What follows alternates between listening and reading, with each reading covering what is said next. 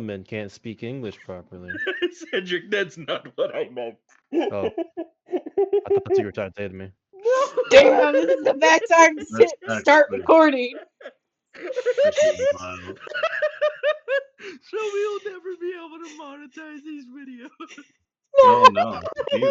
No, here's the thing. There's so much copyrighted music that I play for battles and shit like that. This shit ain't getting monetized. Are you crazy?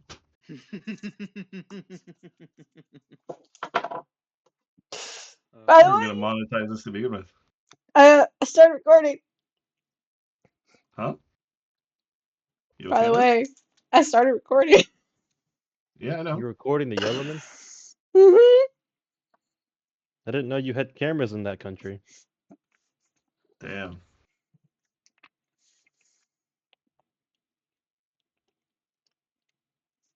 I love being racist. It's so much fun.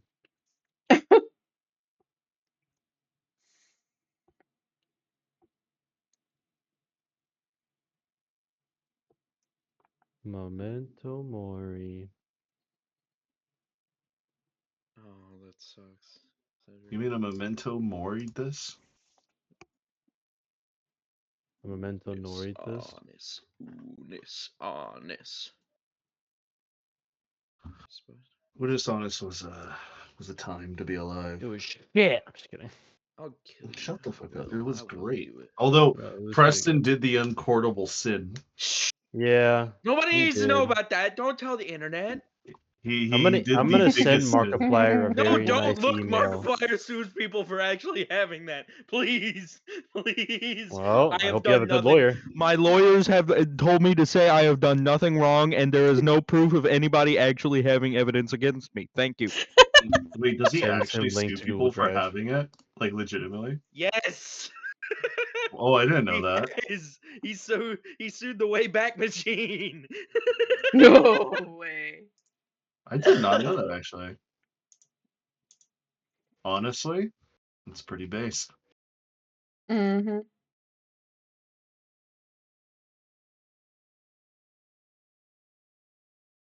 Gotta figure this out real quick. Yeah. Let me figure you something.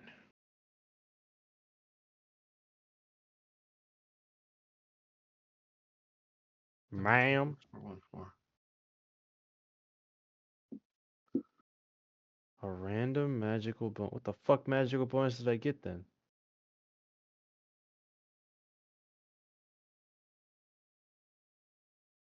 Bitch, what?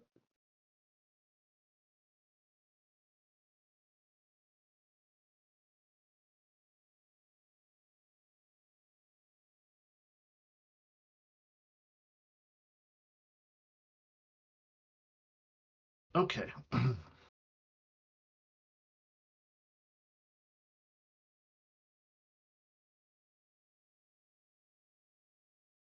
Everybody join up on the YouTube music so we can begin. Unless you don't want to have music in your ears while I narrate. Nah, just the It's up sweet, to you. sultry voice of God. Just silent raw dogging the voice. Yup. Yeah, no, like I do when I go out in public, I raw dog the audioscape. Good lord. Who You are a goes strange outside one. nowadays without headphones? It's so wrong. Without at least earbuds. People in New York. People in New York go outside with earbuds all the time. I don't know what you're on about. No. You think the All right. people in the New York subway system are wanting to listen to the crackhead scream about the bugs under his skin? No.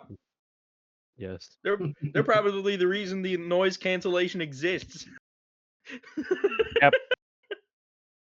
Cap? Cap. Yep. Cap you. Whoa, All right. calm down. Let's get this started. No, I'm not gonna say that. Never mind. Should have said it. Started. Alright, fine. You capped your car enough. Don't cap someone else along with it. No, well, Jesus. shigs. All right. So, let's get this show on the road. Last we left off, the crew of the Valiant, upon landing onto the abandoned and ruined asteroid homeworld known as Quinmaris, the asteroid homeworld that belonged to Chakna back 50 or so years ago, before it was eventually raided and destroyed by Githyanki warriors during the Githyanki War. Upon returning, you all know and see that it is no longer the pristine or beautiful green landscape that you were told. You started walking the lands of this inner workings of this asteroid center, and what's once a lush and beautiful green forest, plains, and swampland have turned into nothing but desert and death and decayed. Giant trees fallen over, and not a lick of any flora or fauna that is neither friendly nor alive. Due to your first taste of the local wildlife that has now turned corrupted here, the dryads that you fought was a very dangerous encounter, nearly killing both Finnegan and Fiabella. But thankfully, due to your grand resourcefulness, using everything within your powers, you managed to defeat the triple dryads that merged into one and managed to keep both Fiabella and Finnegan alive. After that grueling battle, with some of your resources spent, you decided to continue pressing on, trying to find safer ground, somewhere where there wasn't just a battle, where you could rest and recuperate. Along the way, as you guys were keeping out for an eye, you made it to this random center opening, this elevated position away from the main path where you thought you were able to, at the very least, settle down. Before some of you noticed that you might not be entirely alone, as some of you had clocked that ever so slightly a small pebble, a rock, managed to dislocate itself from somewhere, but with no visible entity to do it so, you've decided to continue pressing on, try to get away from that area. Hopefully that whatever is there doesn't follow. However, as you guys were walking along, you were followed and surprised by a Gith Zerai known as Arzak Veth, the Patient Blade, who had warned you about continuing forward due to the fact that in the village up ahead, where this greenery is still at the very least alive from the planet long before, there's these pirates. These Crimson Eclipse pirates have taken over the village, and they are in command of some creatures known as skitters. After a very interesting standoff between Chakna Kaisai and Arzak Veth, Chakna had decided to, at the very least for now, cautiously play into Arzak's words and not necessarily trust him, but at the very least cooperate with him. And you guys have been following Arzak for, at this point, about an hour. Getting closer to 2, where you kind of understand that you've had almost a full day to yourselves almost, even though you can't see the sun nor moonrise, as the magic has been long gone depleted from this asteroid, where there was a magical / artificial sun and moonrise and sun and moonfall. You're getting a tad bit weary of, you should probably rest possibly within the next 2 to 3 hours, or else you're going to start getting really tired later. And as you guys are walking, can you guys, whoever is keeping an eye out, roll me perception checks, whoever wishes to do so. I want to see if I can do it. That's why I'm doing this. Okay. Apparently I can't. Apparently, no. Okay. So Bayhorn got 18, Kaiser got 22, and Fukler got 6. So, Fukler, you have no idea. You don't say anything too interesting in particular.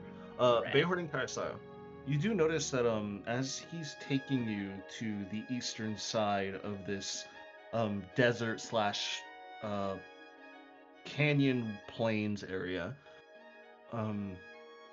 every now and then you do notice a small animal. You did notice a few armadillos, some spiders, maybe a snake or two. But now you're starting to notice slight more patchworks of green.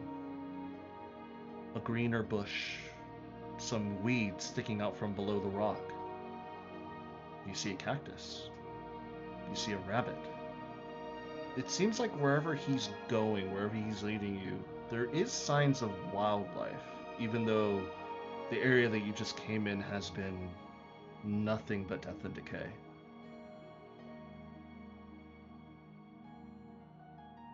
And also you notice that Arzak has not turned around to look at you in this whole entire time he's been leading you. You don't know if it's because of a sense of trust or he took on this leadership role because he has some sort of safe sanctuary to take you. But as you guys are walking, is there anything you guys like to do while you're walking? Talk, converse? What would you guys like to do? Come, Mr. Tallyman, tally me banana. Daylight come and me one go. With the small areas of plant life and animals that I see, I'll go into one of my rations and pull out the dried fruit and the nuts and kind of like scatter them around for the animals. Okay. You do so, and I mean, of course, no animal is going to approach a large group such as this, but you have a belief that they'll come and grab it whenever it's quiet.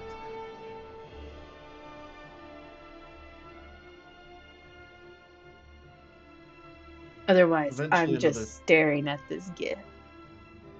Eventually, after about like another 25 to 40 minutes pass as you guys are walking, and you start to like slowly elevate as you guys are kind of walking around this canyon cliffside. You're not exactly scaling it like if you're hugging the walls. There is a walkable path that you're able to walk upwards this cliffside face. But eventually, as you guys are looking up, as you guys are continuously climbing and hiking upwards, you do see what seems to be like a cavern opening. And for the first time in this 3-hour trek of walking, Arzak finally speaks. He still doesn't turn to you, he just yells slightly loudly for, at the very least, the people just behind him, which is the A-team, to hear. We're almost to our location. We're almost to my sanctuary. Don't expect any dinner or meals. I haven't even caught today's game today, so I'll be eating out of my rations. If you have any of yours, I suggest you do the same. Okie dokie.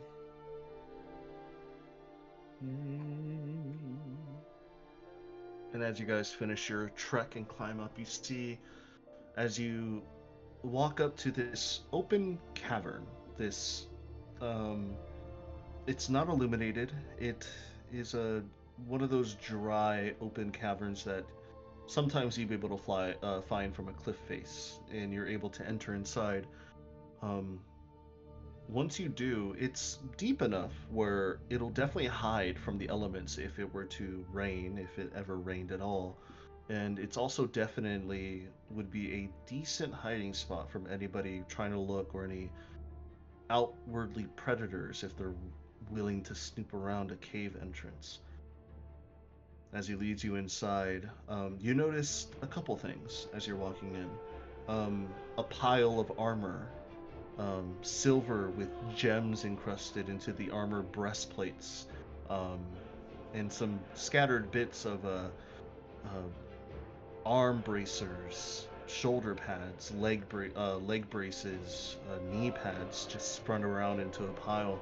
You see in another pile and some things on the wall hanging, you see several Githyanki silver swords. You see like 2 to 3 of them, along with some axes. You see a mace. You see several walking staves or just quarter staffs in general. And eventually, near the back of the cavern, you do see what looks to be a small little bundle of wood that is new. It seems like he placed that this morning. And you see like bits of charcoal and ash around the bottom of it. So you kind of surmise that this is his fireplace. And he has several cooking utensils, albeit very old and dirty, but they are functional. Along with a spread of just bedding. Not comfortable bedding. It seems like it's just a lot of random cloth or clothes or maybe a blanket that is just sprawled out into the ground, and it's his makeshift bed. It does not look comfortable at all. And eventually you see him take off his cloak, and he places it near his bed. And now you kind of notice that now that he's taken off his cloak entirely, his internal clothing, his shirt, his shoulders, and his like neck, you can definitely see that there's definitely battle scars. There's it seems like he doesn't have like a sewing kit, so he can't clean up his shirt. He can't sew it back together. So it seems like he's just been wearing these clothes day in and day out as much as he can, just to give him protection from elements and or things that he's fought during his time in this wilderness here. And eventually you see him kind of lean down, and he snaps a finger, and he turns like a little flame that he snaps from his fingertips, and he torches the wood, and you see that the wood starts to slowly crackle and heat up as you see now a gleaming, dim lit fireplace starting to appear in the middle of this cavern, his home, I guess you can say. He just grunts, and he just sits down. His legs are crossed, and you see him rummage through a pack that is on his waistline, and then he pulls out some old red like colored meat, some sort of beef jerky that he probably made himself, and he just stares into the fireplace and he starts eating.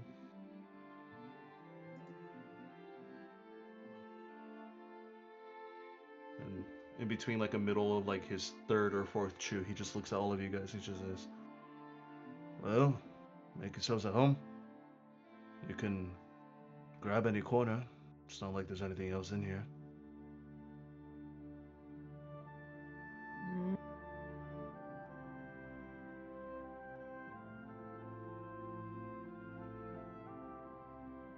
Very cozy. Indeed, indeed. We're not having any fancy cooking today, are we? Unless you want to catch the food, probably not. Everyone's gonna snap his fingers and conjure good berries.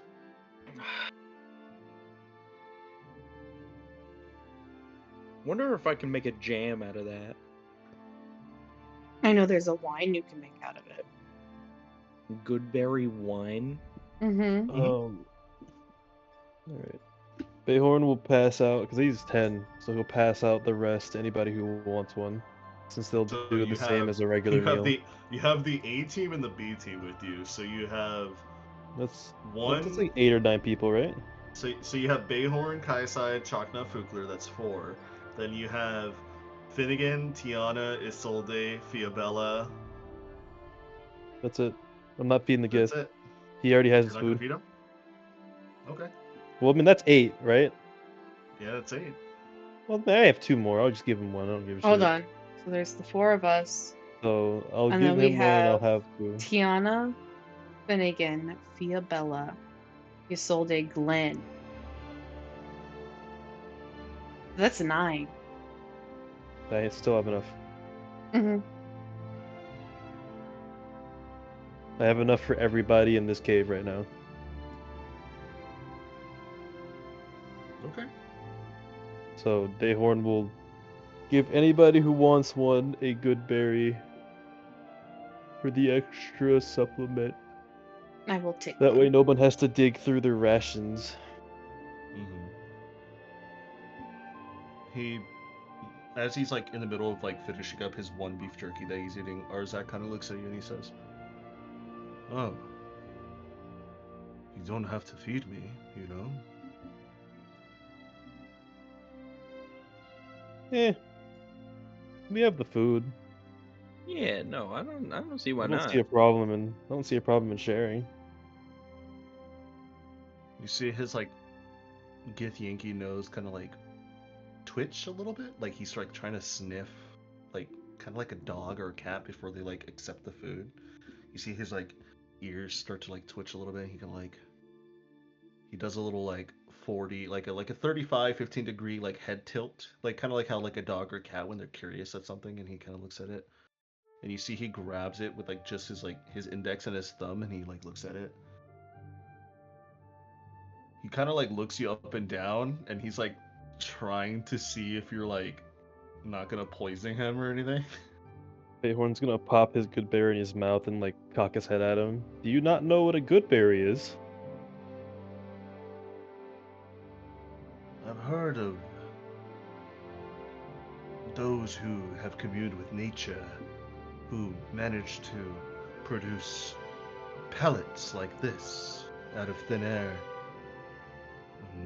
None of my Githyanki companions of the past were able to do such things. We were warriors, hunters, assassins. We were not druids, I guess you could say. So Yeah, no, you I guys have just not didn't have had. an open mind. These ones are pretty great.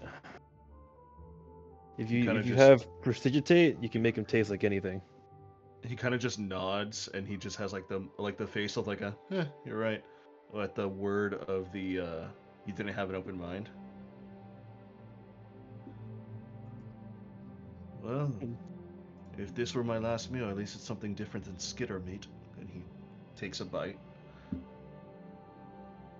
Dayhorn's gonna look around. I don't really I don't really enjoy the taste.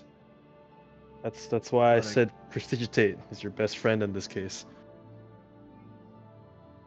I can't lie, it does have a earthy taste to it, which is not too bad. He finishes the rest of it.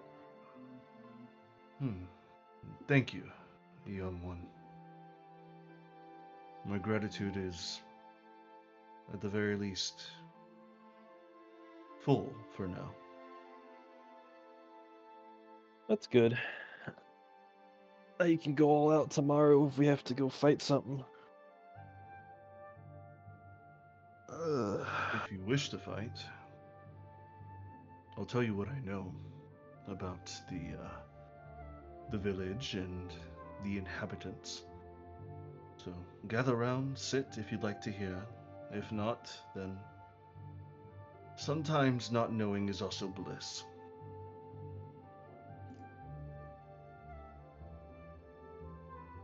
Alright, what's he know? Who would like to sit down and just converse with him? Unless anybody else got something else to do. I sat down already. You do see that Finnegan is like sitting near the wall, and Tiana's kind of like helping patch him up, like trying to replace his bandages that he's Oh yeah, gathered. he got shredded. He got shredded. So is Forgot he Fiabella. was You see made of- Isolde is like trying to help his Fiabella as well. She's Yeah, alright. both Fiabella and Finnegan got like they were pincushions for a little bit. She'd be alright.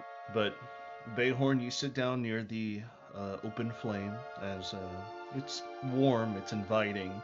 You can tell now that it's getting like nighttime.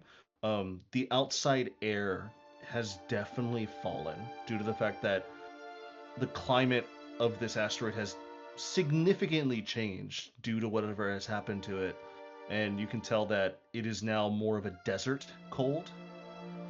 Even though earlier it wasn't too hot, it was actually very welcoming, even though it was like still a desert rocky plains. But now, for some reason, now that it's nighttime, it has dropped. Like, you're starting to see your breath a little bit.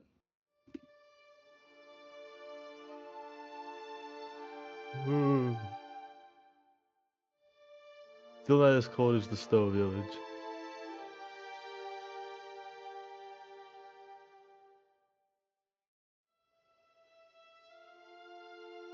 I mean,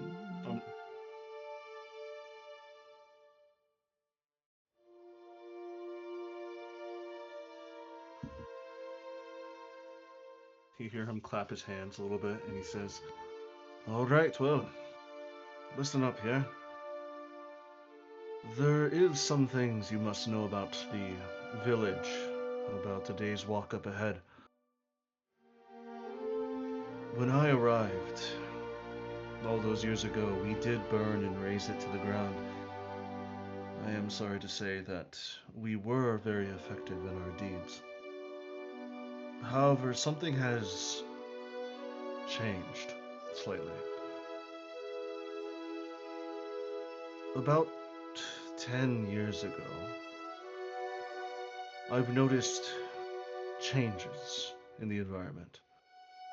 I'm sure you've already seen those changes, those green patches of fauna and the wildlife starting to come back to life. They're starting to spread. At first, it was only around the village center when it wasn't occupied, when I was able to freely explore and investigate. The village center had bushels of greenery and things of the like. Then over the years, it started to grow more abundant. It started to explode and overrun the desert area. And then about 3 years ago, some of the buildings that I know for sure were burned to the ground have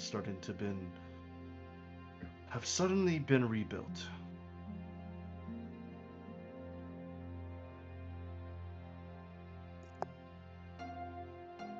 I do not know who has rebuilt those buildings. I would have certainly noticed if there was a party or two who came by and rebuilt land that is no longer livable. But I have a strong sense that it's some sort of magic that has overtaken that spot, and it is now starting to spread. Do you know anything about said magics? And he looks at you and at Chakna and Kayasaya.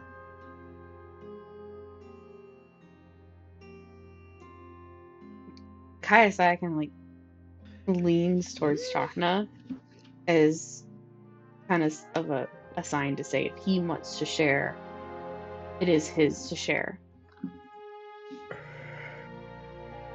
You see Chakna kind of cross his arms.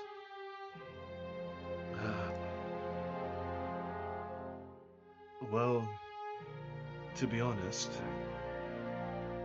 I don't know who would have rebuilt any buildings if somebody did come by and did that. My brother might have visited, but I don't think he would rebuild and then leave again.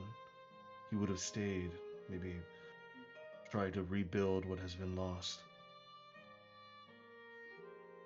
It could be the Spirit Warden. The Radiant Dragon of Quinmaris. Zalaithres. The spiritual guardian. They weren't a god, but they were more of a creature with wisdom and power who brought life through Quinmaris's veins, I guess you can say. I assumed Zalaithres just disappeared when everything burned to the ground, because just before we left, when we cleared Quinn Morris out, I did investigate on my own, and I found no trace of him. I had assumed that since they weren't a god and they were just a spirit, maybe they left when they saw the place was destroyed, or maybe somehow the Githyanki managed to dispose of him. And I know that they are very powerful, and my people used to have stories of the spirit warding rebuilding our buildings and bringing back the community after devastating natural weather events, or whenever we were attacked by creatures or other humanoid beings. I'm not too sure if my brother caused it or if it's regaining power, but this sounds like the work of the Spirit Warden. Maybe it's trying to rebuild and reclaim the land that it was lost. Other than that, I do not know. What else could it be?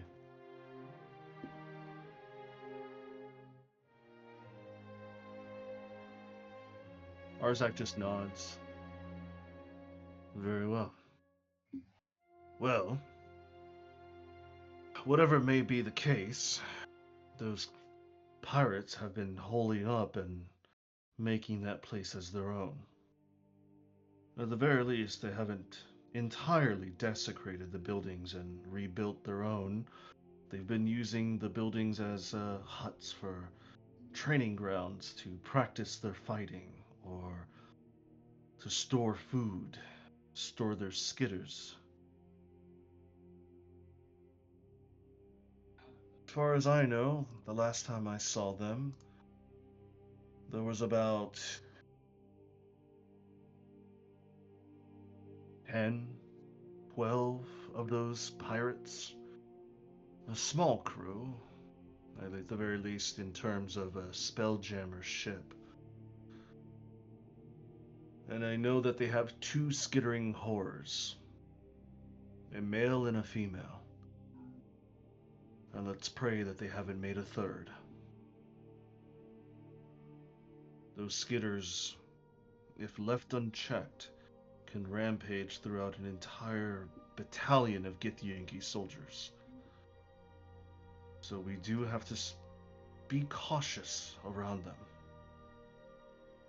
or else we might be their next meal.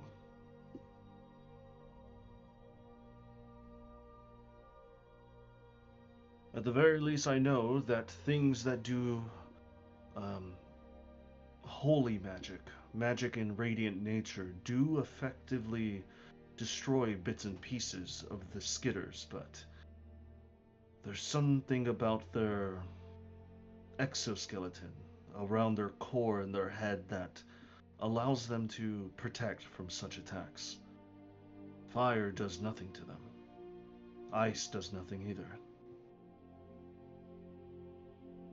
It seems like to defeat a skitter, it just has to take overwhelming strength before they're able to take down the party one by one.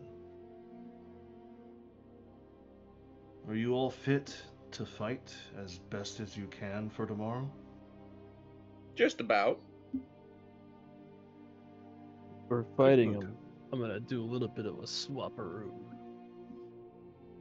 And considering There's that also the other route.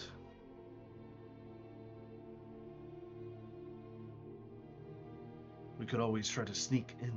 I have made successful attempts at sneaking in and grabbing bits and pieces of rations underneath their noses. As strong as they are and capable in combat, it seems like even a tumbleweed can get under their eyesight and their nose and they wouldn't even notice. So you, young one, and he looks over at you, Bayhorn, I've noticed that you are very skilled in the ways of the shadow. Oh, Do you wish to partake in some sabotage, or do you wish to go in arrows flying? You're gonna have to give me a night, but we could go in and pregame their defenses, make it harder to withstand the fight. Very well.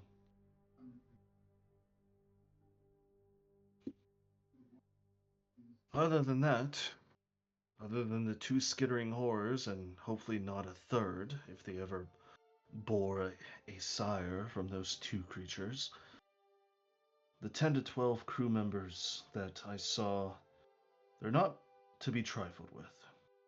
We must take caution. They are skilled in combat in their own right, especially to rear back and handle and tame two skitters at the same time. It means they must have some sort of item, some sort of magical device of some kind to control them. So if we're able to take out the ringleader of the skitters, maybe we can use them as our advantage and let them run wild while we take a step back and they fight amongst themselves. We have several options here. Unless you decide that your silver tongues are better suited, you could always talk to them, but I'm not very much skilled in speaking to others. Common language is not my first language.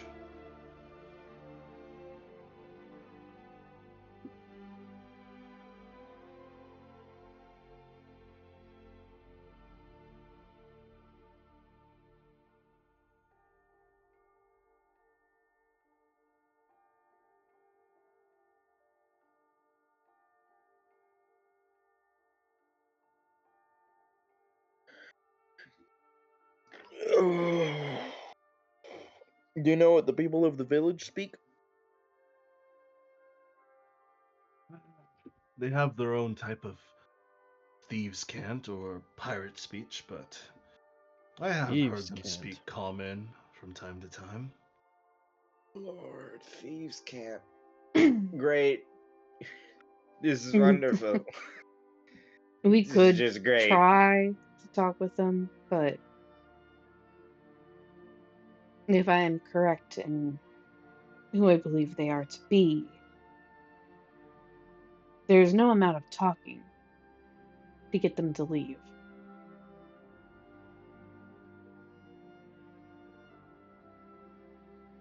I'd assume that was the case anyways. They were pirates, Hmm. and they're staying here as a kind of safe hideout that nobody would ever look. So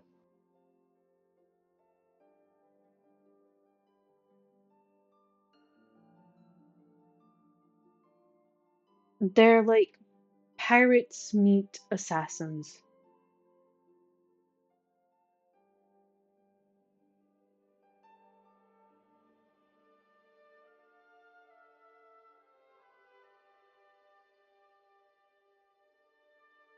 I think it would be very smart if Bayhorn you went with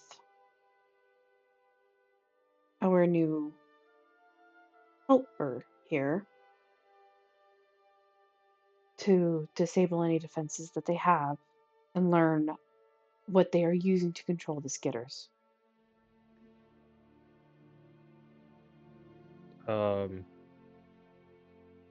I can try. I think I'm mainly gonna go with our new friend here, and he'll basically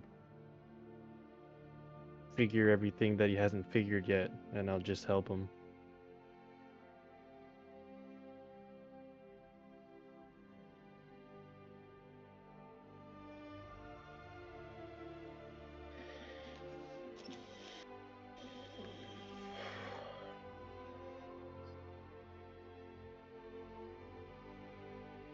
Fugler with me.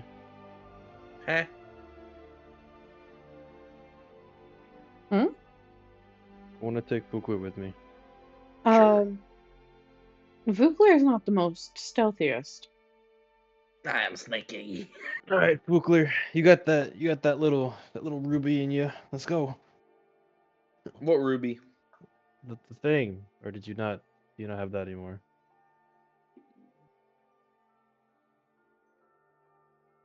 You could always What thing take you your wife with you, who is quite stealthful. what thing are you talking about, buddy? The thing, man. I don't know what you're talking about. That Aqua Alright, gave you know you. what? Show of hands, who wants to come with? You see, Finnegan and Fiabella definitely do not raise their hands due to the fact that they are pincushions. Tiana doesn't.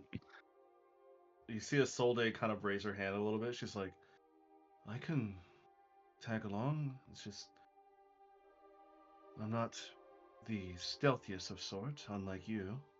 What the heck are y'all talking about? Infiltration mission. We need. No, I know that, but the thing that Aqua gave me. What the heck are you The A thing soul that you. gem, Yes. stupid. That's not a ruby, you silly goose. Well, I imagined it in my head to be a ruby all this time. It is see-through. Mm-hmm. It is translucent. It is see-through. It is translucent until you swap. I guess Yep. I call it a ruby because it's always got something in there. It's see-through.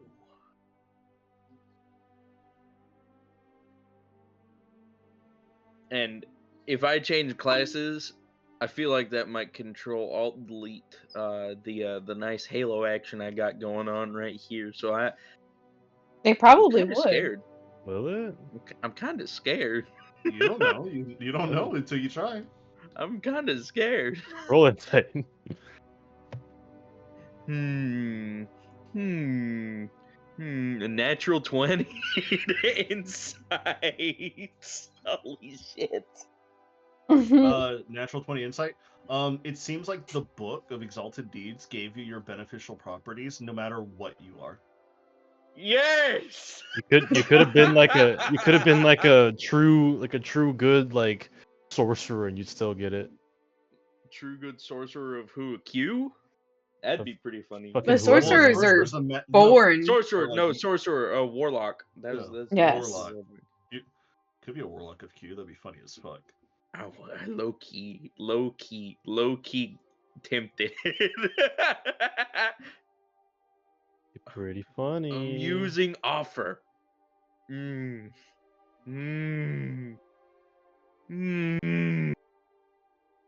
Now think about it. Don't think about it. Yeah, Turn- no, why don't you turn- take your wife on this stealth mission?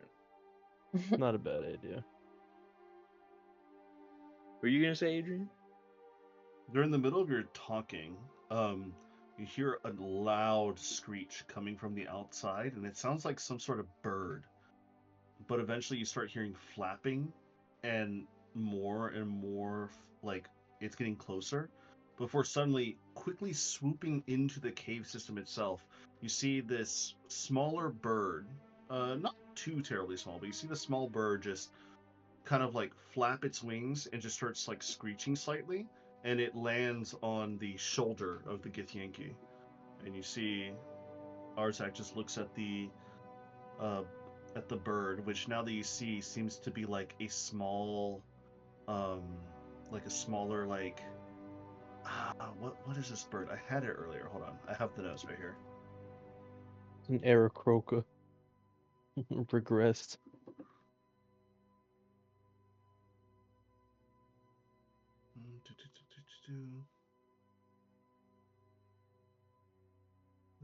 Where's it at? Where do I have it?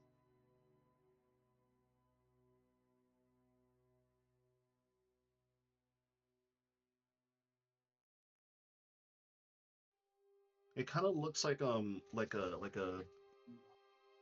medium-sized sparrow, almost. Like you see that it has like a chestnut brown, black fleeks with a large, dark beak. It has like a very thick bill. But you do see that instead of the browning as well, you see like hints of red on its wings as well.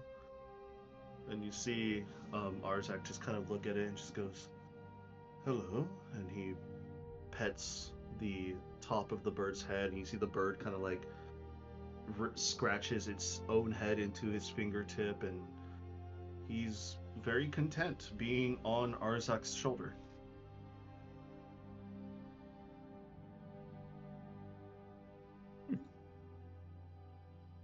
He is a pet bird. That's a rat. Can it mimic people? That's most likely not a pet bird. What do you mean by that? The people of Quinmaris have a wonderful gift of, instead of their spirits moving on into an afterlife, they stay here but turn into an animal.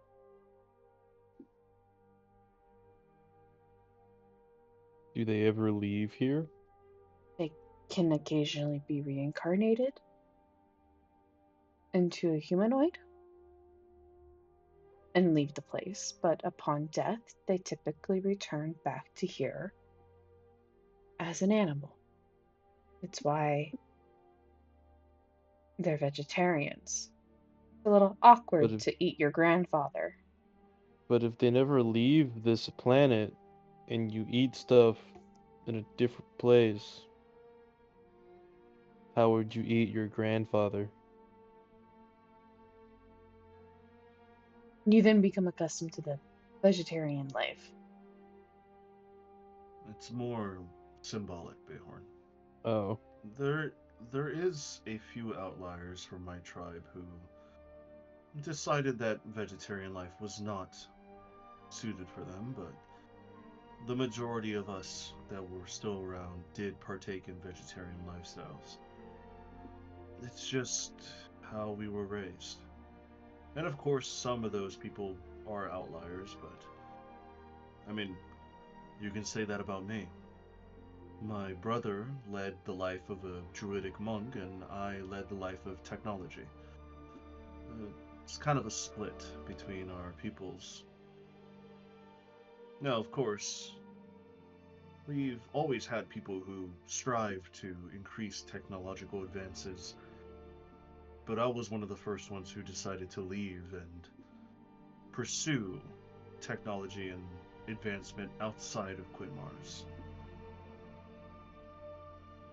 The village of my people had a very delicate balance between druidic lifestyles and technological advancements. You can see it in our roads, in our buildings. Very beautiful structures that were more open and inviting to greenery and wildlife, but still had that technological edge of being comfortable for people who lived inside. It seems like one of my ancestors, or maybe somebody that I knew, had taken residence within this sparrow and at the very least trusts this Githyanki here. You see that Arzak stops petting the bird and looks over at you guys in the group. Well, if that's the case, then I'm happy to know that I am accepted somewhat between some people. At the very least, people of your tribe. I'm glad that some of them have seemed to forgive me for what I've done, even in their animal forms.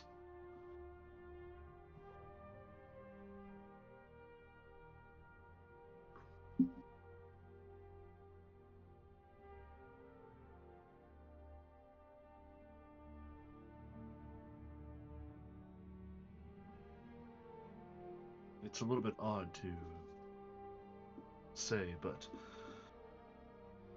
the Gith don't really, or at the very least the Githyanki, before those who break off from that society and turn into Githzerai like myself, we never really believed in gods or spirits. We believed in our warrior goddess, Vlakith, but we thought all other gods were just bigger prey that we had to hunt down. But now that I turned away from that lifestyle, I have seen beauty in nature and living off the land. Even though, yes, I am not vegetarian, I do try my best to save some of the prey, and I mainly go for predators if I see them. I guess you call that a food chain? Is that correct? Something along the lines of that. Yeah, no, yeah. Right, yeah. Yeah.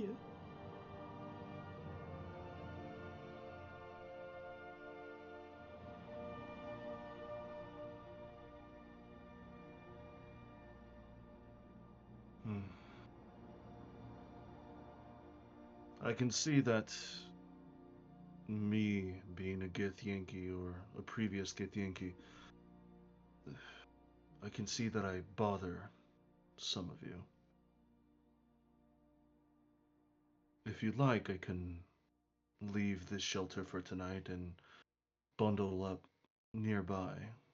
I do have several caves in this cavern crevasse area, if that makes you comfortable. I don't much mind as long as you don't like kill me in my sleep. If I wanted you dead, I probably would have done it by now.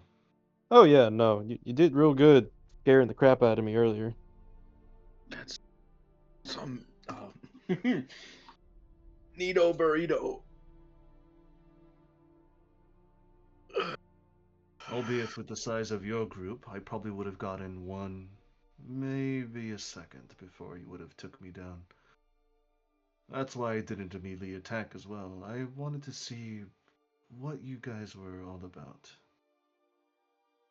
It's very, very rare to see a party such as yourselves, unless it's a group of pirates coming in to plunder or change up a rank between those that are living in the village.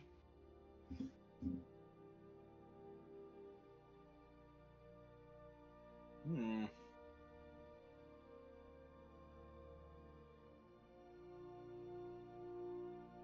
Well, we're here for something important. And Fukler points over towards like Chakna and Kayasaya. He's been meaning to stop by here for a while now. And what brings you all the way out to Quinn Mars? I know it's Well, your home, the way you speak of it, Chakna. But what is the real reason why you're here?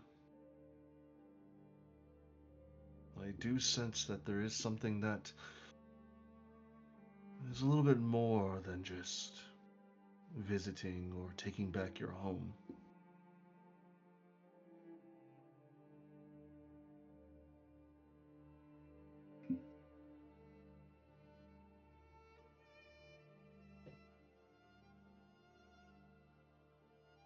Kayasai will telepathically ask Chakna if he wishes to share.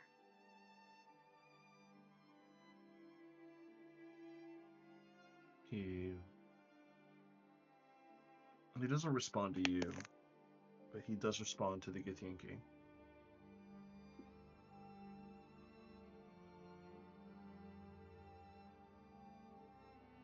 We're here for, yes, not only taking back what has been lost. I am also here on a pilgrimage, something spiritual, something that might be out of your reach of comprehension due to the fact that you yourself has said that you were not raised to be spiritual or beliefs. There is something that I must find, something I must commune with. And it is very important that I see it through. The sooner the better.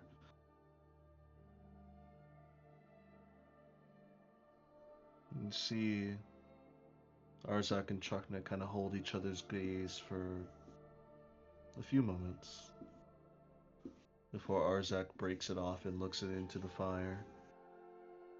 I see. Well, I'll be happy to serve the chieftain of Quinn Mars as best as I can. And call it repentance and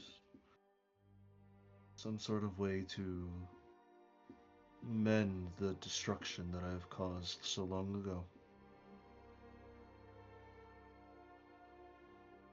You see the bird starts to flap its wings and it flies off into the distance outside the cave. Oh, I was just getting used to it being perched on my shoulder. Yeah.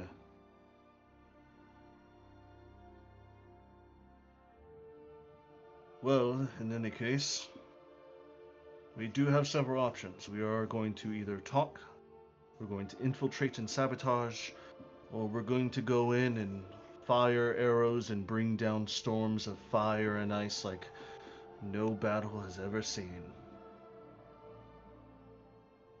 Tell me. And he looks over at you, Fugler. What are your skill sets? I've noticed that you wear heavy armors, a hammer on your side. You're not no barbarian. Cleric? Paladin, I suppose? If I was a cleric, I feel like I would look very, very out of place. But you were right on the money with Paladin. Usually I try to talk things out before I have to fight them out. And I'd say it goes pretty well most of the time. But if it's coming down to Thieves' Cant and pirate guilds, I doubt we'll be able to make much headway without them demanding something of us overbearing, like our ship or something else that we just actually can't do without. But I also specialize in some healing magics, as most paladins do. And I have to say I'm a pretty decent fighter. Good to know. We will need someone to distract the skitters if it ever comes down to that point. You, and he points to Bayhorn, I know that you are very skilled in stealth, so I assume you're a ranger or a rogue of some kind? An assassin, perhaps? Assassin more.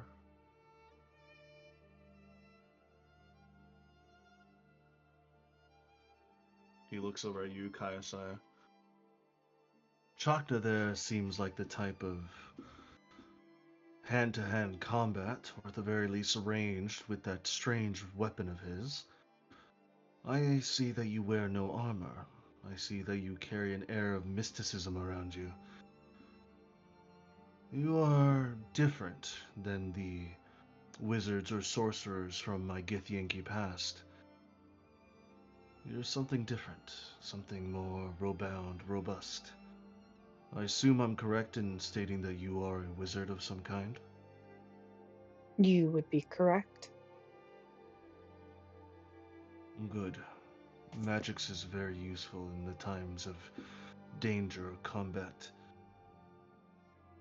And I see the rest of your flock, this other group of yours, they're skilled in combat, but they don't seem...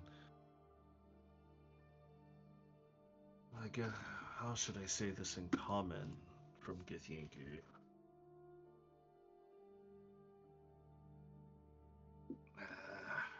Can't really put the words to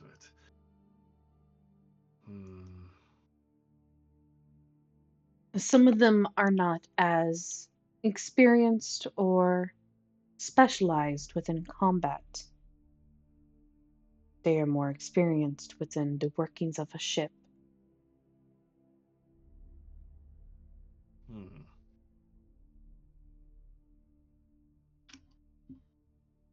I understand. So they are more of a Ravakal, then. And you, I believe, are Kithrak.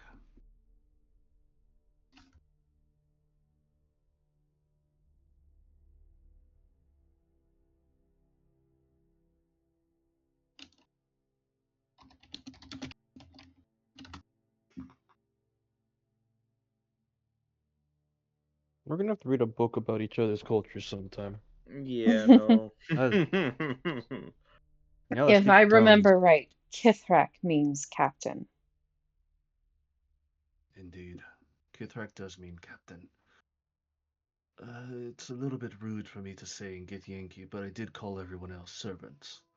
There's not really a word for Githyanki for followers, or I guess you could say companions. It's more one-sided or the other. In common, I would refer to them as my crew. No, wait. Vinisk. Underlings, I guess you could say. Not exactly slaves, but those who work underneath you. Yeah, that'll work.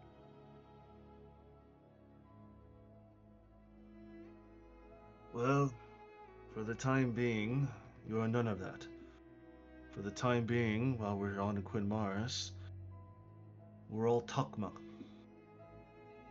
We're all brothers and sisters. At least until we get our job done and the work is completed. From there, we'll figure out where our alliances lie.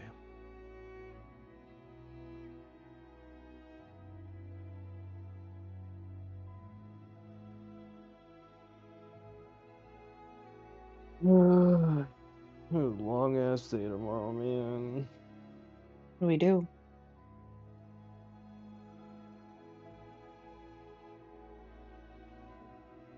But luckily for everyone, there are 4 elves here. What is that supposed to mean? Instead of Great. either of us taking a 4-hour shift and then sleeping for 4 hours, we can take a 2-hour shift and pass it along.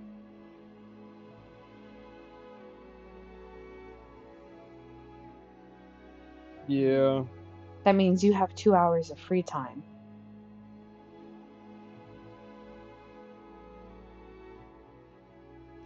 Yeah. Do you That's not not want a free bad time? idea. I mean, we're in a cave right now. Yeah, You no, could read. I don't really keep any of my important books on me. That's You just sleep bad for business. 8 hours. Exactly. That's just bad business. I don't want to get monster blood on them. You know how expensive it is to have to repair that or get a new one? Exactly. You can't wash pages. It's called prestidigitation. There's only Then so you- much that spell can do. Then you risk making the ink go away with the prestidigitation. No, And- because the ink Then is I'd be magic. missing parts of the book. Huh? Most books that are highly leveled, that are very nice, are written within magical ink. Well, what if the book isn't nice? Then I Me just and have you a are blank reading- book. Me and you are reading different books.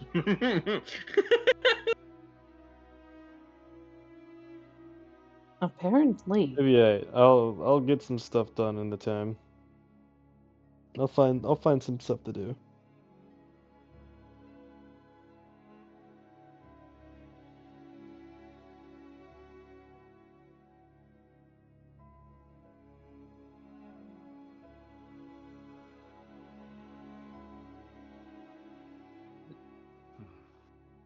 Oh.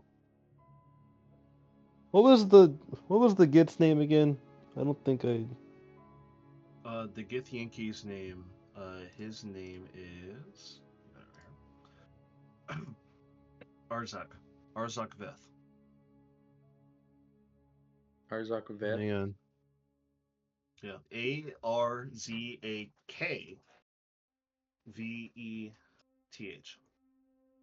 Arzak Veth. Yes. Alright. He's gonna look at Arzak and be like, hey Arzak, you know if there's any mimics in this place?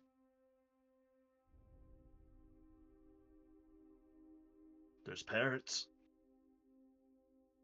No.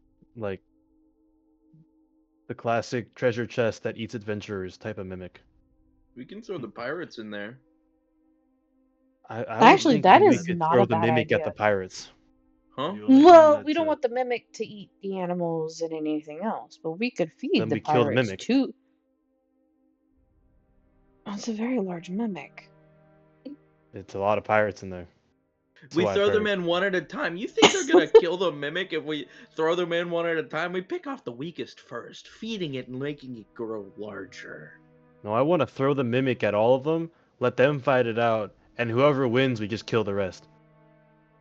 I think that's a roll very me- big liability issue. All of you roll me. Psychic damage Either- because I'll No, definitely no, no, roll. Intelligence check. See how No. bad of an idea this No, is. roll me. How should I say this? Roll me history or nature checks real quick for me, please. Oh fuck, we got Everybody? Oof.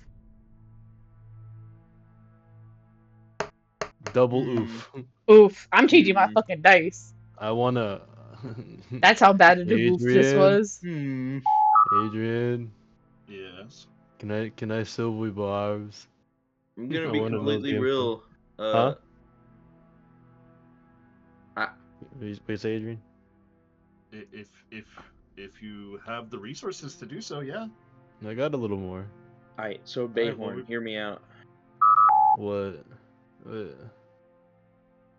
Oh, You Via go Bella there, can cast silver You bars on you. sneak, you need you it. 18. sneak into the village, Cast right? on me You instead. sneak into the village, right? Yeah, what? And then you sneak up to a bunch of the pirates, right? Uh-huh. One by one, you start taking them out with the hole.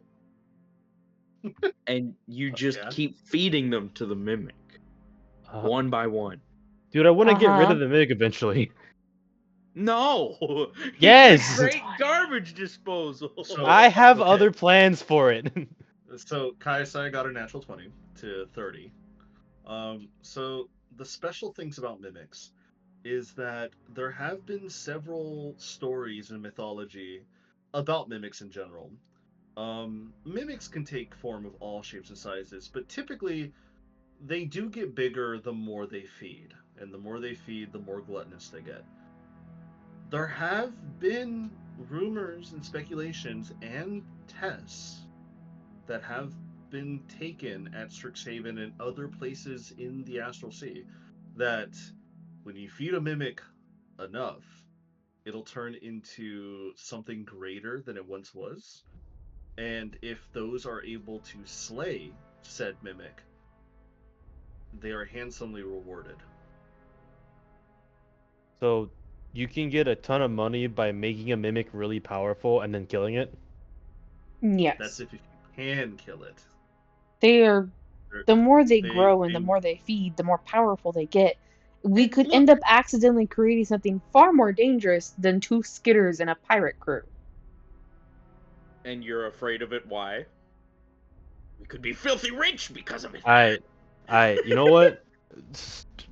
Do I know if a mimic can get out of the pocket hole if it gets big or strong enough?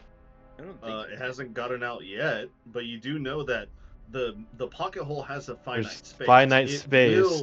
It will eventually burst out, and it won't destroy the hole, but it will just pop out in the next available space. which it'll will be just right fall next to out, you. yeah. I It'll would just like fall to point out. I would like to point out that Wait, if I have- hold on, let me finish pointing out my thing.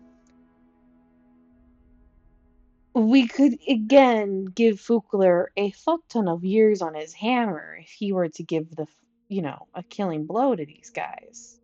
But if we just throw a mimic at them and he does nothing, that's no years. I mean, you How can long end up do walking mimics live for? unknown. I want to mimic them. Mimics live. Well, you would know because you rolled a 30. That's true. Mimics typically live around 20 to 30 years. Damn. Around. What That's if if Fukler there's just no like. hits him and then we let the mimic eat it? A small price to pay for lifelong wealth.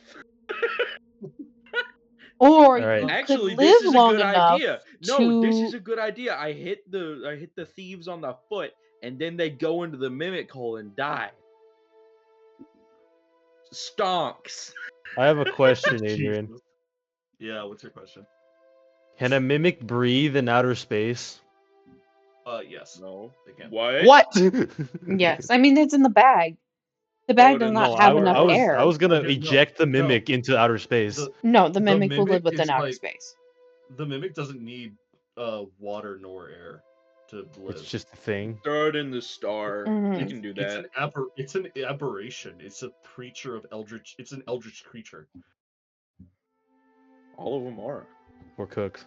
Adrian, do you have the Yellow King in your D&D Don't stuff? worry about it. I knew it! You have Eldritch gods in this shit. That's awesome! Yeah, what do you think is beyond the astral wall? The If the Yellow freaky King deaky is shit. beyond the if the King in Yellow is beyond the astral wall, I'm gonna blame you for reading what's his face's books. Or, Chambers? H.P. Lovecraft. You. Oh yeah. Also Chambers. Yeah, Chambers has the book called The King in Yellow. Yeah. Oh man. Yeah, I fucking love H.P. Lovecraft. H.P. Lovecraft and Chambers. If you have you read Chambers? Long ago, yeah. A long while ago. Yeah. Okay. Why'd you say it like that? I also love H.R. Geiger's like art and works. His is great. Even though he was a racist. I mean, H.P. Lovecraft. Have you seen what he named his H.P. cat? Dude, his cat. Oh my god. Yeah. H.R. Geiger. He was responsible for the original xenomorph like concept. It was the concepts that he made of like the airbrush images of like human physiques with machines. So it's like that weird mixture of, like, man and machine. And then that art inspired and went on to make the xenomorph, which then made Alien. Yeah. It's really cool. Very cool art. Very, very disgusting, but very beautiful art. Oh no, yeah, very disgusting, but very like brutalistic in nature. Love it.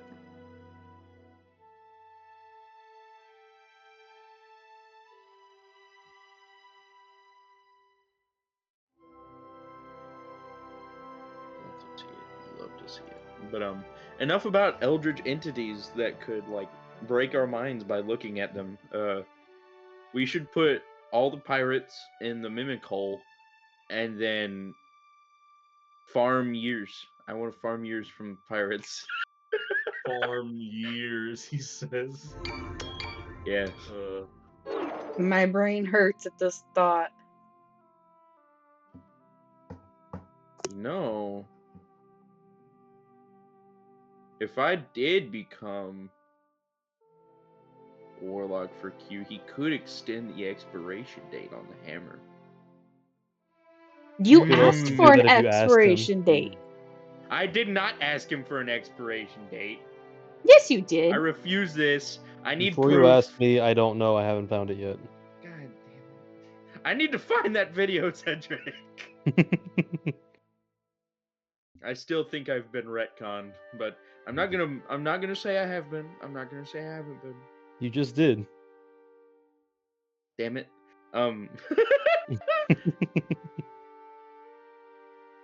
My baby boy, man. I would have written that number down. I know I would have. I was not. I have not that number anywhere. But I'm not getting into this again because I don't want to point fingers. And it might be something that I didn't ask about and you guys told me about later. And Fugler doesn't know about it. So, I'm going to pretend that I just don't know about it. And bring it up to Q later. Besides the point, we should go figure out how to deal with the pirates. Does anybody have any better ideas? First things first is we all need to Drop a sleep. nuke on him. Second Okay, things let me get in second, upon waking up, we get some good berries, or we eat our rations. Then, Bayhorn, Yeah. Usolde, and our new friend here go and infiltrate. Gather information. That way we know when and where and how to hit them. After that, information gathered, sabotage has been performed. You get out. Buchler. You and I can try to persuade them Oh my god, let's to go. Quote leave. unquote. We're pirates. Yeah, that's not going to go. They're probably going to say no, but we can still try. You know, do the good thing that you good paladins like to do. There's that halo. I mean, he could also just not try and be completely fine. What do you want me to intimidate the pirates, spook them into thinking they're about to die or something? I'm not against it. No, you just try and do the good things so you can maintain that halo. I mean, I don't think scaring the pirates is inherently evil. No, but I think trying to give them the option to live is a good thing. I mean, yeah. Hmm. That will most likely not work. So from there, we will then launch our attack.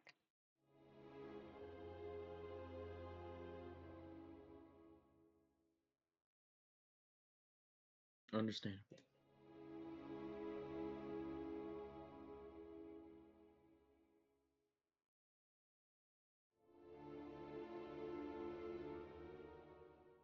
So now, I'll take first watch.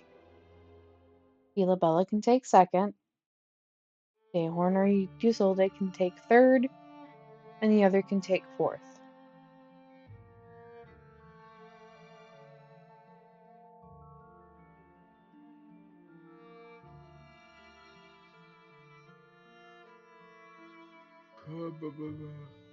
And the rest can have a full night's sleep.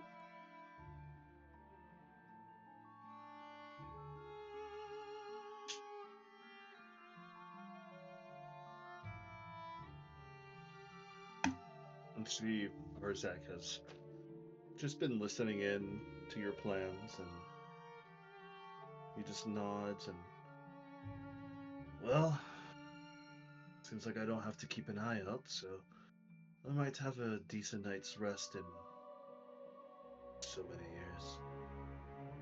He then shuffles into his non-bed, his just dirty cloth and rags that he's made as like a small pile for bedding, and he turns his back to you guys and he just waves and he says, I'll see you guys at first sunrise. And then he immediately starts snoring. That was fast.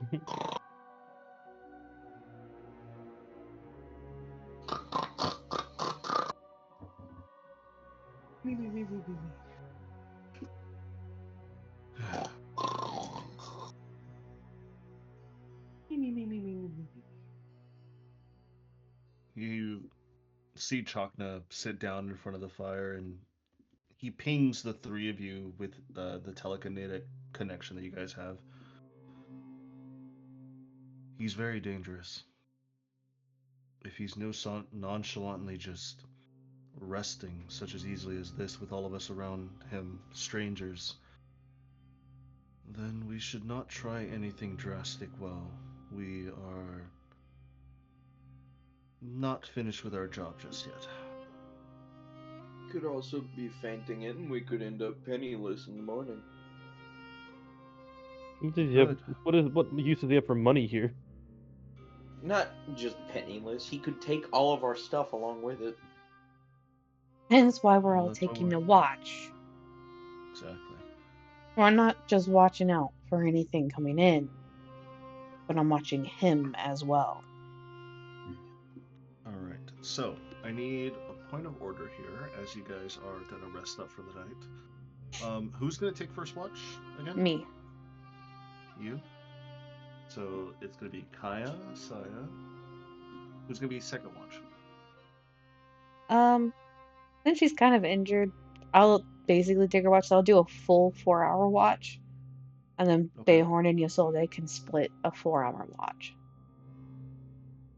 Bayhorn and then Isolde. Alright, so as the night has come down and the cold air starts to breeze in slightly as you guys try to stay warm, is there anything you guys would like to do before you guys fully knock out and start taking watches?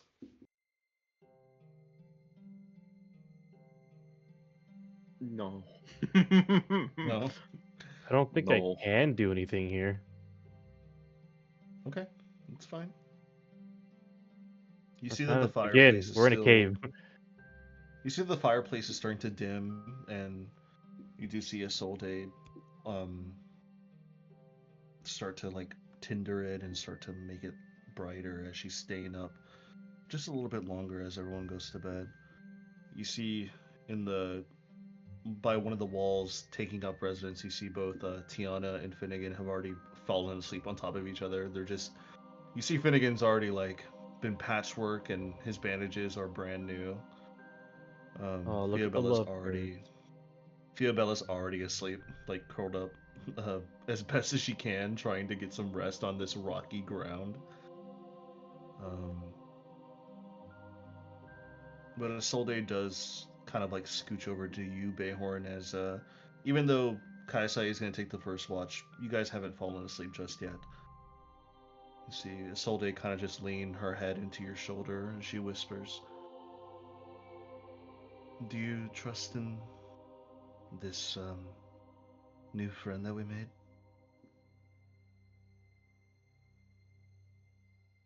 No. I'm gonna be so honest. No. Well, at least you're being honest about it. She takes her hand and she places it on your leg and she just gives you a firm squeeze just to. You can tell that she's nervous, like being in this general area, being with a Githyanki, being.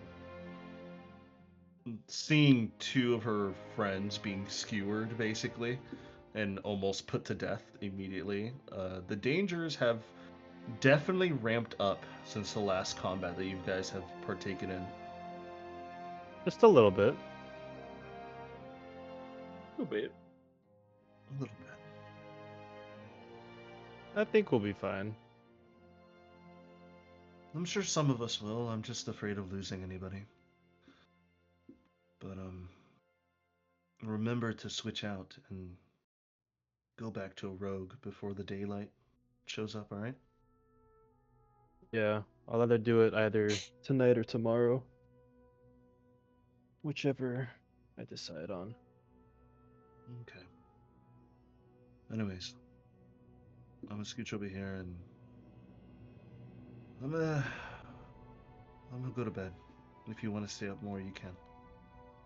She gives you a kiss on the cheek and she leaves you.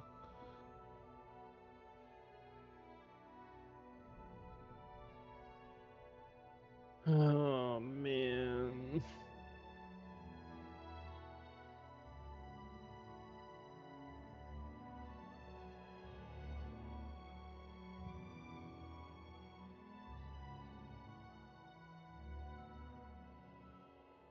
This shit better be fucking worth it.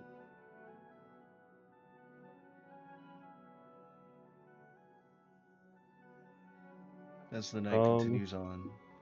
Yes, go ahead, Bayhorn. Is there anything that I can do without the ship with us? There's not As really an much you artificer? can do. I mean, because you're gonna switch out soon anyways. I'm not too sure what you can do. I don't have the materials I need to work on any of my projects. Like I can't do jewelry in a cave, can I? Not really. I mean, you can if you pull out some jewels, and it'll be significantly reduced in not only quality and quantity Yeah, I figured. because you don't have like a workstation. It's just like you in the ground. Yeah.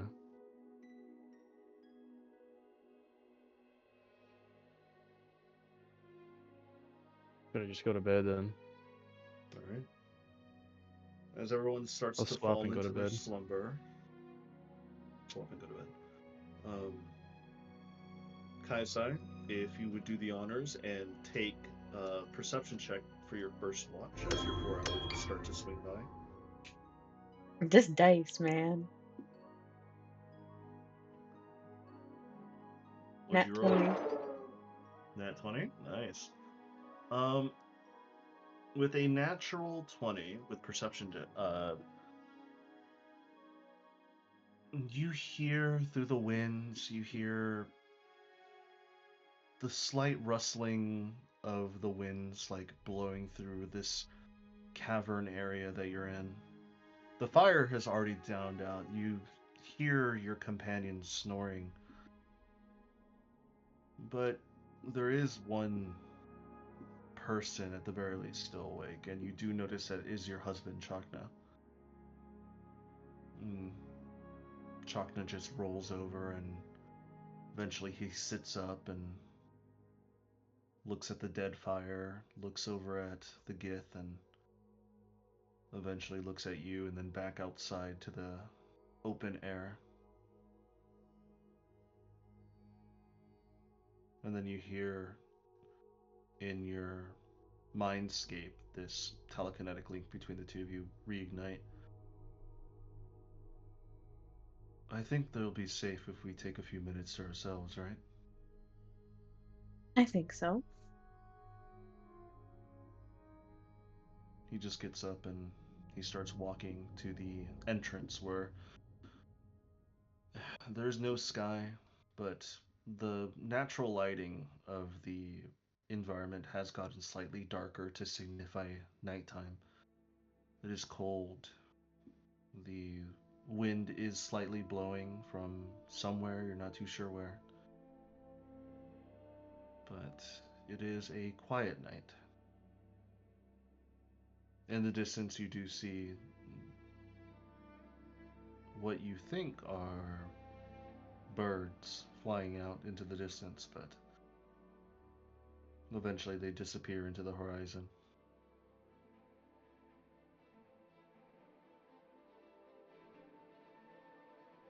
Do you think we'll even find me around here?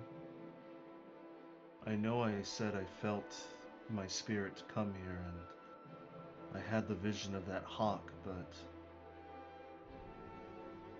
I don't see much life to begin with, and the life that is sprouting anew, I don't think I would find a hawk in this desolate wasteland. I think we'll find it.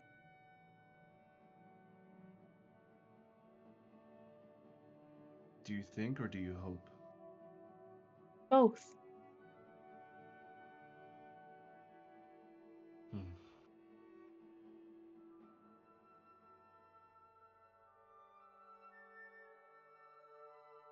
He kind of shifts over to you and he puts a hand on your waist and he brings you in closer and then he gives you a hug.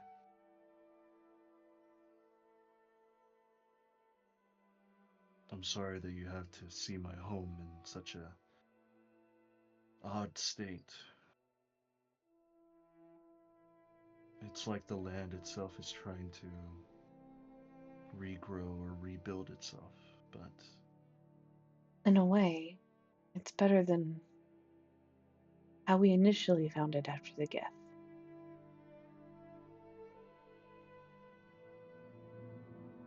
it does have me curious about. He looks back into the cavern and you see his eyes and his emotional feelings go back to the Githyanki in the inside just sleeping away. I wonder where he was during that night when we arrived. I wonder He as said well. he said he rose against and he killed several of his own. I wonder if during that night, if we crossed paths, I would have killed him or let him go. And if I did kill him, would we even succeed tomorrow?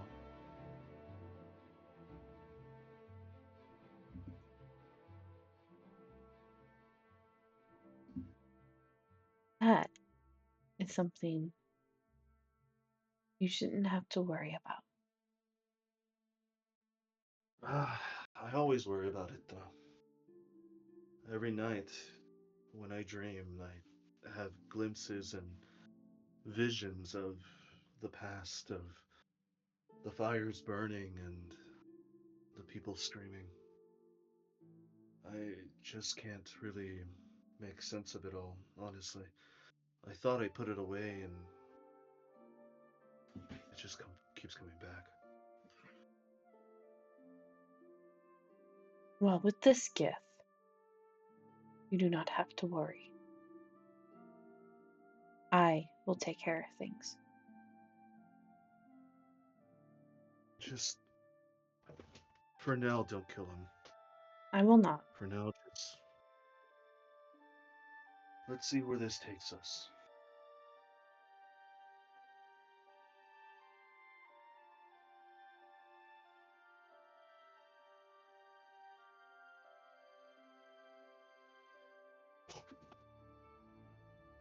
He leans in and he gives you a kiss and he just holds you for about another moment or two. I should really get to bed. You should. I'll see you in the morning. I will see you. He brushes your hair and gives you a small pinch on your cheek before he leaves. And as he's walking back and you're at the opening of the cavern, he lays down near where you were sitting. And finally, with your natural 20, as you turn around and look at the open landscape, you see a cat with two bright white eyes just staring at you. Is it Out in the familiar? distance- Out in the distance, about, let's say, 150 feet away, near the top of the cliff face that you're staring at across this cavern area. And it does look familiar. How so? You encountered one of these cats before, in the doctor's office, in the Grand Doctor's Theater. I glare at it. You see it stand up, and you see its body start to move, almost like a snake with how fluid it looks, and you see its tail twitches back and forth. Its eyes stay locked on you. The way that it moves, the way that its body is almost serpentine in nature, its neck does not move, its eyes do not leave your gaze. And eventually, you see it start to camouflage into the rocky mountain, and it just disappears.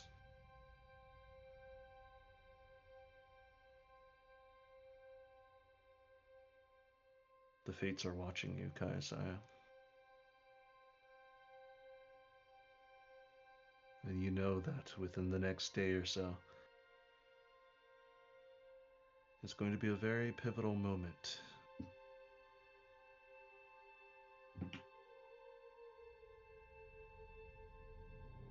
Well,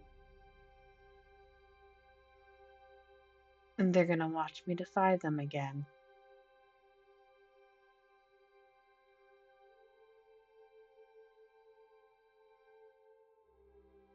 And as the night continues on, with your natural 20, you don't see or hear any other dangers or creatures. The night continues on. You still hear everybody snoring. If you wish, you can relight and reignite the firewood to give everybody warmth. It's up to you. I'll do that. Fireball.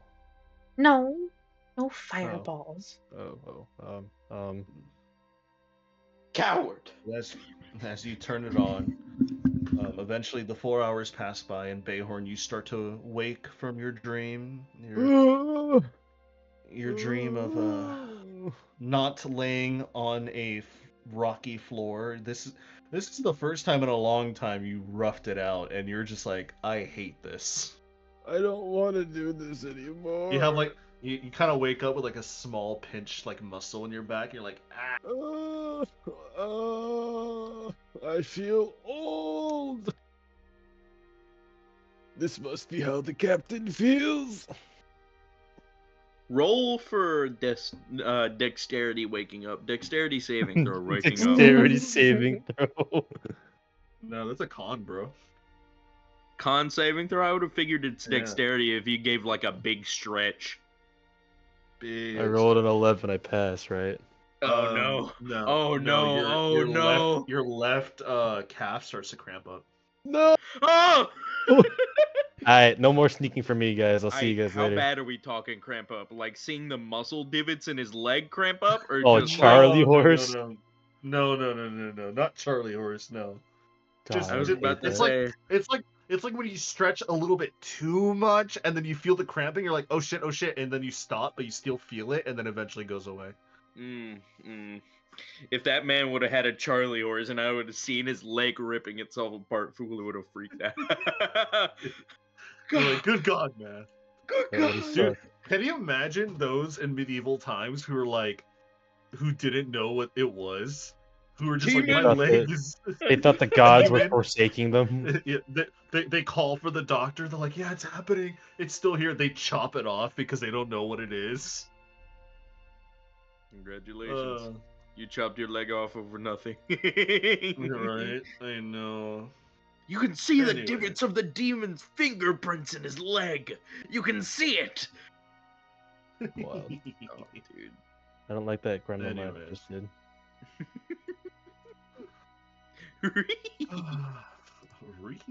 Anyways, Re- Bayhorn, as you wake up to take the next watch, you see Kaisai is still awake, waiting for you. Bighorn's gonna like just sit up with his like legs straight out in front of him. He's gonna grab the ground on his right side and then just twist his spine and do the exact same thing on the left side. Oh no! It's you know that pop? You know that pop sequence? I know that pop sequence. I do it all the time. I know that. Yep. What is Kayasaya here? Popping. How And you much? I want to groaning. know. And I you want to know. groaning. Well, I mean, it's pretty loud. Is I it guess, like in a way. is it like rifle popping in like Oh, frequency, or is it no, machine no, gun no. popping? No. It's like a rifle, I guess. Bighorn's like, someone needs to bring bedrolls next time.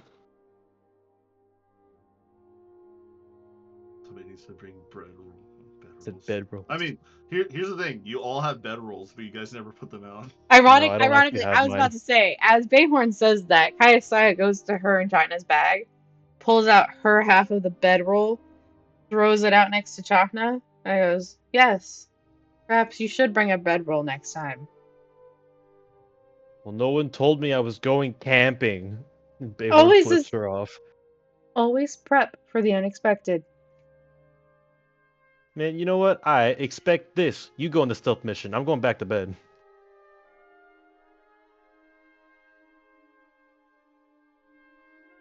Well, then give me your soul gem. Nah, it's mine. Anyway, enjoy your watch. Fair warning, the cats are out there. You know what? Do you like fish? And The immediately she cats of starts smiling. fates. And then I go to Well, sleep. maybe they like fish. You'll never know. They might like a fish. I like fish. All right, Bayhorn. Since you are now up for watch, you know in about 2 hours Isolde will also wake up and continue the watch with you. Go ahead and roll me a perception check, please. Am I like up? You're up. Or I am would I say just you're up for like this time? No, you're up. Because you only needed 4 hours, and Kayasai slept for 4 hours. Oh yeah, she made the watch 4 hours. She made the watch, yeah. So you're up. Unless you want to go back to bed after Isolde wakes up. Nah. Alright, I'll make my perpep. Is it dark in this cave? Dim in this cave? Oh yeah. Any of the Oh above? yeah, it's dark in here. It's dark / dim because the fire is barely got reignited, so it's I dim rolled in a here. 23. 23? Did you? Okay, cool. With a 23 to perception, You kind of look around. You notice that everyone's still sound asleep.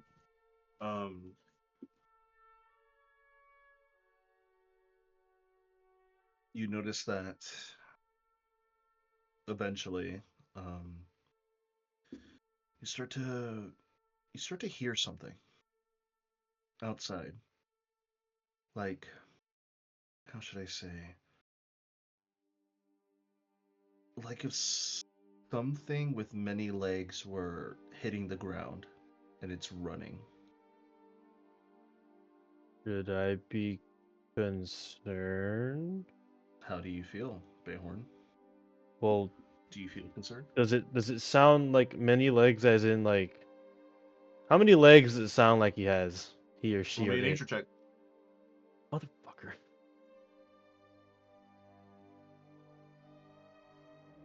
A 7. 7? Is that It sounds like 7 a lot of legs? legs.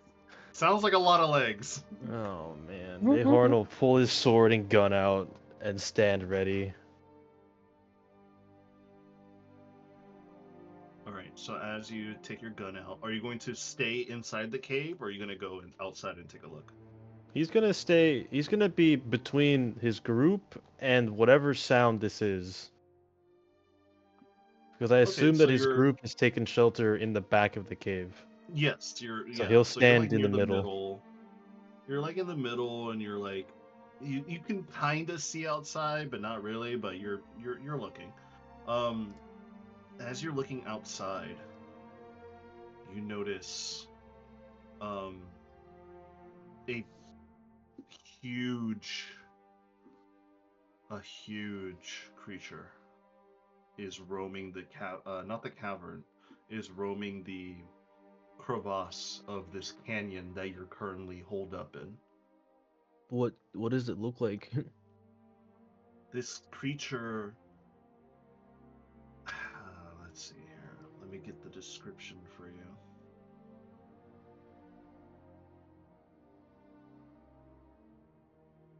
You see that this creature looks like a giant worm, like sort of bug.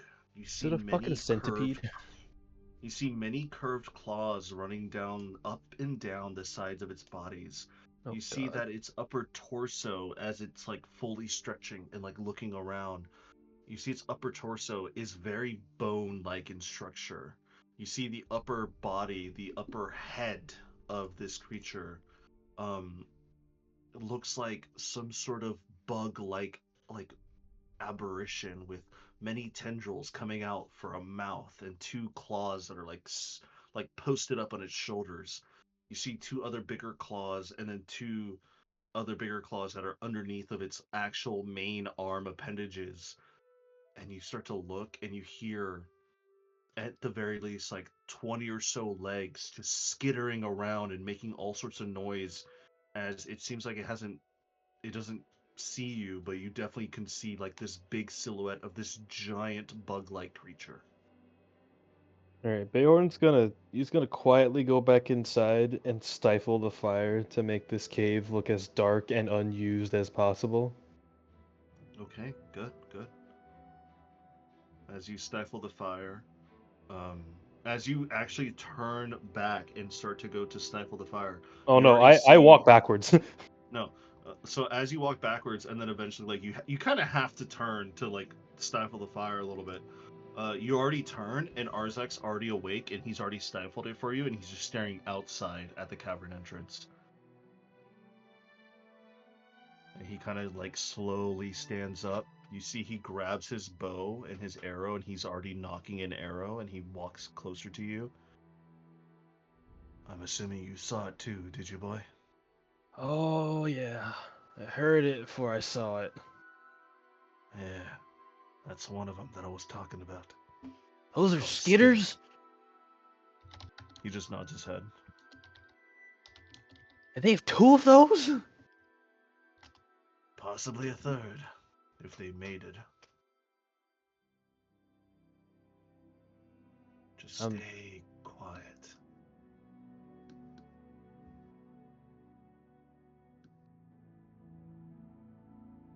We must have made some ruckus coming down here. They normally don't visit my cavern. Well, we did, like, fight a tree spirit or three. You probably did make some sort of shift in nature around here and they sensed it. So they must have let one out to survey the area.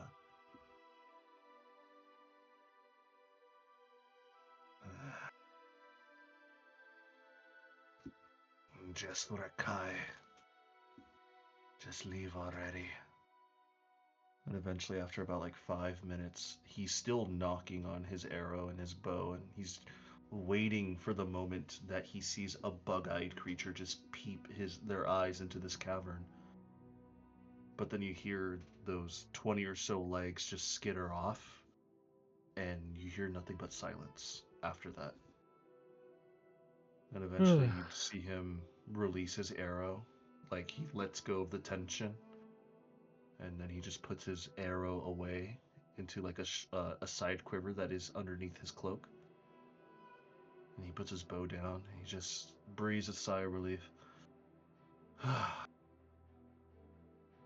I was expecting an ambush, but it's a good thing we stayed quiet and everyone else is asleep.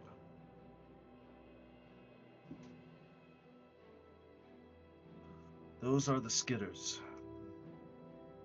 Dangerous creatures.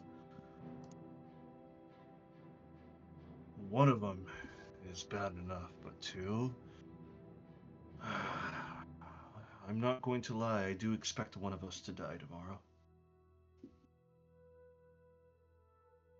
It's just the nature of battle. Well,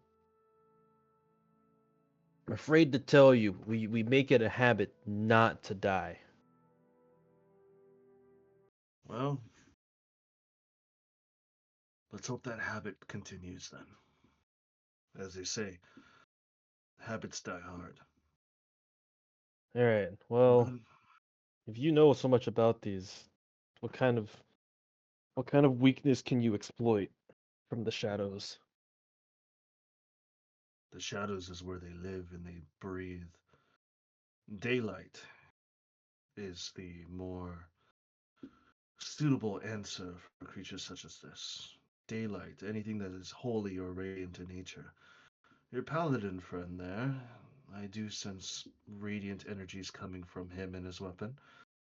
He should be the one that fights the skittering horrors, but if he fights it alone, I'm afraid he will be dying alone.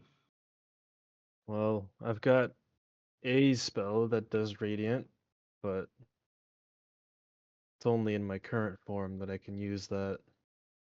I will say they are, in nature, bugs.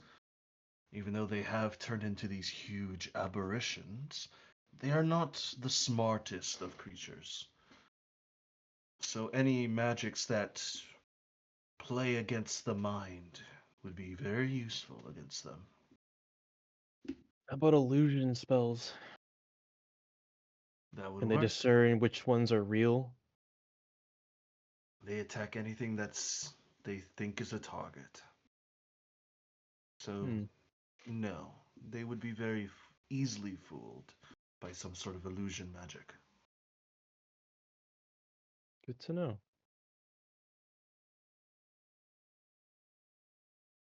But anyways, get some rest.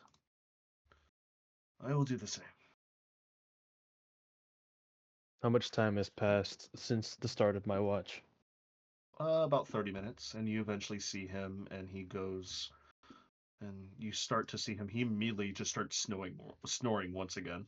Jesus Christ. I guess dude's lived here for long enough, he's not afraid of much. By the way, I'm gonna post in the stone block chat. This is what you saw.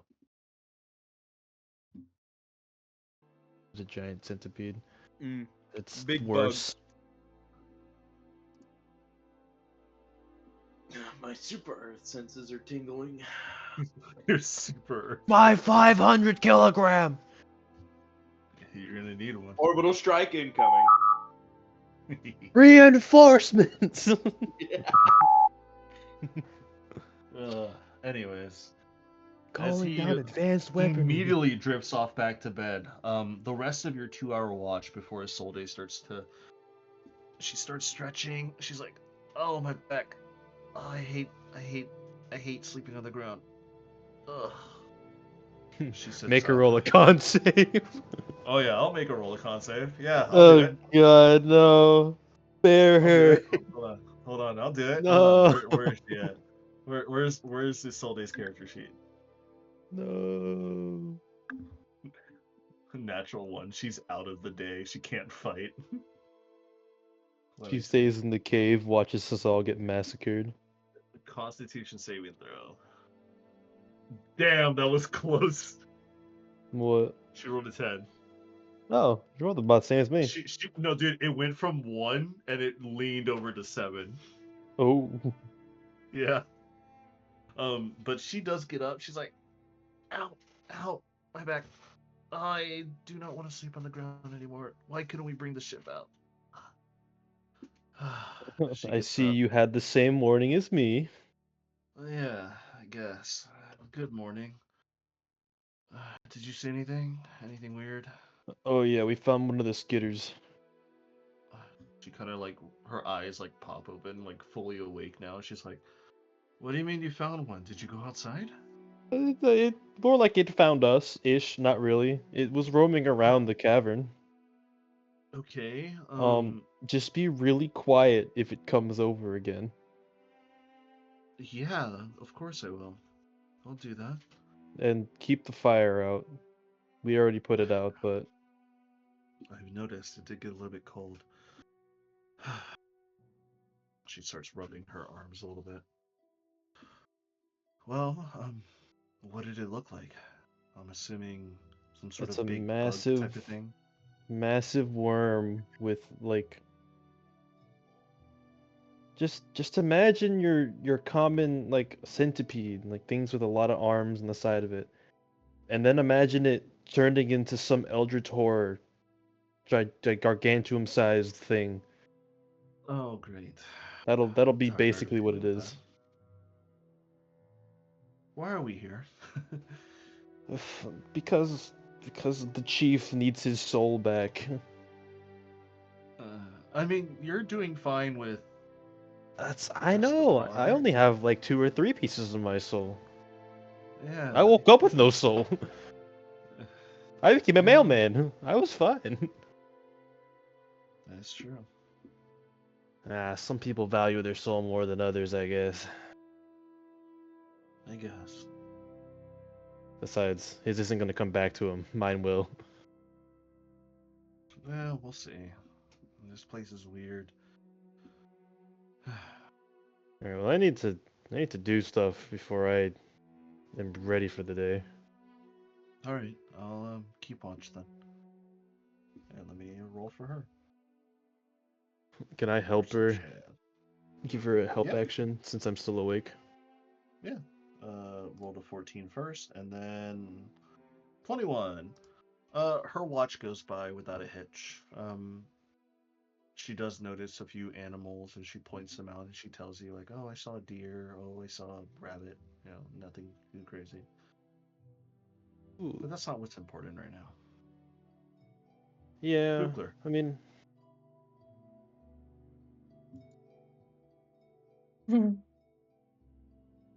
In your deep sleep, Fugler, Oh no. it's very restful as you, in your dream, you envision your mind, your body floating. Floating. But then around a few hours in, you start to realize in your dream, this isn't a normal dream. Oh no. You feel like you slipped back into that dream realm again.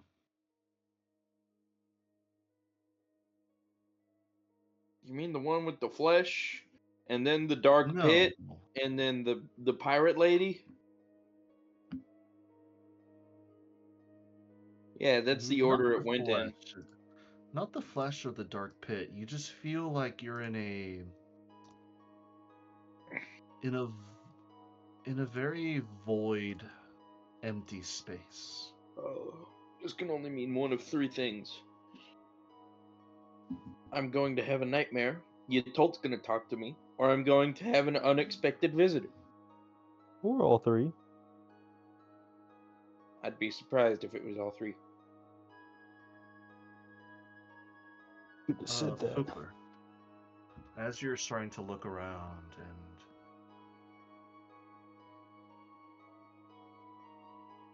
trying to keep sense of everything,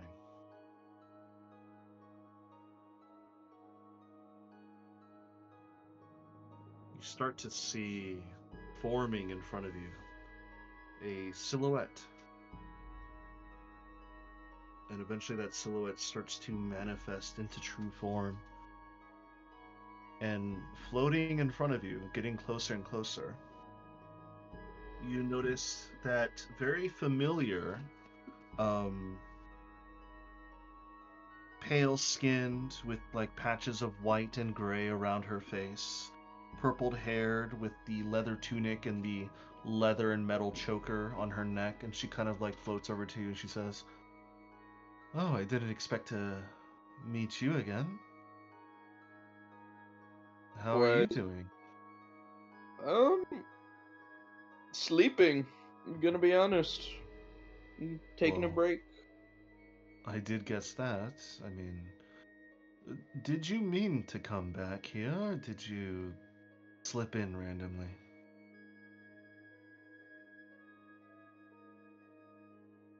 Well, now that you mention it, I have a question for you.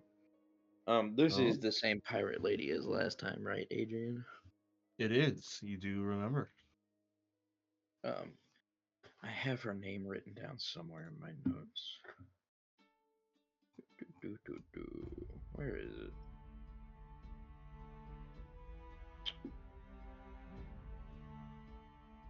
Mm-hmm.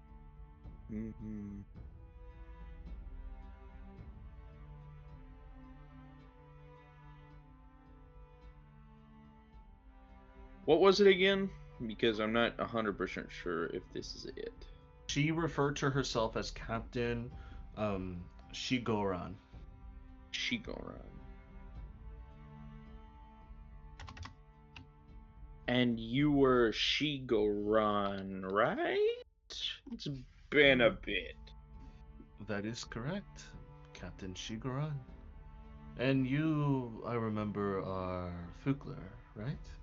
Mm-hmm. If you don't mind me asking, what were you the captain of again? Because,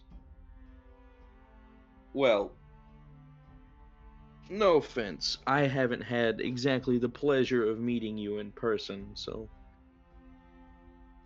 been a bit of a bit.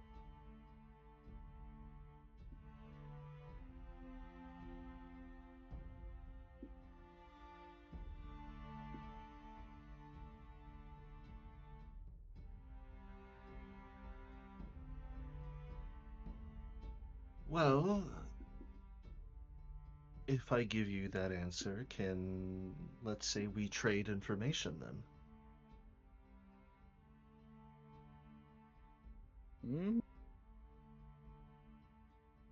Okay.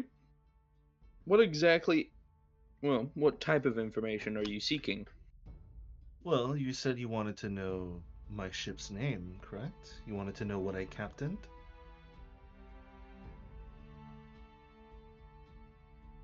So I Yes. guess you could say I would like the same. Do you?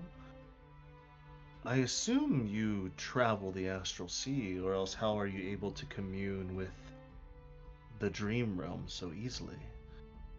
The dreamscape is like a small hidden layer between the astral sea and the remainder of the astral dominions and the planes of existence, I guess you could say.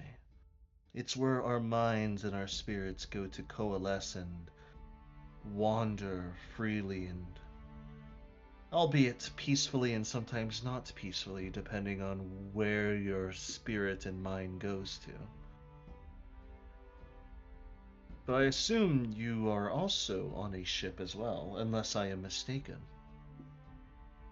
Good deductive skills. Really good deductive skills. Though, I doubt you'll ever be able to find where I am. Well, since you already know I do command a faring ship, I have been around the plains and the astral sea, so I could find you. But that's if only you want me to. Pretty good, I'm gonna be honest. For shame. You are pretty handsome. For shame. Oh, well. Well, I guess I'll start off the answers then. Since dreams are very finicky with their time frame, we might only have a few minutes or only a few seconds. My name is Captain Jessica Shigoran, Captain of the Azure Horizon. And what is your name and ship? Adrian, quickly. I need. Yes. I want to use an alias, not a Okay. real alias, a fake alias. I'm going to give her Yeah. my real name, but I'm wanting to Okay. use one of the Valiant's aliases. You know what I Okay. mean? That the Gith dude recently told us. Got it. Okay. I don't remember what he told me. Good lord. Do I need to roll history for that? Because I don't remember. No. He basically said that the ship that came in was silver and powerful in nature. And Yeah, I seem he- to remember he called it the Silver Death or something. Yeah, he called it like it looked like a silver death, almost akin to like a Githyanki's blade, because Yeah. all Githyanki blade is made out of silver. So you can call it the Silver Death if you want. Yeah, no, I was thinking about that. Yeah. It's not that you could even make one up on the spot. You're just gonna have to roll a deception check. You're good at lying. You have a lot of charisma. I do have a lot of charisma, but man, my oath doesn't like me lying. Yeah. But if I were to use the Valiant alias, I wouldn't be lying because people call it that. Yeah. That is a way around it. You could literally say some people I'm know the ship as the genius. Silver Death. Some people call it the Silver Death. She kind of, in her corporeal form, she kind of looks you up and down with an eyebrow raise. Go ahead and roll me a deception check. Oh, fucking balls. Or, since it is slightly true, you could roll a persuasion. What is her nature? What is her nature? I need to know. Can you sense it, just in general? I have advantage if she's good-natured. That's the thing. The Book of Greater Deeds, or the Book of the Exalted Deeds. Which gives me means he advantage knows if she's inherently. good-natured. He Yes. knows inherently. Yes. You can tell that she is not good-natured. She is not good-natured. Okay, so this is just a regular roll. So this could mean she's either neutral or she's evil-natured. Yes. And based on because she's a pirate, I'm leaning towards the evil, but she could be neutral. I'm not going to make any She could assumptions. be neutral, yes. Yeah. And I made a persuasion check of 22. 22. Yep. She kind of like leans back a little bit. Her eyebrow's still a little bit raised, and she has like a small smirk. Well, if that's such a cliche name for a ship, I guess you could say you're being captained or piloted by a very inexperienced crew, I guess you could say. Only newcomers and recruits ever call their ship something known as the Silver Death. It's such a commonality of a name between all sorts of spelljammers that I so many didn't have say risen I and called it fell. that.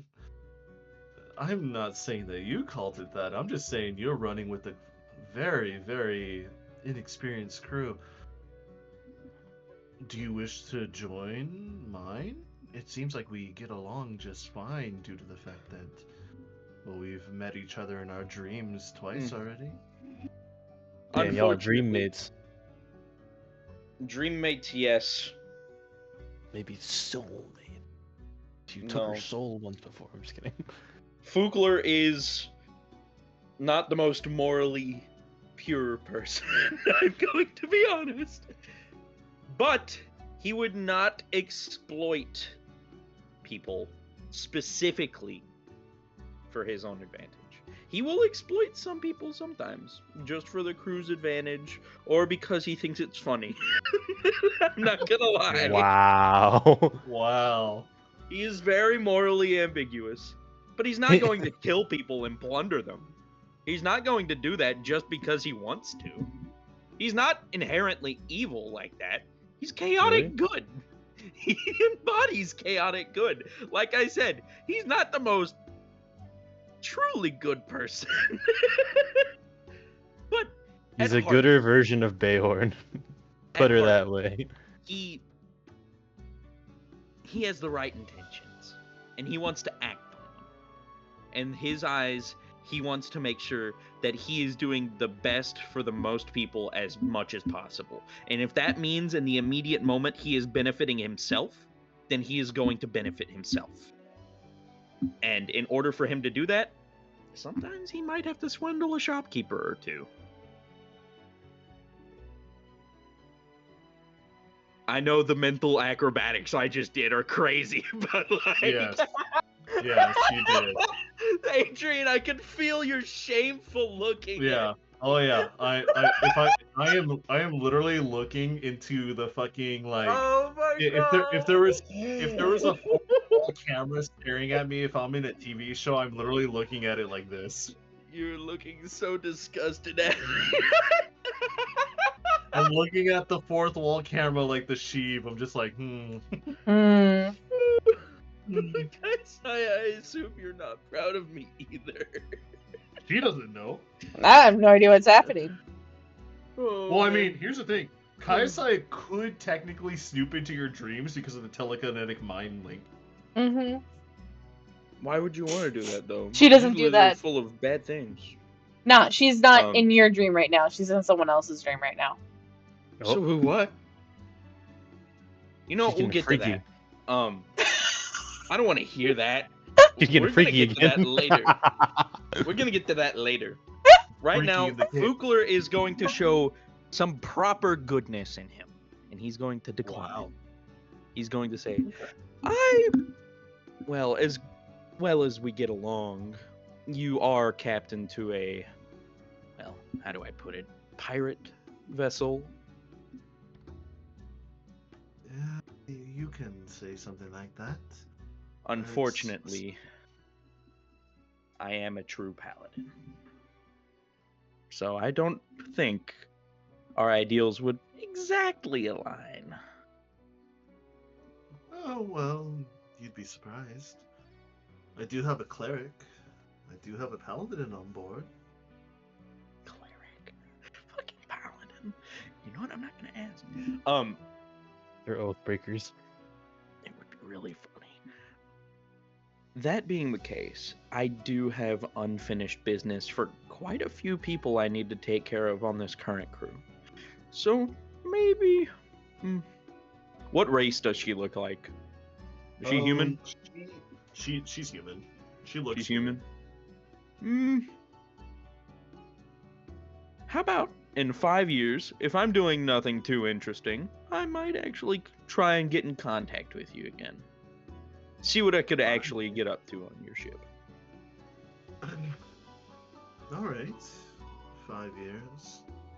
Well, hopefully I'll still be around in 5 years. My line of work is a little bit dangerous.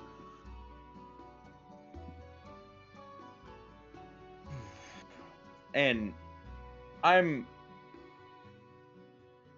Oh, man. Do it. Quintaris is Chakna's homeworld, right? And Mars. Quinmaris, Mars, excuse me.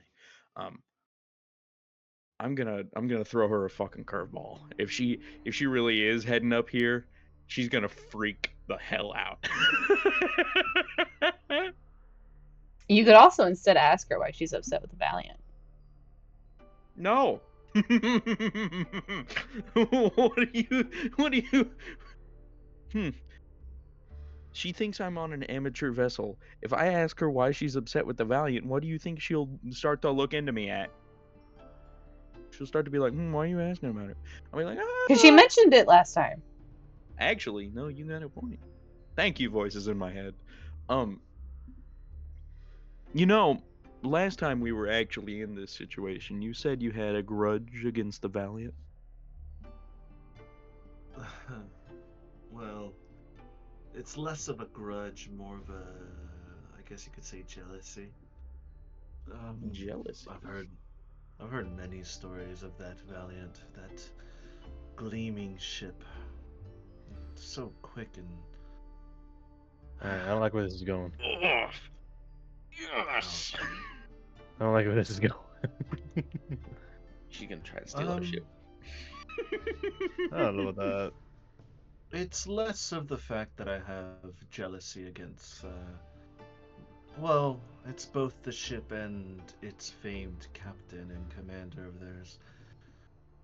Too bad that, as far as I know, they are gone. No one has seen the Valiant in so long, and nobody has heard of the fabled captain and commander duo in so long, but I seem to hear it almost every other day. Well, you just might be in luck. There's a reason I actually went into the Astral Sea in the first place. And I just might happen to know a couple people who are currently involved with the Valiant. Oh? And who might they be? Details. But regardless, they're close, if that makes any sense. So when I ask, what exactly is your deal with the Valiant? I'm more asking, is it hostile? Do I need to be worried? It's just looking out for a couple people I know, you know what I mean?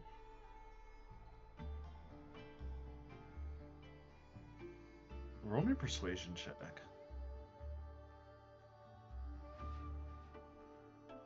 23.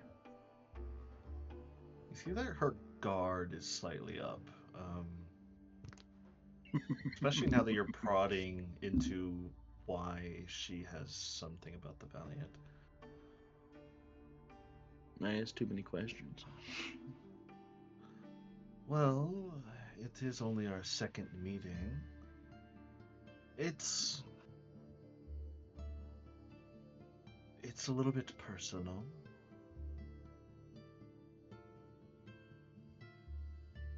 If you were part of my crew, I might spill the beans, I guess you could say.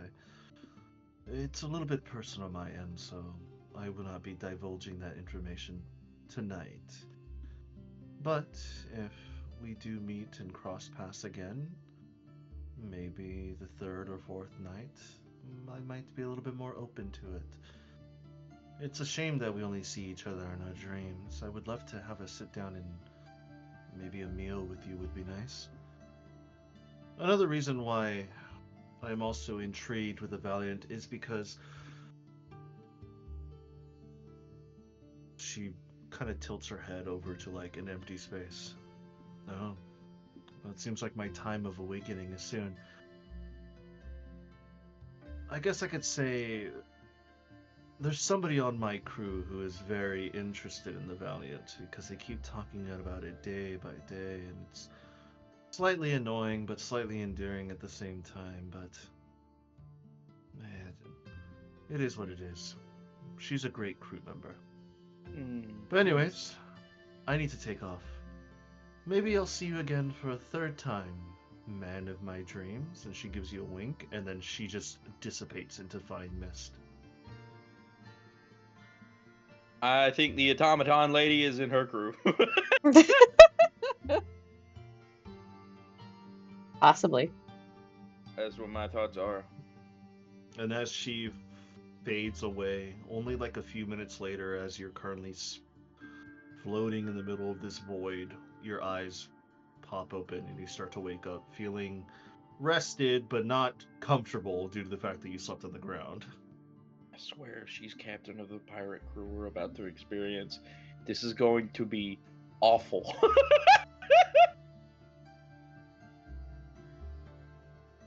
Oh, because Kaisai and me are going over there to negotiate.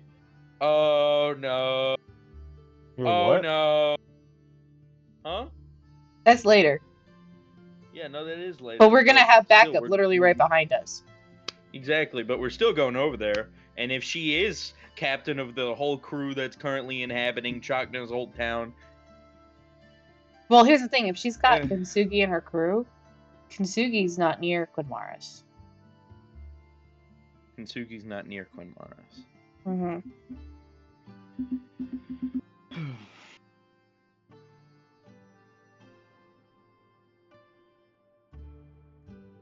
I hope. At this point in time. Oh yeah, go ahead. No, just gotta hope. Gotta hope.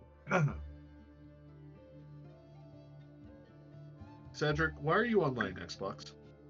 What are you doing? Max has been on, dude. Never turned it off. It says you've been popped up online. What the hell? I've been popped What do up you- like just now. No, like my phone alerted me. Ninja Man Sneak is online like a minute ago. Dude, What it's are you been doing? on for like the past 4 hours. What Remember? are you doing? Turn I was it off. watching We're it. playing D&D. Told you. I'm just kidding. reach it. Man, I remember I was playing that one game, and then I was watching anime, and then we started playing D&D. That's why it's on. Yeah. Oh, okay. Fair enough. Literally never turned it off. I left the game running because I was like, I need to AFK it anyway. Yeah, you take AFK. Fair enough. I'll turn it up Alright. though if you want me to. Mm-hmm. I don't care. I'm not doing anything anyway. Mm-hmm. So, as you guys all start to rise and wake from your not exactly restful sleep, but restful enough where you're able to get health and spell slots back. So, everybody, go ahead and do your long rests, please. We'll do that for the B team as well, so that nobody is missing any HP. Finnegan. With Poor his holes in his I body. swear to- Poor brother. Finnegan, Isolde. We kidnapped him, destroyed his home, nearly killed him, but we got him Yeah, a girlfriend. Y'all really fucked up his life. Hey, we gave him a girlfriend. Unfortunate. It's okay. We gave him a girlfriend. It's okay. That's that not. that makes it any better? Question mark. Oh my lord, Cedric, you're wild, brother. Goofy. As you guys Aw. Crazy.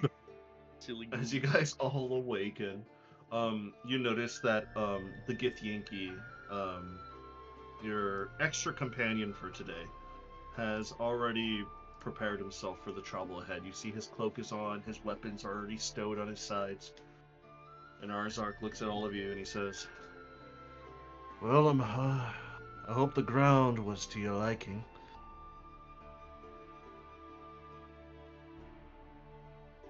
Don't Not get really. much sleep here anyways.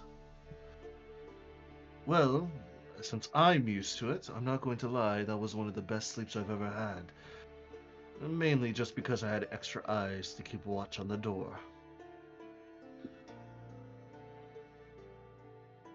Nevertheless, it is time for us to continue on forward. I'll have you know, due to those skitters that they have and the amount of force that they have, what is the plan?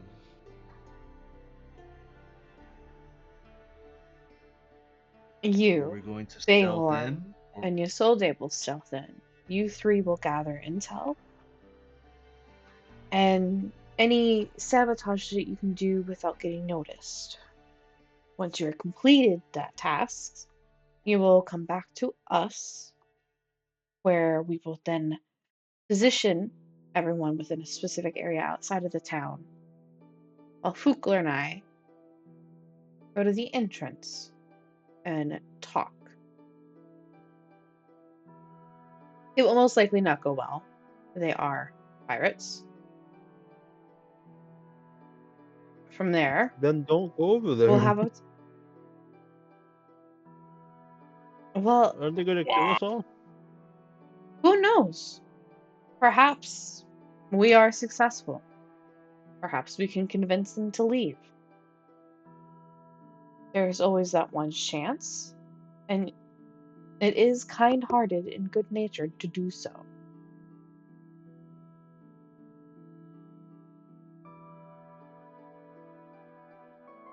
And we are on Quinn Mars. The people and tribe of this world honors and respects balance and kindness. We will be doing the same.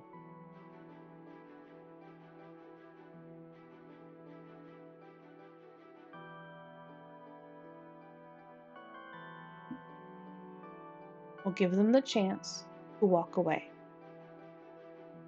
They most likely will not take it, but we will give them the chance.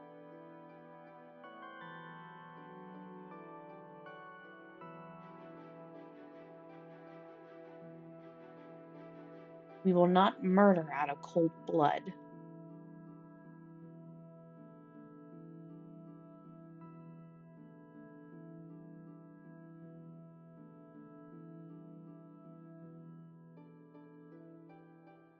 Anyway, if and when the talks fail, the rest of you will come out and assist us in the attack.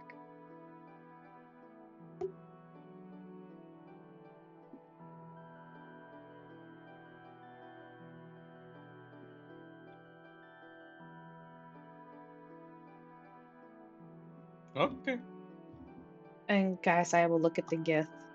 Is there anywhere close by to the city that we can hide out while you, Ysolde, and Bayhorn conduct your infiltration?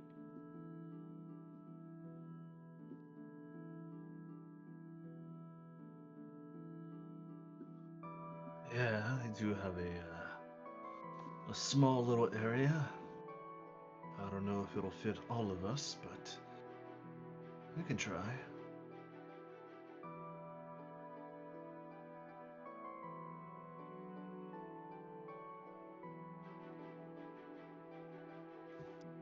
Well then, Well, everyone gather Take your our way. things and lead the way. will do.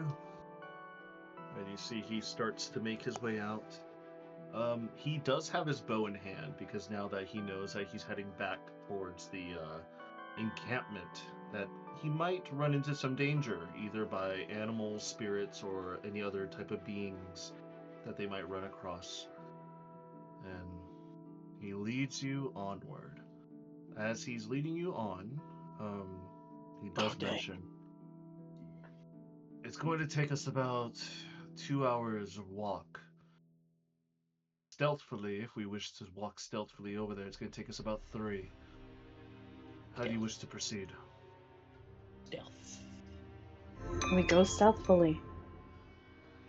Alright. Everyone, stay low to the ground. Try to avoid any unnecessary steps or risks. Take it easy. So I need everybody to roll stealth.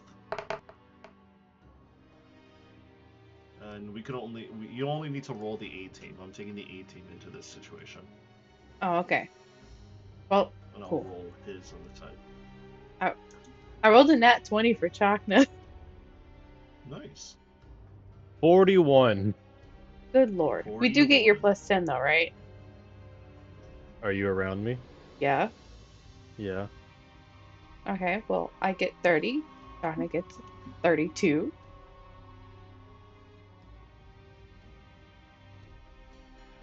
Gains, brother. Gains. Gains. Okay.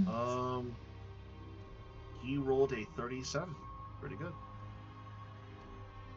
But he's not actively hiding, he's just staying low to the ground. And you notice that he himself has very light and quiet feet. He is not making a single sound whenever he steps in front of you.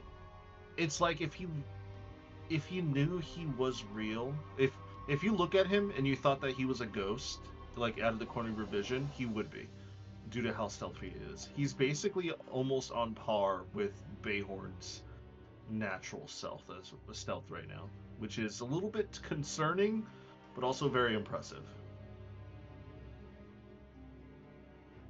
But as you guys are making your way, about an hour and a half in, you do see him just suddenly stop, and he raises his hand in a fist, indicating for all you guys to stop as well. We stop. You hear him whisper slightly, but just enough for whoever is behind him to hear, which I would assume would be Chakna. You hear that? The skitters are moving underground. Stay still.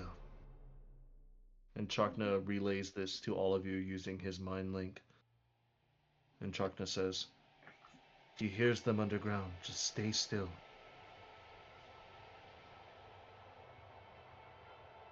And with all of your stealths that I see here, all with the plus 10s, you all did pretty good. So you all stay hidden from the underground sensors of the skittering horror before he lowers his hand again and he says, all right, seems like we're good to go. Let's keep going. And then he continues walking forward. About another hour, 15 minutes goes by. You are now starting to enter a very lush green-like area. The air starts to feel more alive as you guys have exited this desert cavern or this desert canyon plains area into a more robust green and verdant landscape. You start to hear water like rushing slightly through some riverbanks nearby. You see more and more birds, insects, rabbits running about. It seems like whatever magic or life is still here is starting to regrow and retake itself. Before eventually he starts to make a bank to the west. And then he starts leading you over to what seems to be this riverbank, this open riverbank, and as you guys are turning around some rock formations, you guys see it. You guys see these two massive trees that have been hiding from behind this rock formation that you guys have been traversing, and opened up. You see this beautiful riverbank that is flowing downwards towards you, and above this riverbank and the rocks built on top of this mossy green and wetlands are these beautiful, not golden, but very shiny, open-windowed, open-aired houses that are built and collectively all well put together, and they're all like, I guess you could say, plastered on these two giant trees. And up above these trees, you see these giant hanging circular devices that give off some sort of light.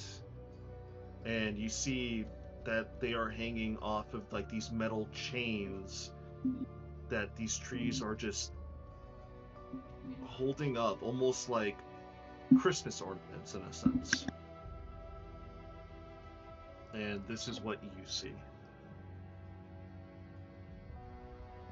You see that this village is still teeming with green life, with natural life. It's very odd and jarring to see the beautiful landscape you see here in the middle where Chakna's home is at, and everything else around you. And as you guys are taking in this beautiful scenery, the Gith continues walking forward, and he kind of like speaks up and he says, A little bit farther, around this riverbank area, I have a place that is hidden amongst the rocks that we can surveil and take a look around the area. And he starts walking down near the riverbank, and he starts to move around some rock formations, and he continues on.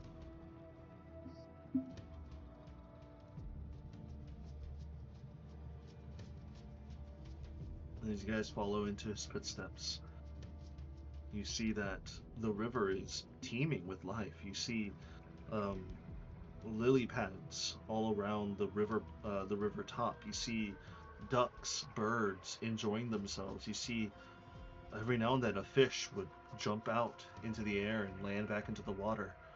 It's very, very strong nature magic that is happening here.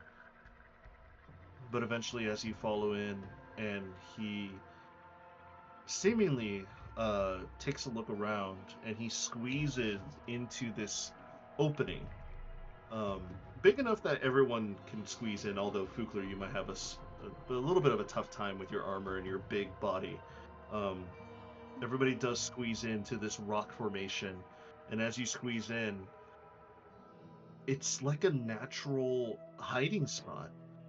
It's big enough where you could definitely have your party here, both A and B teams.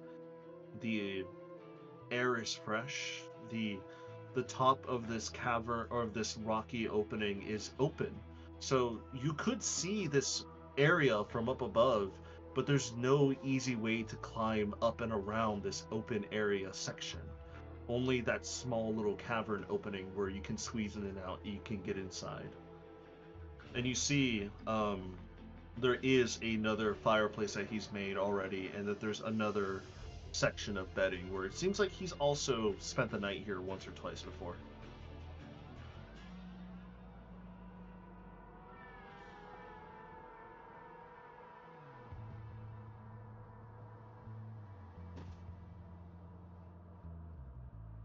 Hmm.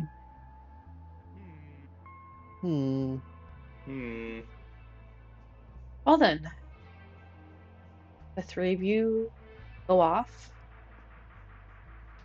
and search your way around.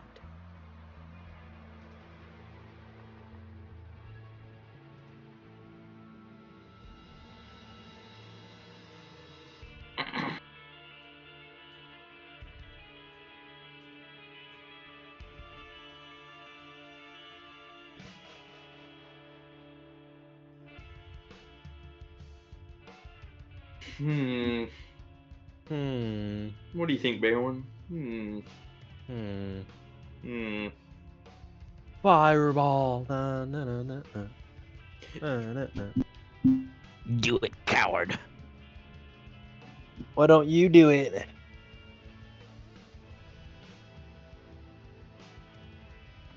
My best Green Goblin impression, everybody.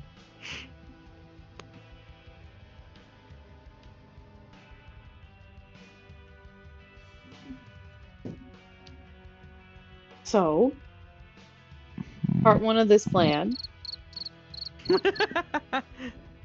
silly. Part one of this plan is the three of you go in stealthily,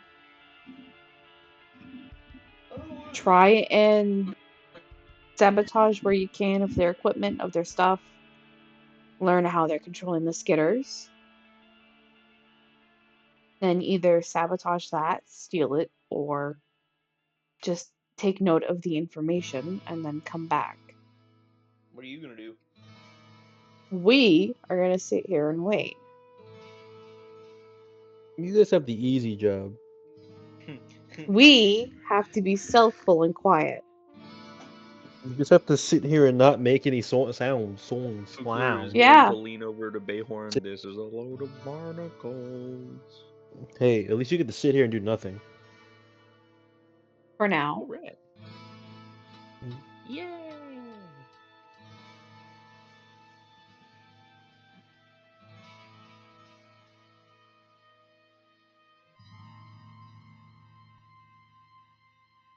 Go. But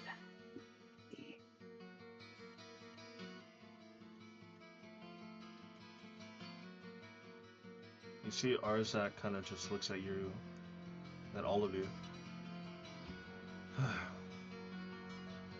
Are you sure you're ready for this? Well, before you Everything goes go, south. No. and I will conjure up a tiny little bead with magical energy inside, and I'll hold it out for either Isolde or Bayhorn. This has the ability to detect someone's thoughts. Do note, if they are strong-minded, they will know. All you need to do is break this bead, and it will be as if I casted it for you. Only good for an hour.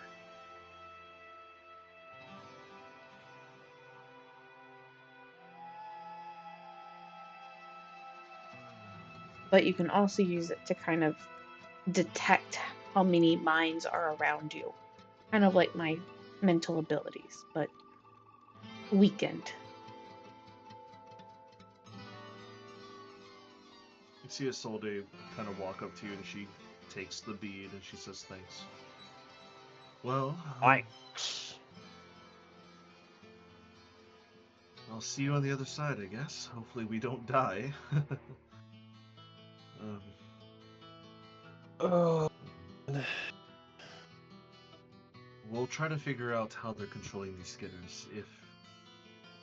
If we find a way to disable it, or if we find a way to take it from them, we'll try. Oh, there's always a way to disable things. You just gotta be creative enough, and Bayhorn's rubbing his hands together. If Well, you let's hope do that get in creativeness enough allows us trouble, to live. if it's still there, there's going to be a very large house next to one of the large trees.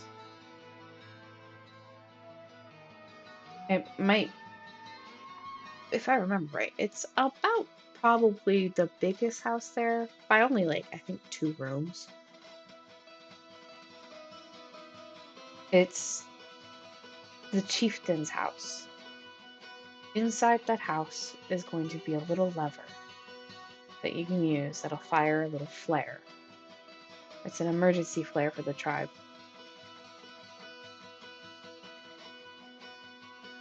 You can always hit that if you don't have any other way of contacting us to come help you. What color is it? What color what? What color's the flare? It's red, actually, to distinguish against the green. Alright, noted.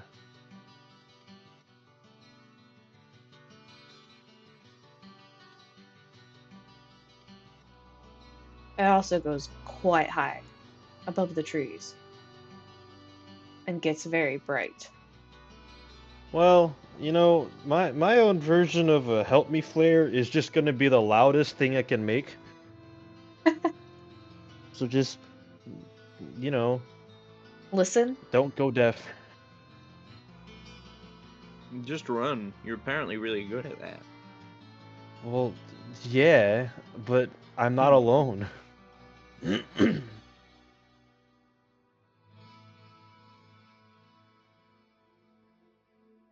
Adrian, Yes. remember those funky little dudes that I spawned in to fight the architects? Those like animal-like, not animals, those balls of fur. Yeah, the tribbles. Did I ever figure out like anything more about them other than the fact that they No. look strange and they just eat whatever's in front of them? They look strange, they eat what's in front of them. And, yeah, we'll leave it at that. Want to know more about them? If you bring one out, you can study it. Animal bag right now. If you want. Do you want to? No. no, don't do that.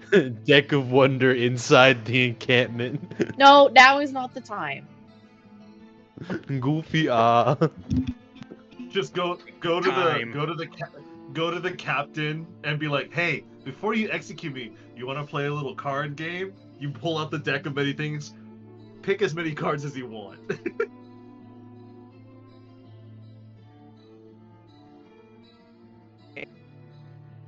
Oh god. I gotta be like, yeah, so it's advised to pick more than 5 because anything other than that apparently does like some mind shit to you. Yeah, no. You apparently become a vegetable if you pick 4 or less. Yeah. Yeah.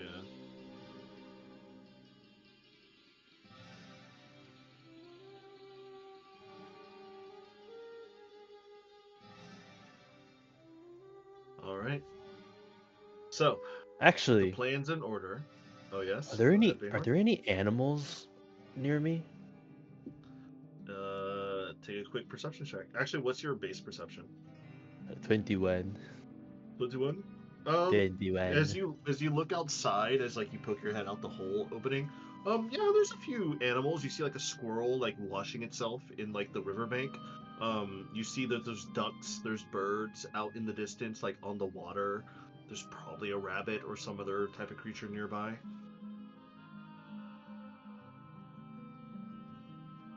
Did any of them look like they came from the village that we're trying to infiltrate?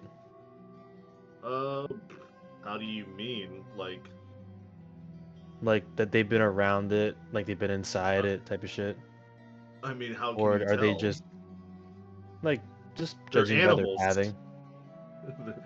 They're pathing. What are they? Are they minions? Like they're animals. Like they go where they want. If you with your 21, I will also say that in a nearby tree you do notice a monkey. Monkey. Monkey.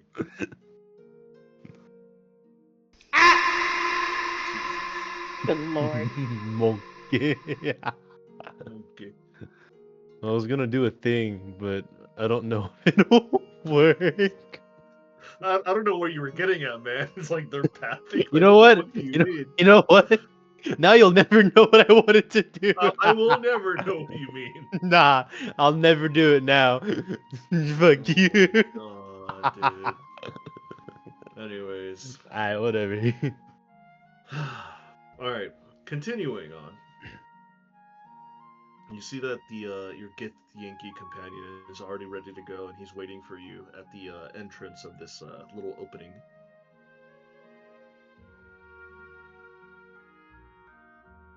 So it's gonna be me, the Gith, and what is Solde? Yep. Solde. This is gonna go wonderfully. Dagon's gonna look at his Solde. Are we gonna die? It's not the first time you died. Mine either. I mean, I've died more times than you this time. Well, if this is our final death, then at the very least it's a pretty area. Maybe they'll dump me into the waters.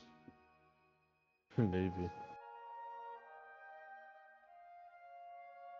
It's beautiful here. It's no wonder why Chakna and Kaisaya have fond memories of this place. I've always wanted to settle down in a very peaceful area.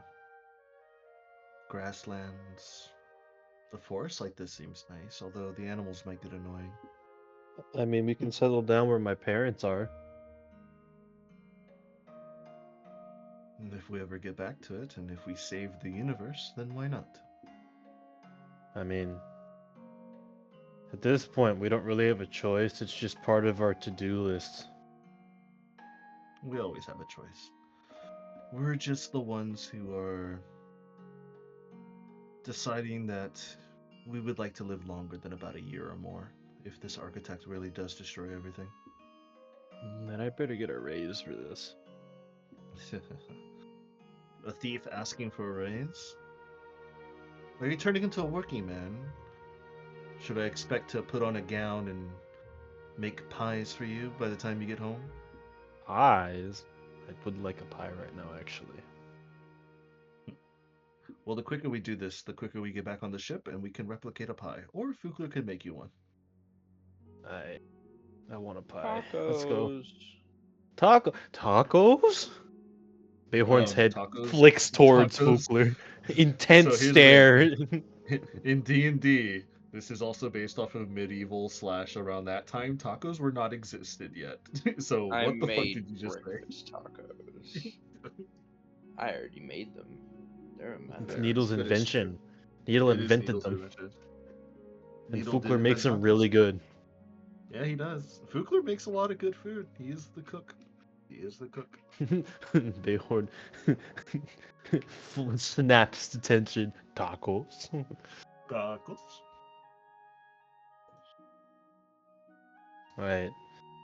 Let's Alright. skedaddle. Let's go do a thing. Let's go kill some people and steal some shit.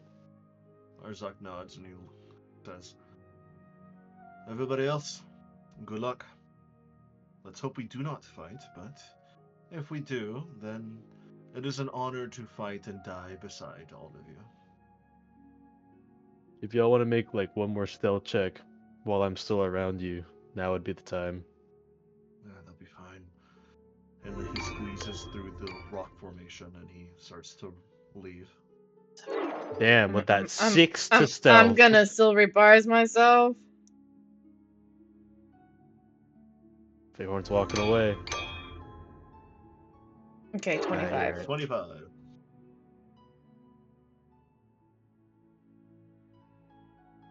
Alright. Stealth mission is a go as Arzak, Bayhorn, and Isolde start to make their way down, or up and down and up into the village area. Wait 1 second here. Up and down and up, left and right. What are you, the Mad Hatter? We need The what? a change of ambiance. It's not crafty. Not this one. There's too many Building your ads. online This is business? also a lot of ads. What the fuck? Go to Wix.com and set up your store on a Maybe this single. one. This one's a lot better. It's not crafty. It's your craft. Bayhorn, Hmm. as you and Azak are leading the charge, as you guys are all stealthing, it takes you about 45 minutes to eventually make your way up to the village entrance. And you notice that the entrance is abandoned. The cobblestone walkways they're slightly taken care of, but you definitely see some weeds and some tree growth and some dirt that are like patched around, so it's not like anybody has been keeping an eye on it. However, the big stark difference is that you do see puddles of water and water flow going downwards into the river and the giant lake bed itself. But you notice the water here inside the town is slightly off. It's green in a sense, like it's mossy or something's affecting the water nearby. Bayhorn's gonna lean over to Azark and say, "What's with the water? Why is it green?" The skitters like to bathe and drink into it. Their blood or their skin must be polluting the water nearby. Not enough to destroy the river, but definitely enough to affect the town's actual water itself. When I keep an eye out on the pirates, they have to take buckets and fill up water barrels from the river and lake bed itself rather than here. So it seems like having the skitters around is also slightly detrimental, albeit with the protections that they get, they live with it. Now, Sounds like that's one thing we can do to their supplies then. at the very least, let's keep quiet, let's keep low. The opening and the entrance of the village is not guarded. It's only when we get into the city center. The city Hey. center has elevated walkways made out of stone. that are elevated and hanged up above some housings, and also some stone pillars over the riverbank. In the middle, there is a statuette of a golden man wielding a bow, protecting what seems to be a deer or some sort of fawn, signifying some sort of, I would assume, protection of the wildlife nearby. Sounds There's like several some houses. There's also a main home that we're going to be interacting with. I'm assuming that's the chieftain's house. But I'm not too sure how much or how little they disturbed it, but let us make our way. So, Bayhorn, I need you to make a stealth check, and then I will also roll a stealth check for Isolde, and I'll roll a stealth check for Arzark. 28 for Isolde.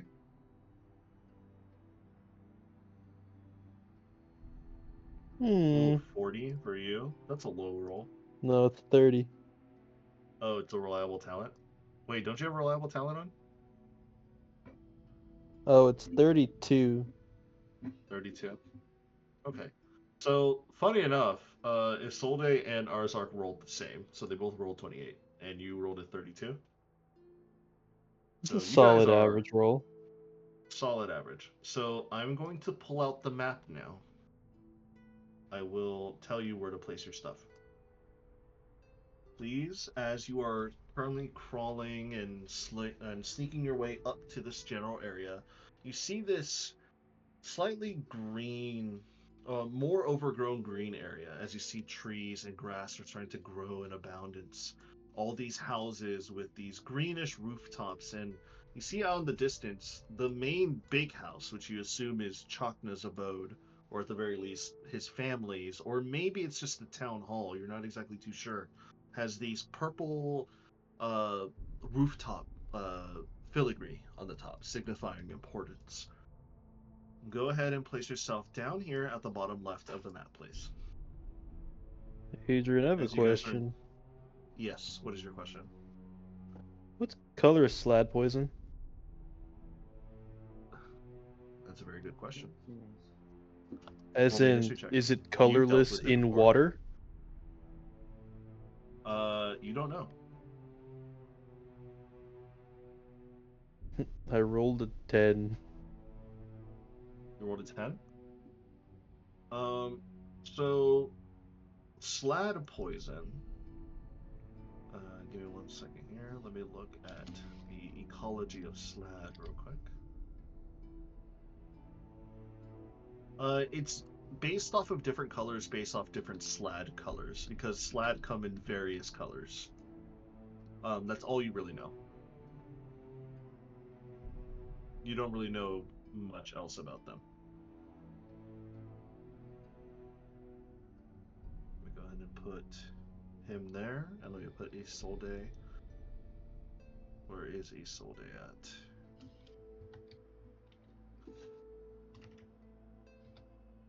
From what I remember, if someone's killed while having the chaos phage, don't they turn into a slad? They do. I'm glad you remembered that. Is it after an incubation period? Or do they just turn into a slad once they die?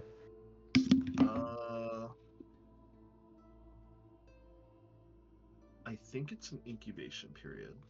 Let me double check. Okay.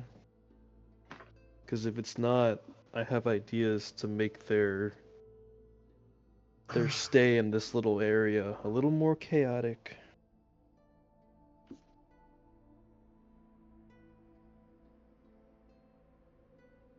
Oh shit.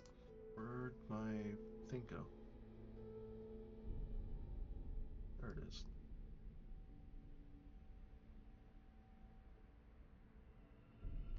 You yourself as Bayhorn don't know. Like, you don't know if it's an incubation period, you don't know if it's immediate. But you know for sure that if they were to die by slad poison, they would eventually turn into one. And I know as well, people inflicted with chaos phage no longer are able to regain hit points unless restored or cured. Yes. I remember that because it was the reason why I used it during one fight. Mm-hmm. Yep.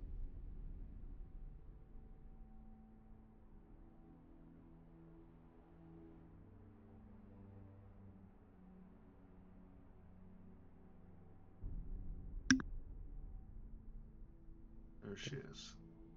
And since we're in combat, I'll put a Solde's combat mask on. So, Bayhorn, as you see the map ahead of you, roll me a perception check. Is it dark or is it light out? Slight light out. Okay, if it's light out, then I don't get advantage. 27. 27? With a 27, up above, or not up above, as you overlook this area, since you're on an elevated position, you're able to look over some of the homes, like this one, this one, this one over here. You're able to see through above some of them. And you notice that from the very top of the rooftops, like that you can barely see overhead, you see the head of one of the skittering creatures. So you see one. And on top of that, they don't notice you, but you see two female pirates are currently conversing with each other over here. Which way are they facing? They're not looking towards you, they're looking at each other as they're conversing. So this one right here, if you were not stealthy enough, they could see you. But this one will not be able to see you. So they're basically looking like at each other? At each other while they're talking. You Oh man. can't hear what they're talking about, but you can see them, they're conversing with each other. Bayhorn will silently point out the three adversaries. Isolde looks and gives you a nod. Her mask is on. She is not speaking. She wants to stay as silent as she can. And Arzar kind of looks and he says, "Good eye, little one. How do you wish to proceed?"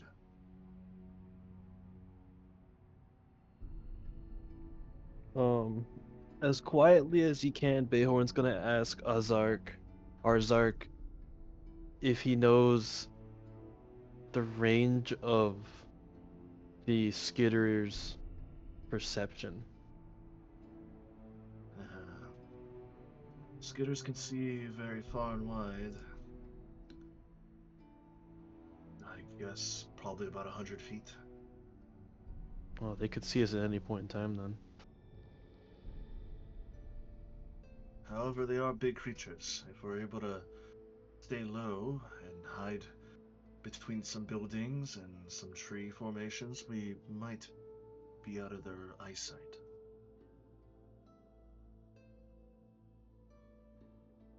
I'll lead the charge up to you, since I am just a ranger, but you're the assassin. Lead the way. Can I just... Okay. Bayhorn's gonna creep up a little bit, still avoiding like being seen. How close does he Yeah, have of to course. move to be able to hear what they're saying? Specifically, how they're saying things, like their mannerisms and their tone. Your perception for hearing is, I believe it's 30 feet. So I have to get up like just up here. Just up there, and you have to like listen in with your perception. You have to do an active perception roll, not your passive. All right, Especially because you're Bayhorn- trying to listen in to people talking. Is this a railing or is it see through? That is a railing. That golden thing is a railing. Can you see through it? Like, is there Yes, you are there can. gaps in it? It's Okay. like there Like a is gaps in handrail? it, yes. Yeah. All right, Bayhorn will just stick as low to the ground as he can. He wants to hear what they're saying. All right, roll me an active perception check, please. 26. 26. With a 26, you definitely hear some words being thrown around into action. You hear the words, Yeah, I don't know, Reina. These horrors kind of give me the heebie-jeebies, but Ubaku says that it's important to have them around, and Rui won't say no for an answer on that point because he's the fucking captain. Look, Val, I get it, but as long as we stay out of their way and as long as we give them food every day, they won't attack us, I hope. It sucks that we're stuck here. I wish we can get off this damn rock, but at the very least the vegetation and the water is nice. To be honest, if it wasn't for these horrors, and if it wasn't for the desolate wasteland outside, I wouldn't mind making a life here. I get what you mean. Anyways, do you know whose watch it is right now? Oh, it's Lono, the Hazodi, the new one that we picked up about a month ago, remember? Oh yeah, it's always weird to have a monkey around as a crewmate. Yeah, but that's how we get. It's also like the Tri-Crane. Those bug creatures also kind of freak me out a little bit, but at the very least they're good talkers and good company. As long as they don't cheat at poker. Anyways, you want to get some grub? Yeah, let's go get some food. And then they both start to slowly walk away slightly. And then they start to make their way over to this bigger bridge / opening area. And that's They what said you're... they have a monkey? They said they had a monkey. They had a Did that picture monkey see me? of a Hazodi. Me and Or- my monkey. Or Hazodi? Hold the fuck up.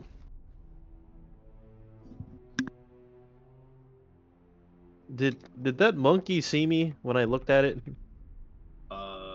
Yes. Do I see the monkey now? You do not.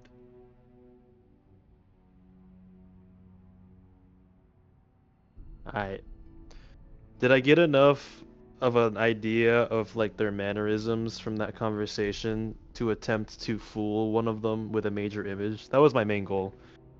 That was your main goal? Oh, Yeah. That's why I didn't attack. you... Hmm. It's You contrary catch to up normal on... behavior. Yeah. You catch up on it pretty quickly, so you feel slightly confident that you could make an illusion of one of them.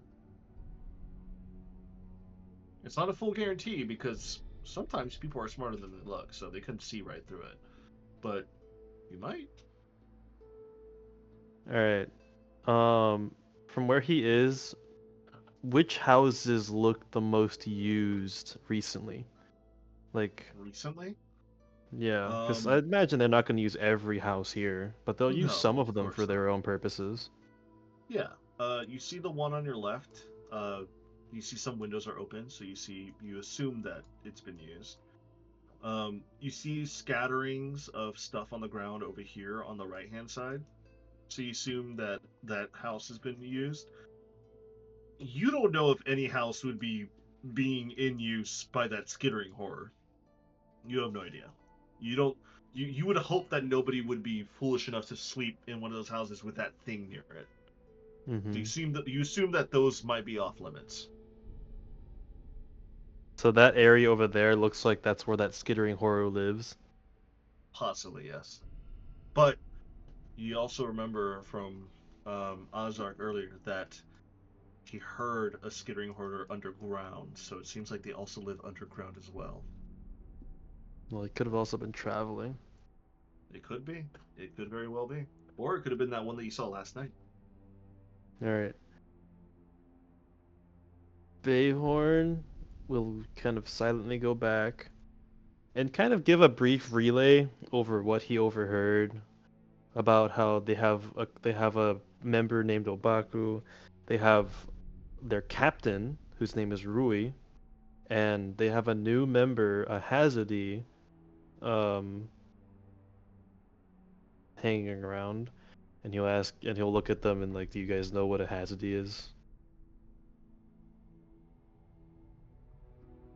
You see Isolde just kind of like dumbfounded look at you, and she just shakes her head like she doesn't know what you're talking about. However, Azark looks at you and he looks over at where they left. How's OD? Haven't seen one of those in a while. I think they just picked him up if, like, that's what you said is true. They're typically smaller ape-like creatures, monkeys almost in nature, that they have natural wings that they are able to use to fly around and take to the skies whenever they need to. More like gliding, less flying. Well, I did see a monkey in the forest when we made it to your other safe space, so I'm hoping that's not the one, because it saw me. Let's hope it's not that either. Well, As far I as I remember, think... they take many shapes and sizes. Well, this one just looked like your run-of-the-mill monkey. Then we might be fine, as long as it didn't have any wings on them. I It didn't has like see little wing any. flaps that connect to their arms and their legs. Did I see anything like that, or did it just look like a monkey? It looked just like a monkey. Okay, well then maybe we're okay. Bayhorn will suggest maybe we should start our way outside and work our way in. Those two went to go get some lunch. I think we should take this time to explore the outer half, all the houses here, see if we can find any of their supplies, any people we can take out silently. I agree. Lead the way.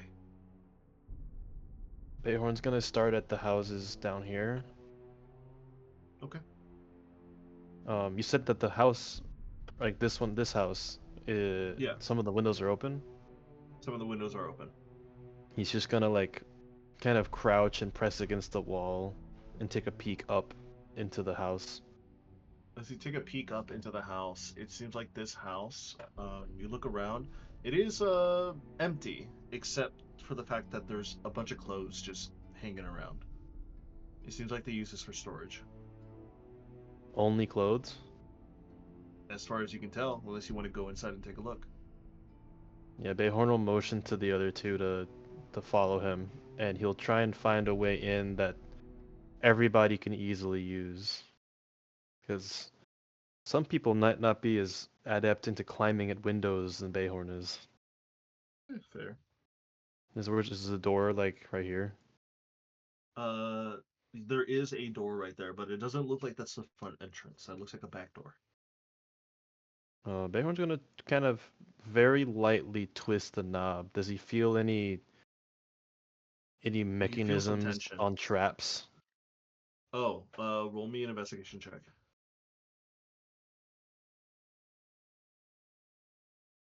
An 18. 18.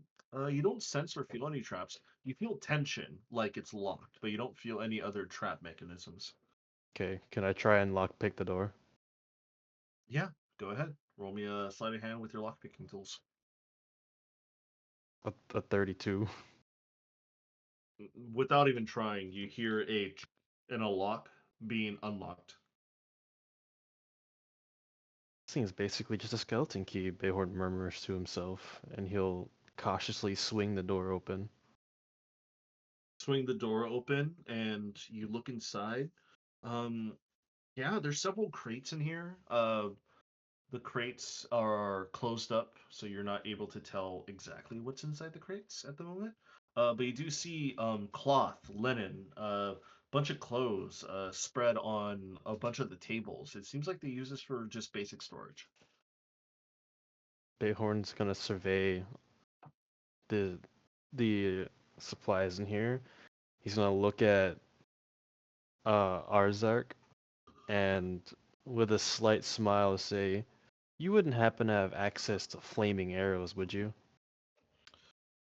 Of course I do. And you see he pulls out a few bundles of arrows that he has in his quiver. And you see that the top of the arrows have like this weird sort of yellowish wax like type of make on the tops of the tips. And he looks at it and he says, "With one small snap of my fingers, I can create fire and let these fly." Good, good, good. I think this will be a potential distraction for us in case we need to do something. Because these windows are open. so we don't have to make any sound breaking a window. All we have to do is make Mhm. sure we land on something, and Bayhorn will kind of he'll look out toward like out the window. If there's a window on this side, he'll look out towards the raised pathways up here. Yeah. And he'll think like, if I were a pile of clothes, how would I be most easily hit if I was being shot at from here, from those walkways? And he's gonna take a bunch of clothes and make a pile in the floor that he thinks is best, with some of Okay. them kind of branching out onto like crates or just onto the walls because it is a wooden house. Yeah, fair enough. He's gonna basically try and make a very, very large bonfire distraction. Gotcha. And is there anything else in this place?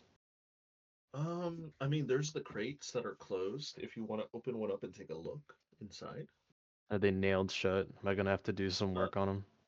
they do look nailed shut. Yes, they are. Can Smith's tools get them out quietly? Or thieves' tools? Possibly. Thieves' tools might be better. All right. Can I try and sleight of hand them to make them quiet?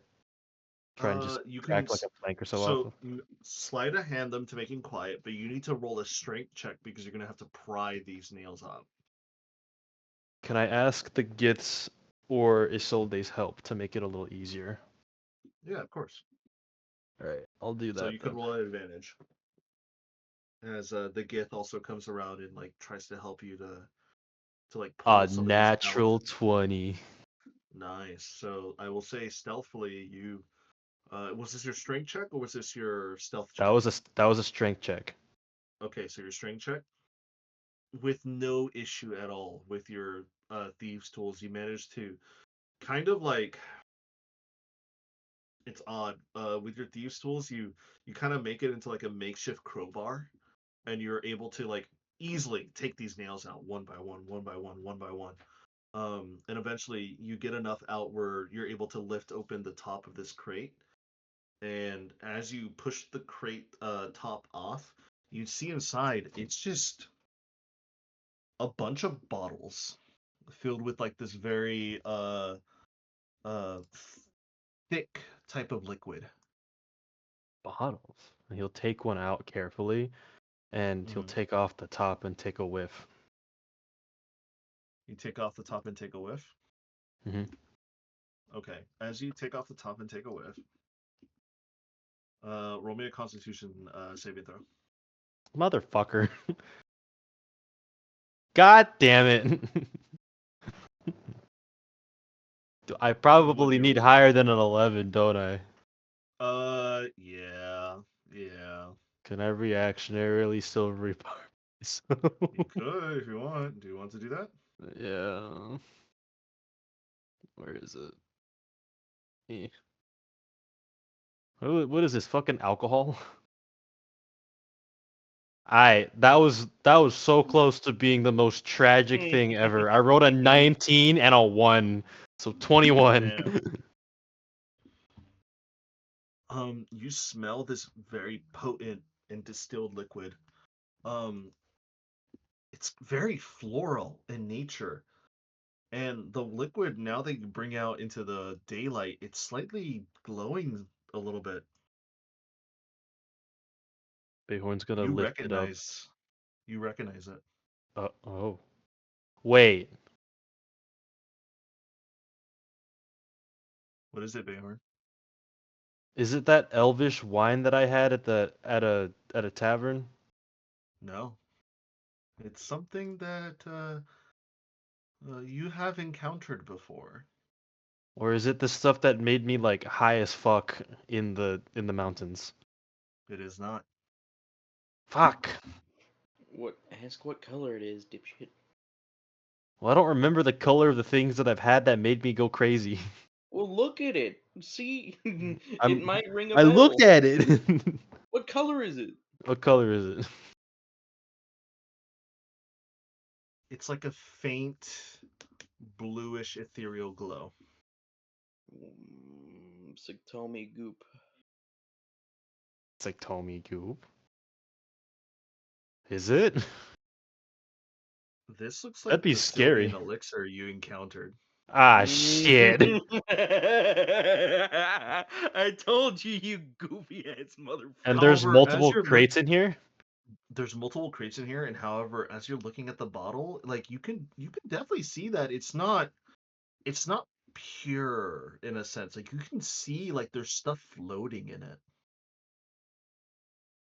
Is there any markings on the crate? Any notes? Any manifestos in this room? None, Just the crates? just the crates. Do they look like they're from any particular like port city, manufacturing area, or are they just Uh, crates? they're just crates. They're just basic wooden crates. The bottles themselves are um old reused, you probably think wine bottles or alcohol bottles. That's why I figured they were alcohol. Behorn's gonna slowly turn back to the Gith and Isolde in a mixture of surprise and horror.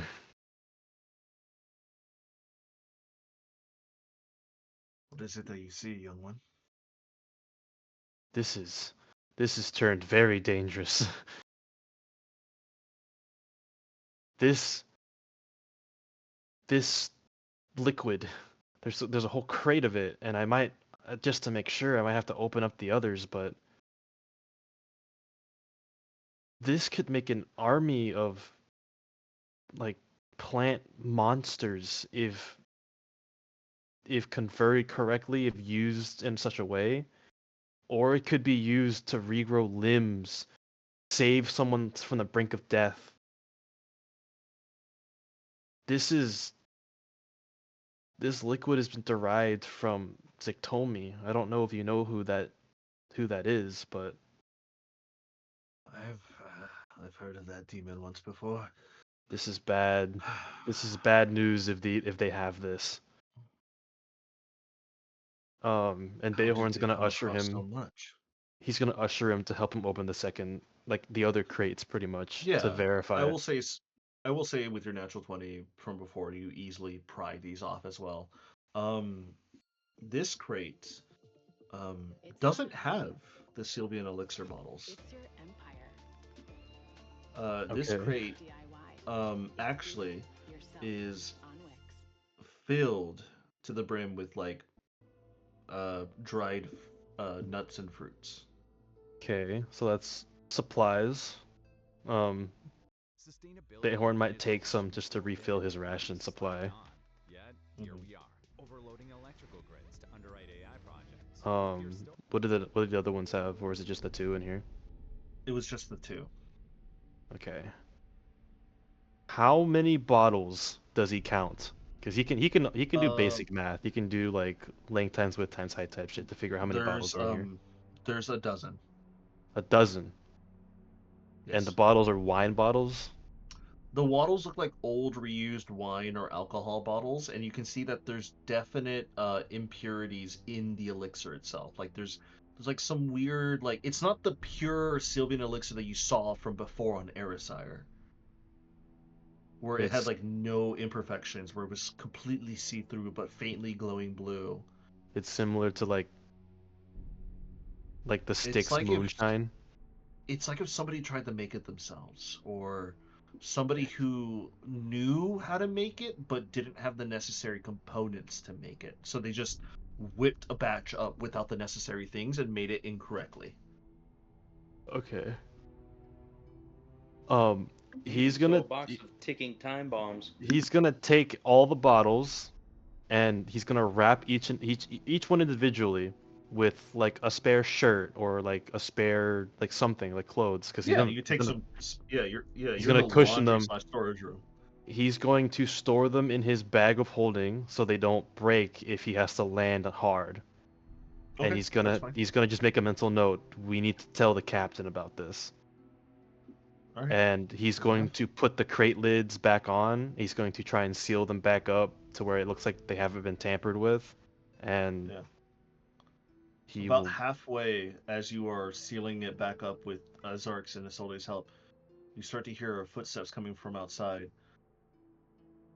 And you just hear Yeah, Reina, I'll be right back.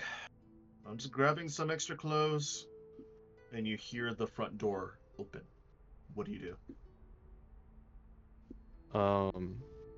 This is split second. Yeah, this split second, like you are seeing the door start to open. The front door.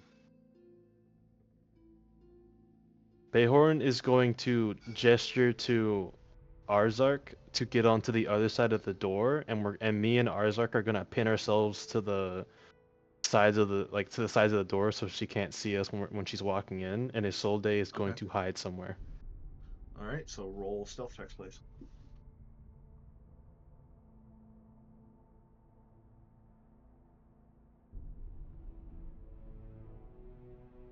I rolled a 40. Nice. Casual 40. Let me roll for him.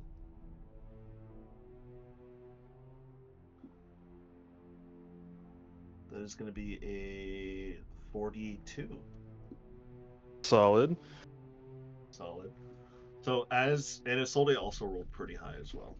Alright, so cool. As you guys make a quick stealth break for it, as you all just take your separate positions, Isolde just dipped out the window. So she immediately just Fair.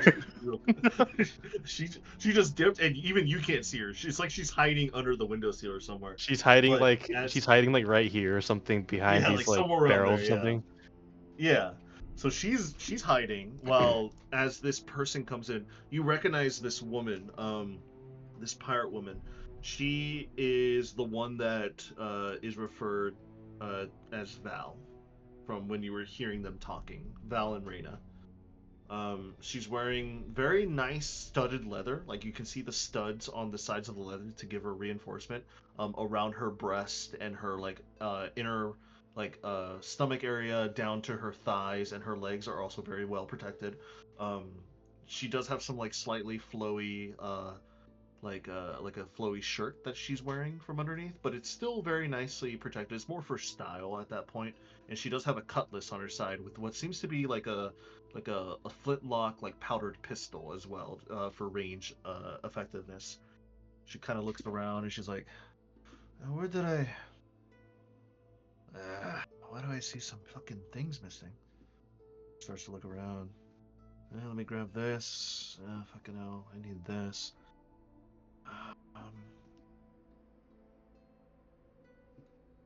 Damn it! There's somebody fucking taking extra clothes. Where'd these all go? Could have swore we had more. Whatever.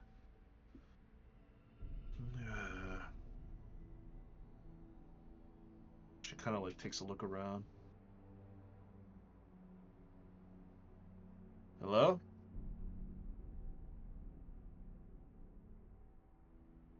Anybody here?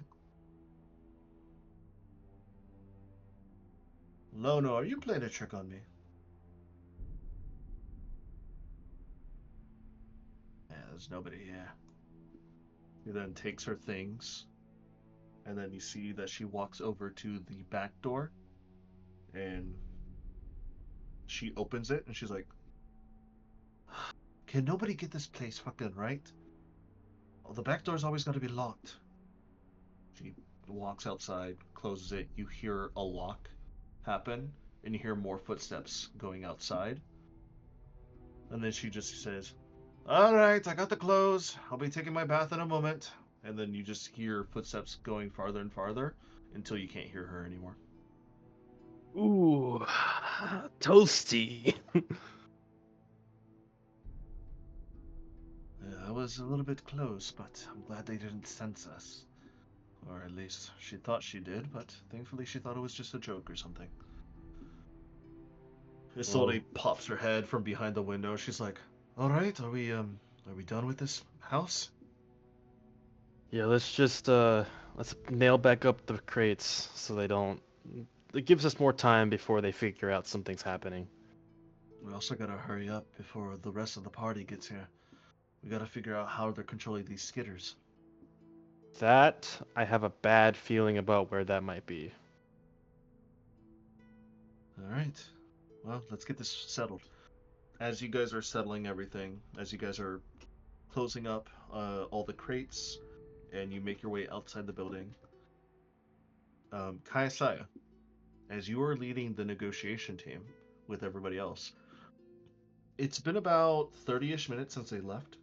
Is there Mhm. anything you wish to do or prep beforehand before you start walking over to the city or to the village? I'm not walking over until they come back. Okay, so you're gonna wait until they come back officially? Yeah. Okay, good to know. So are you just gonna wait around then until they come back? Yeah, we're all gonna sit stealthily quiet. And I'll Okay. establish a telepathic link between us all so we can kind of chat and not be bored, Okay, fair but enough. still remain As silent. as the other three are risking their lives, got it. Mm-hmm. You see So- 3 Fuklers in his head, all doing rock, paper, scissors at once. Each interchanging the rock, the paper, and the scissors in between them. They're all The, tying. the mental capacity. Why are you? I don't want to know. Homie is incredibly bored. Can Fukler vividly see an apple in his He head? can rotate an apple, yes. He has a level 6 Okay. imagination. Okay, good. I'm glad. What about you, Bayhorn? Can you see an apple in your head, Bayhorn? Can you An rotate apple in my head, yeah. Can you rotate an apple in Ultra HD graphics? Yeah, I can see the pores in the apple. Damn, Can you the see pores. Can you see if you spritz water on it? Can you see water glistening off of it? Dude, I can see the pores absorbing the water. Damn. Damn. Got that brain. Got that graphics card brain. Yeah, dude. I have a 6080 in my fucking head, dude. Dude. Oh, did you guys see that very off topic. Do you see that Sonic the Hedgehog 3 is like Keanu's like best movie in terms of like money value? Good investment. Good investment. Like that's kind of crazy to think that it beats out John Wick for the most money made in domestic theater Talked shows. less in That's all crazy. of in that movie. He talked Yeah. less in that movie than any of his other movies. So Shadow the Hedgehog on like a graph had like 13 minutes of screen time, and it's the most money he's made on a movie comparatively to the John dude. Wick films. Crazy. He ain't coming back for John Wick. He's coming back for more Sonic the Hedgehog. I saw all the John Wick movies too, dude. That's crazy. It's crazy. I Maybe do feel he was bad for him accepting layer because he was over paycheck. here. John Wick. He does say like I would love to do John Wick 5, but my knees don't want to do it. And I'm like, oh, he's getting old. Shit. Damn it. Damn it. Anyways, back to on topic D&D. Bayhorn, as you finishing up with the crates and you managed to jump out the window to leave this area, thankfully you weren't caught. So what is your next move? Now we have to make our way to the other side so that we can avoid the first skitter and we can investigate these houses up here. And then we Alright. will finally make our way here, which will be atrociously hard to do. So, I will say, you don't need to re-roll stealth check for this, but I will ask you to roll perception check to make sure you don't accidentally run into people as you're stealthing. Oh yeah. Where is it? Oh, here it is. Regular perception 27. 27. So, I will move you as, like, I'll show you, like, the dictates of where you guys go. As you guys are moving up the cobblestone upper path, you make it about here. As you are starting to look over, you see over the roof of this house, there's a picnic table. And on that picnic table, you see two individuals. You see another female pirate and you see a male pirate talking to each other, and they're currently eating some sort of meal in front of them, some sort of like boiled like soup with like chunks of meat inside. And further than that, you do see what seems to be like a Hazodi and like a bug-like humanoid talking to each other as they're both leaning over this golden and vine-wrapped railing. Alright, Bayhorn's gonna hold up a hand to stop while he looks, and he's going to point out all four of them in motion, like there are four people over there. And he'll point. He'll make a 2 sign after that, and he'll point like in pairs. One pair is at the table, one pair is on the railing. You see both your companions look at you and give you a nod. And Bayhorn, what would you like to do next? This is a pretty shitty situation we're in. Any windows at this house over here? Yes, actually. So there's no window right there that you see, but you do see a door. There's like a little Oh, wooden step that goes into a door from this side. okay. It seems Anything like over this house is here? also slightly elevated. Oh, over here? You see a mess of things that are currently outside. Like you see the cart, you see like some sort of like leaves or like some flowers that are just left outside. Um, you don't really see anything. You see that these other houses look kind of empty. Okay. Seeing that there's not really an option in terms of getting around these guys, because we could go straight down the middle. It would probably not end well, Yeah, probably not. because we either have to contest the Skitter's immense perception or chance 4 different perception checks. Yes. So I think, can we go underneath this walkway? Like we can go down these Yes. stairs I see to the So, golden yeah. statue, and then So we you can see the stay in golden that statue area. stairs. You would have to wade through a little bit of water to go and sneak behind and go under where this tree and bushes are at. So it is possible. How far is the drop right here? The drop from up here, about 15 feet. Right there. Okay. So probably we don't want to do that. It'll make too much noise. It's like 10, 15.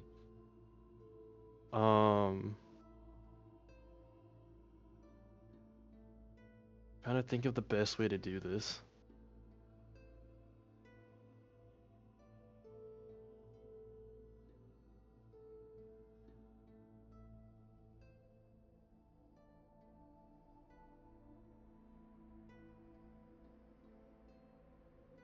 If we were to stand like here, Mm-hmm. the Skitter can't see us. Does Arzak have an angle with his flame arrow into that house? Into the house that you were just at. Yeah. You do see that one of the windows over here is slightly hidden from the treetop. But if he's a good shot, yeah.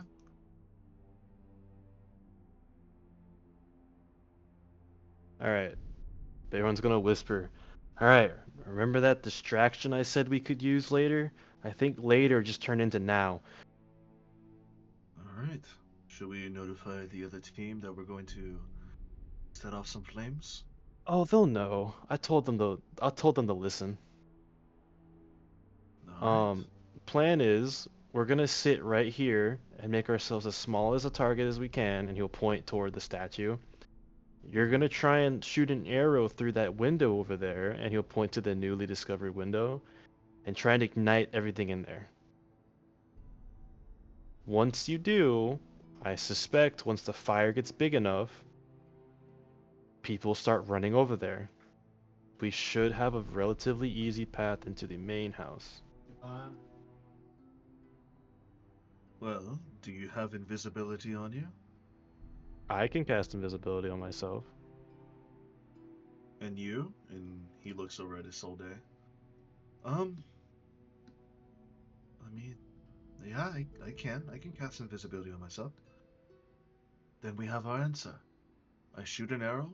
I use greater invisibility. You two use normal invisibility. And we make ourselves over to the big house while everyone's running rapid.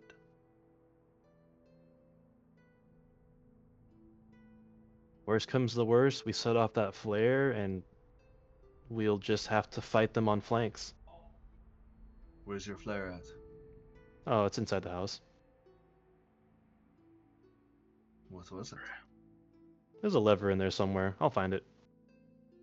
We have insider knowledge. Alright. Let's get ready then. Take your positions. Get ready to cast invisibility. As soon as I shoot the arrow, we march towards the big house. We'll lose each other in invisibility since we can't easily track, but I trust you guys will make your way into the house. It'll be fine. And Bayhorn will starts to take a make his position way- here.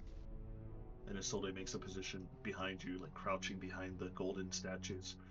And you see Azak just quickly takes out one of the wax-tipped arrows.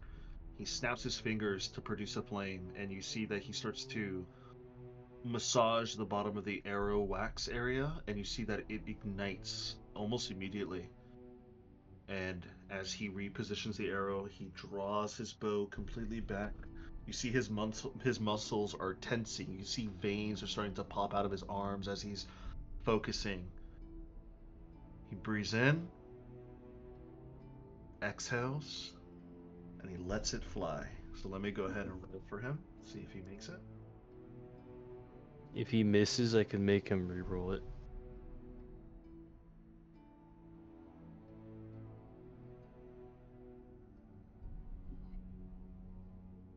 He hits. He rolled an 18 plus.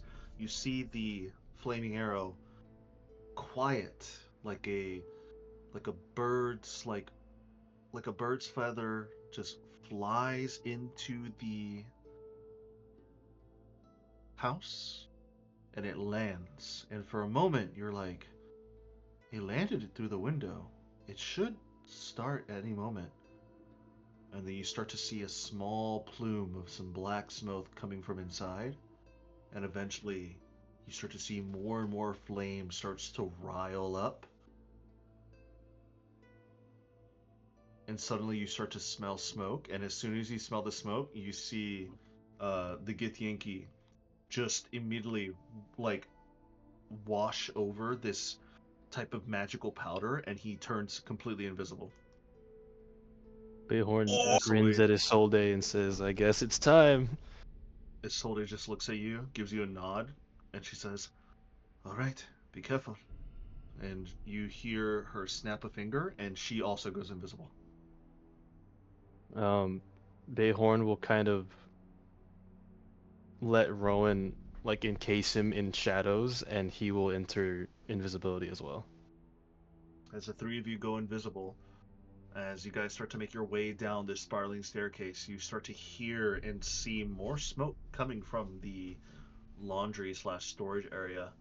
And as you do that, you start to hear people yelling, like inconceivable and incoherent noises. And you're assuming that they're yelling, there's a fire! Rush over it, put it out!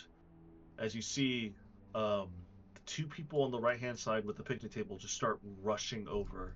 You see the Hazadi and the Tri-King bug creature rush down these staircases, and you see more and more people start to flood out of the big house. And eventually, not only do you see these people, you see 1, 2, 3, 4, 5 people rush at the house, and this is all them on the map now. Oh damn.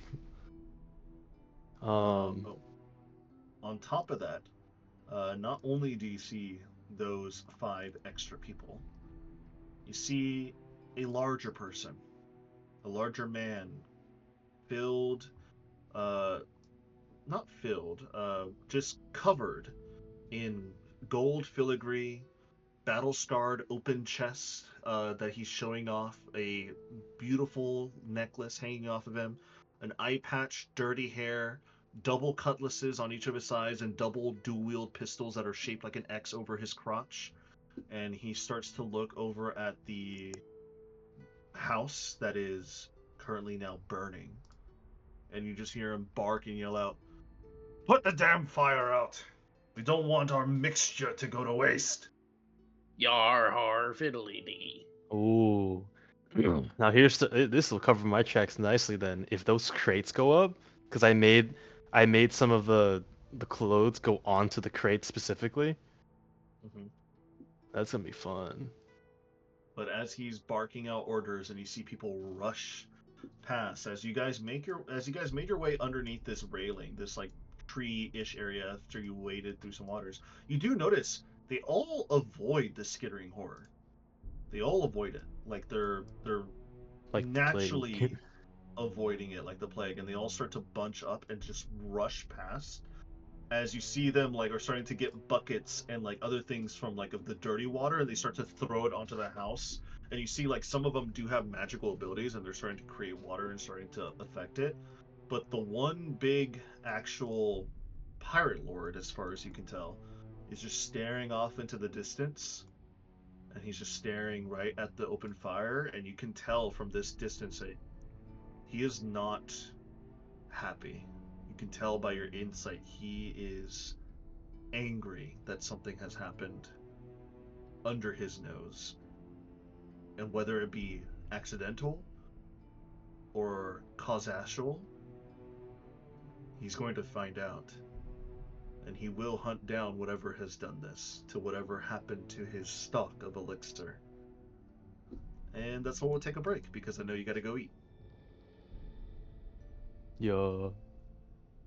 So, She better go down.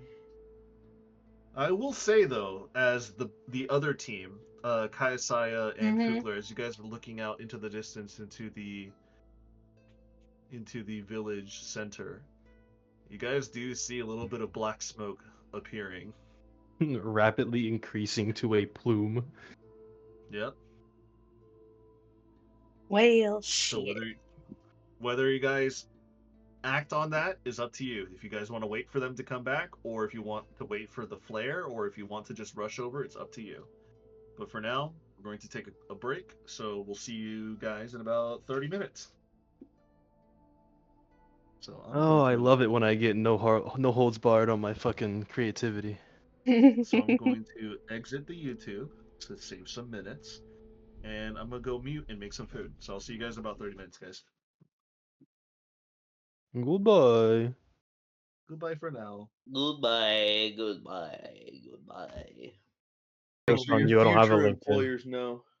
You need a LinkedIn. Cedric. I don't have a LinkedIn. Cedric Lee Shu, right? I should be able to find you if I know your entire name. You could certainly try. All right, I'm gonna wash my hands and we can start. Wash his hands of the filth that is himself.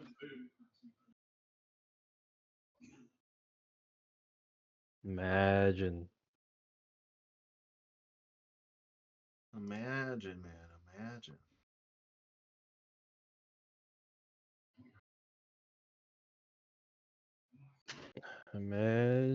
Imagination.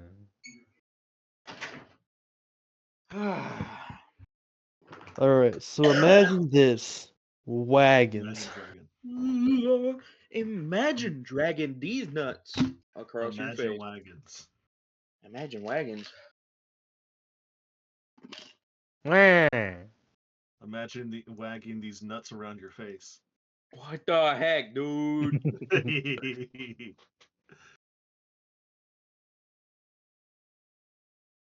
Oh, would you Who's look at got you there, boy? Adrian, I just thought of something. What'd you thought of? Could I make a warlock pledge to Vorthecaron? Sure. Why not?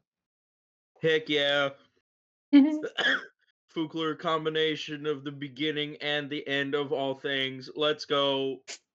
He is the Bro. start. He is the end. The JFK files has 5 million pages. All of them but one are redacted ink, and the first page is, these are the files of the JFK assassination. That's it. Wow. I do love how everyone's like hyping up. It's like, oh my god, the files are declassified. We could read them, and it's just like nothing but redacted pages over and over. And it's like, yeah, he got shot at this time, But at you this didn't- date, at this weird angle. It's So like, you yeah, didn't we've ask been- for it to be completely free to Yeah. you look at. Well, here's the thing. Once they redact a document, there's no way of getting that document back to the original state because it's covered in black ink. Like, that's it. Like, it's done. Like, there's no way we can get that back. So it's like, yeah, they're declassified, but all we see is just mountains of black ink, which they weren't going to show us anyways. Yeah.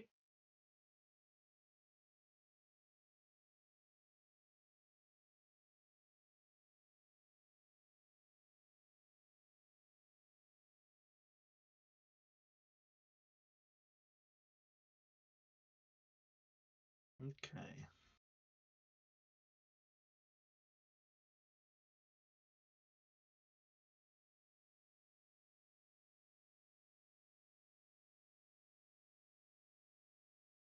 So, Boop, boop.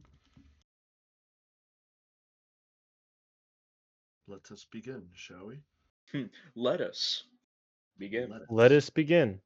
Let us. Lettuce. I'll take lettuce on my burger, please. Greens, beans, bananas. Jesus. Preston, when's your birthday? Forbidden knowledge. I know when his When's his birthday birthday? is. Next month. It is next month. Traitors.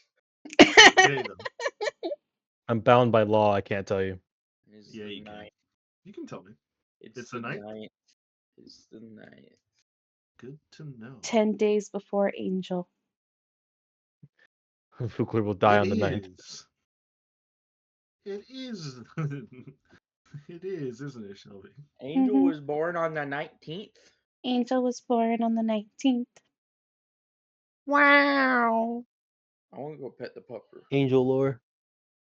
Angel lore. Not much I need you lore guys to make a needed. PowerPoint presentation about all the lore about Angel. This needs to happen. Sure. Shelby could eat that for you. She had a pretty dark life. From what Passes I it heard. on to someone else. Yeah, she did have a really rough life, I'm not gonna lie. Like, she was a breeding dog, right? Mm-hmm. Puppy Doesn't mill. sound like too good of a life. I'm gonna be honest.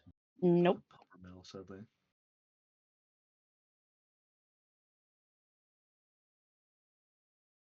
All right. Let me get the YouTube going.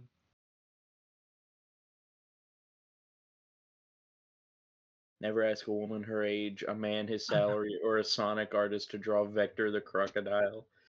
Jesus Christ. Oh. Be forgotten. How can Vector? You know what Sonic game that I want remade? Sonic Riders. Sonic Ride, dude. Dude, I want Sonic Riders back. Like, I know they had Sonic Riders, like, what, 2? I think they had, like, it's called, like, what was it? Free Riders or something like that. But OG Sonic Riders was so good. And it always made me laugh, too, because, like, why the fuck is Sonic the Hedgehog riding an airboard when he can just run? Like, Because style points. I Exactly. guess. I mean, honestly, yeah, fair. Alright, guys. Time to restrict me if I'm not justified in this. But should I buy an off-brand version of the lock that I have been wanting? No. Why? No, only Because the then you'll be real fake. lock. Exactly. Yeah. You'll be fake. You'll be forever known as fake, and I'll never let you forget it. I'll always make sure everybody knows. You're right. The second you meet a new acquaintance, I'll tell them, "Hey, he bought a knockoff lock." What was I thinking? Yeah, Oh, no. you're right. Oh my Come god. back to the light, Preston. Come back to the light. I'm gonna tell on you to locksmith. I'm gonna That's tell on you. Be like, he bought this shitty lock. Vile, evil people. You're right though. I shouldn't. we're here to I'll keep you practice in line. restraint. You're right. Thank you. I almost fell to chaos there for a second. Thank you, gentlemen. You Ladies and mean the gentlemen. Chaos Emeralds? I think you mean the Chaos Emeralds. Because if you are, I Yeah, have one right yeah. here. He's hungry. Mr. President, put down the emerald slowly. Chaos control. You mean the Chaos Emeralds? Like the one I have right here. Mr. President, put down the Chaos Emerald. Chaos control. I fucking love that meme, dude. The Obama Chaos Control meme is Yeah. amazing. Yeah. Legendary reference. Isn't that a Game Grumps reference? Pretty sure it I is. believe so. Yeah.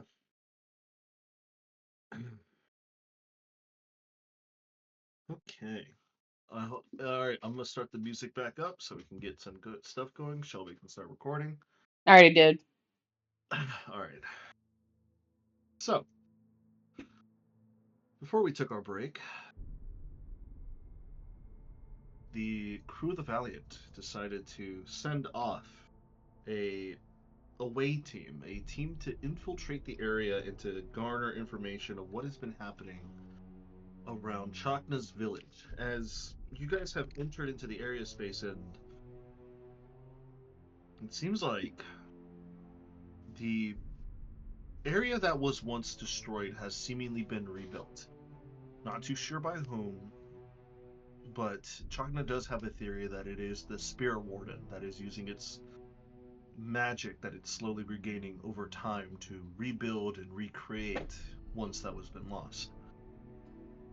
As this secondary team comprised of Isolde, Bayhorn, and also their brand new companion, this Githyanki, or this Githzerai known as Arzak Veth.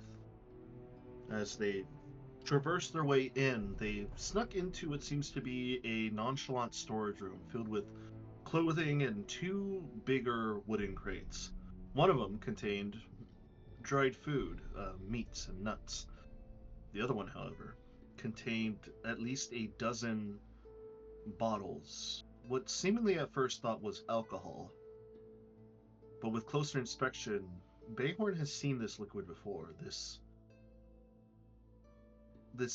bright blue, almost glowing like liquid, with a very floral fermented scent, but with heavy imperfections inside of it. He chalked it up to being a imperfect or a miscreated Sylvian elixir. This elixir that allows those to mend wounds, cure diseases, even restore lost limbs or purify poisons, curses potentially. So, he managed to grab a bundle of clothing and wrap up each and every one of the bottles and put it inside of his bag of holding, before setting the place ablaze with a very perfectly placed arrow from your Githyanki companion, using a bit of flame on some of his arrow's wax to ignite the clothes and set the house on fire. Then as that's happening, you all decided to hop into invisibility. And as you guys were going through the pathways before you, and you went underneath this overhead system where this walkway is overhead, and you guys are hiding out in some bushes about to make a break for the big house, as seemingly you've caught the attention from the rest of the pirate crew that has been hanging around, and they all try to go save whatever is being burned, as seemingly the captain that you see is currently watching and staring intently at the fire. And as we head over to the original team, Kaisai and Fukler, you do notice that there is a plume of black smoke coming from the town now.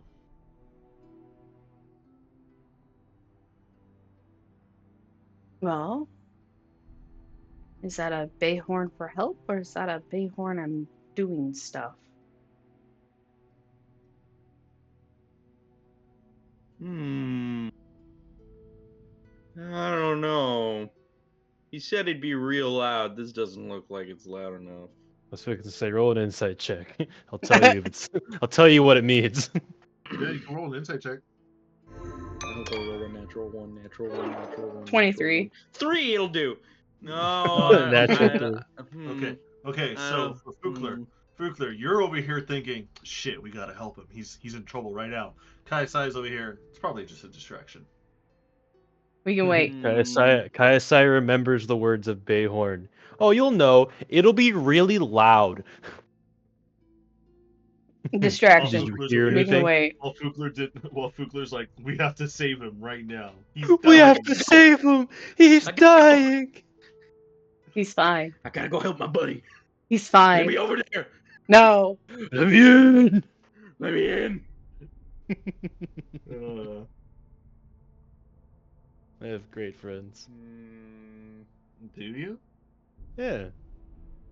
Most of the You're not time. gonna say that at the end of the campaign. I'm sorry, what? If you make me try to betray Bayhorn, I will lobotomize the concept of Adrian from your own D&D campaign. Look, man, I'm gonna say at the end of this campaign, only one of you may survive. Anyways, Well, Bayhorn, as you are currently strolling inside or into the big house area, you notice Into the that fray. the main leader is slightly larger than the rest of everybody else. He's almost 9-10 feet tall. He is a giant big of man. a pirate man. However, you know Isolde and your Githyanki partner have already turned invisible and have made their way inside, hopefully, into the big house. Mm-hmm. So are you going straight there? Is that where you're rushing towards? Yeah, we're supposed to go there. Okay. As you rush over to the big giant house, you notice that the doors and the windows are just plain as day open. So you manage to rush inside and you look around. Well, It's all a right. mess. Now, hang on. I don't want to rush inside. What does the captain look like? Does he look like he notices us, or does he just look really pissed off? Roll an insight check.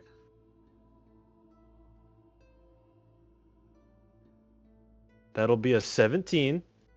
17. As you look upon his face, as you're like kind of staring off from the sidelines, you notice that his scruffy beard, his eye patch, and his dirty long hair, and his overall getup screams pirate captain or pirate lord.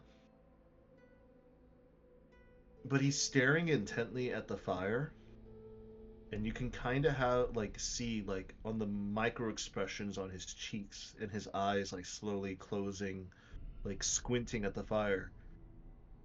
He knows something's up. He just doesn't know what. All right, cool. We're gonna go inside now, and we're gonna explore. No.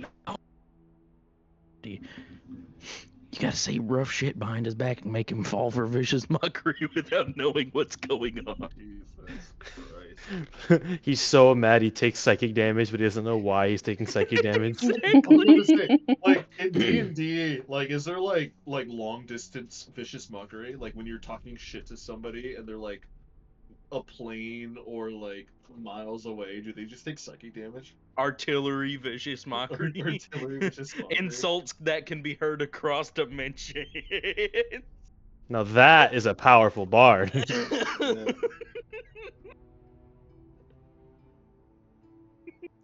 Anyways, Bayhorn, as you make your way inside into the big house, you notice that the inside possibly at one point was very pretty and pristine. Now it's currently a mess. There's chairs and tables everywhere. It seems like they had no regard to any sort of decorum or decoration. Food on plates left over, drinks and cups half full or half empty, depending on how you look at life. It's just a right mess from the main entrance through some of the hallways. Go ahead and make me an investigation check for you to find this lever that you're looking for. Can I get it? Is it at a lower DC since it was told that there was one? Yes, but you weren't told where it was at. God damn it. 13. 13? Taking a look around. Looking around the main entrance, the main hallway, some of the stairs that lead upwards. Can't find it. I'll go get one of the others to look for it for me. Maybe All right. I should have asked where it was. Maybe you should have. The fact that I know there is one helps. Maybe I should have asked where it was. Yeah. That would have probably helped me a little bit. No, you're But fine. anyways, No. as you're currently looking around, you hear a message kind of ring through your head, and you hear Isolde. How the Hey. fuck? I found my way inside. I think I found one of the main bedrooms. It's kind of clean.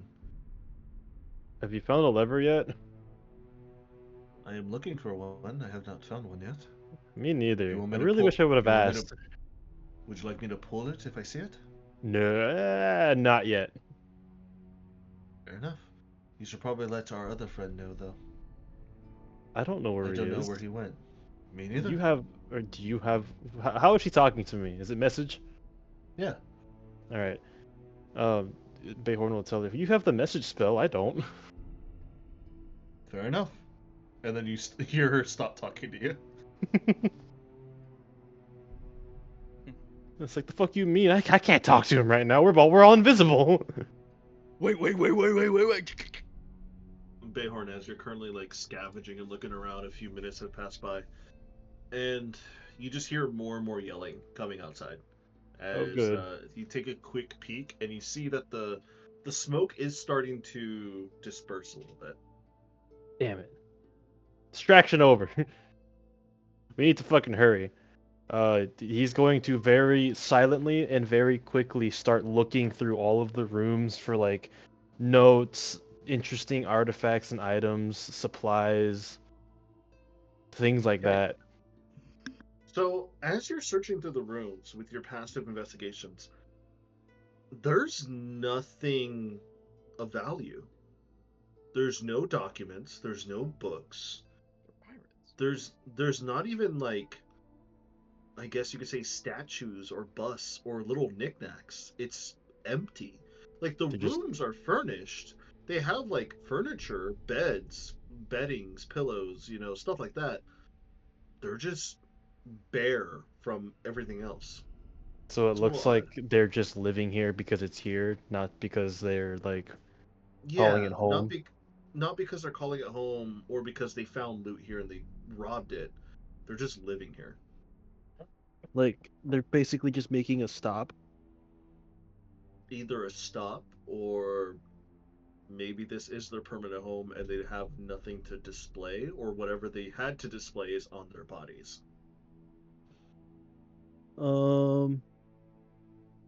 He's gonna try and look around. He's gonna actually look at the floor. This place is pretty muddy. Any footprints? Roll an active investigation for me, please. Okay. Sorry, I'm cleaning up some chips on the floor. Apparently I fucking destroyed one. I would like to silvery barbs. Okay, silvery bars yourself.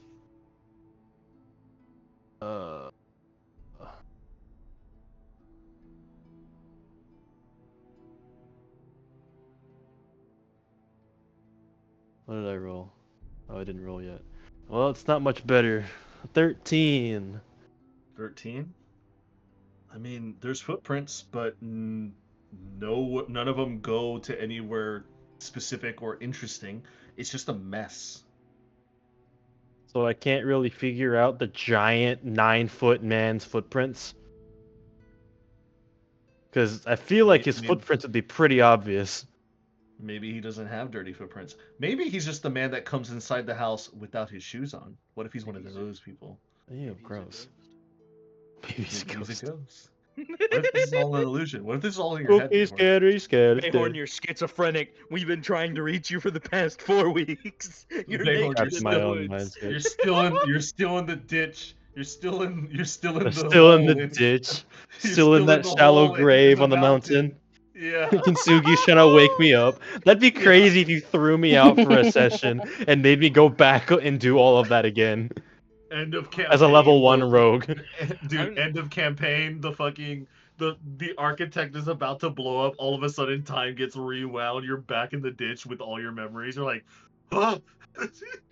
I'm just waiting for Bayhorn to like get actually killed one of these days and wake up in the ditch in Erisire and be like, huh, No, like a no, Dark even Souls better. spawn point or some Dude, shit. Dude, even better. A whole nother ditch, lost his memories again. A whole fresh ditch, lost his memories once again. Doesn't even know who he is. New people around me, hence That's the an one shot. awesome concept. Immortal, but every time you die, you are amnesic. Yeah. That would suck, bro. I gotta write that down. Anyways. Ah. Don't die, everybody, or else Cedric's gonna have to play Bayhorn again. I mean, I love playing Bayhorn, but not as an amnesiac. Anyways, no, it's hard to tell with all these massive footprints and just the scattering of footprints just everywhere on the ground. Like, there's nowhere where like you can find the footprints and follow it to an interesting location. It's just everywhere. All right, well then he's just gonna systematically look through the house and look for like either a currently used, like in progress of being used bedroom or an office, because I feel like Bayhorn feels like he would be in there, Okay. surely. As you're currently searching around, you do hear more and more people getting louder and louder. So you're assuming more and more people are coming back. So you're getting a little bit more hurried, like your heartbeat starting to fasten up a little bit. You It's do a good open thing I'm one of not the actually doors, looking. and you don't open a door to an office, but you open a door to an old workstation. Good You enough. look around, you see a forge in the corner of the room, you see a metal workbench, and you see a bunch of tools hanging, normal tools hanging off the wall. And you kind of clock that this is probably Chakno's old workstation. Mm-hmm. So as you're looking around in here, roll me an investigation check. A 16 this time. Ooh. 16. With the 16, as you're currently looking around, there's nothing of personal value. There's no notes, there's no books. It's like the place was rebuilt, but with none of the personality. However, as you're looking at all the tools and you're trying to look around for a lever, one of his wrenches looks a little bit odd. No. Like it's slightly slanted in a way where you could pull it like a lever. I should have realized.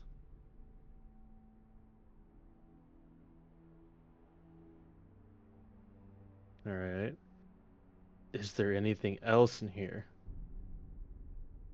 before I I go on with my business? With the 16, you don't see anything else in here. Okay. Scario. This is fine. That's fine. Is there an upstairs? There is an upstairs to this place, yes. Bayhorn will. He's gonna peek out the door. Are they coming back inside, or are they still resolving my little distraction? As you peek outside the door, you hear a gruffier man's voice. And you hear, "Damn it, Reyna! You were the last one to enter into that storage room. Why did it catch on fire?" "I don't know. I only went in there for clothing, and I made sure everything was locked up tight. I didn't leave anything in there, I swear."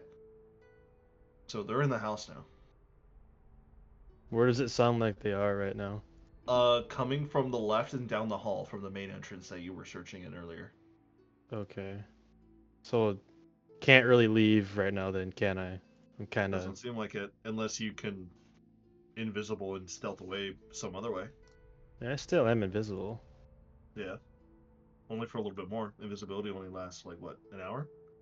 Yeah. Maybe I haven't been in here for that long, have we? It Sure. doesn't take You've them only that been long in here to... for, like... You've been in here It's for, like, like 10 minutes, 15. I was gonna say 10, 15 minutes I've only been here. So that's solid for a while. Yeah. I really fucking wish I had a way to communicate with my companions that are supposed to be here with me. So there's nothing else in here at all. As far as you can tell, nothing. With the 16, can't say anything else.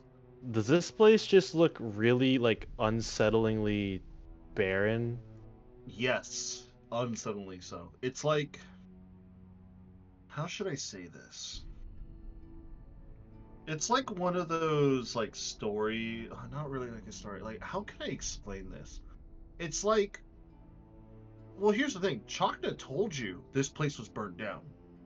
He told you this place was destroyed. So But I everything's should find it so- odd that it's still here. It's still in such here a in such a pristine, well, not really pristine, but like not burned down manner. not burned down, and it's rebuilt. But who is able to rebuild this unless they had a full team of people doing this?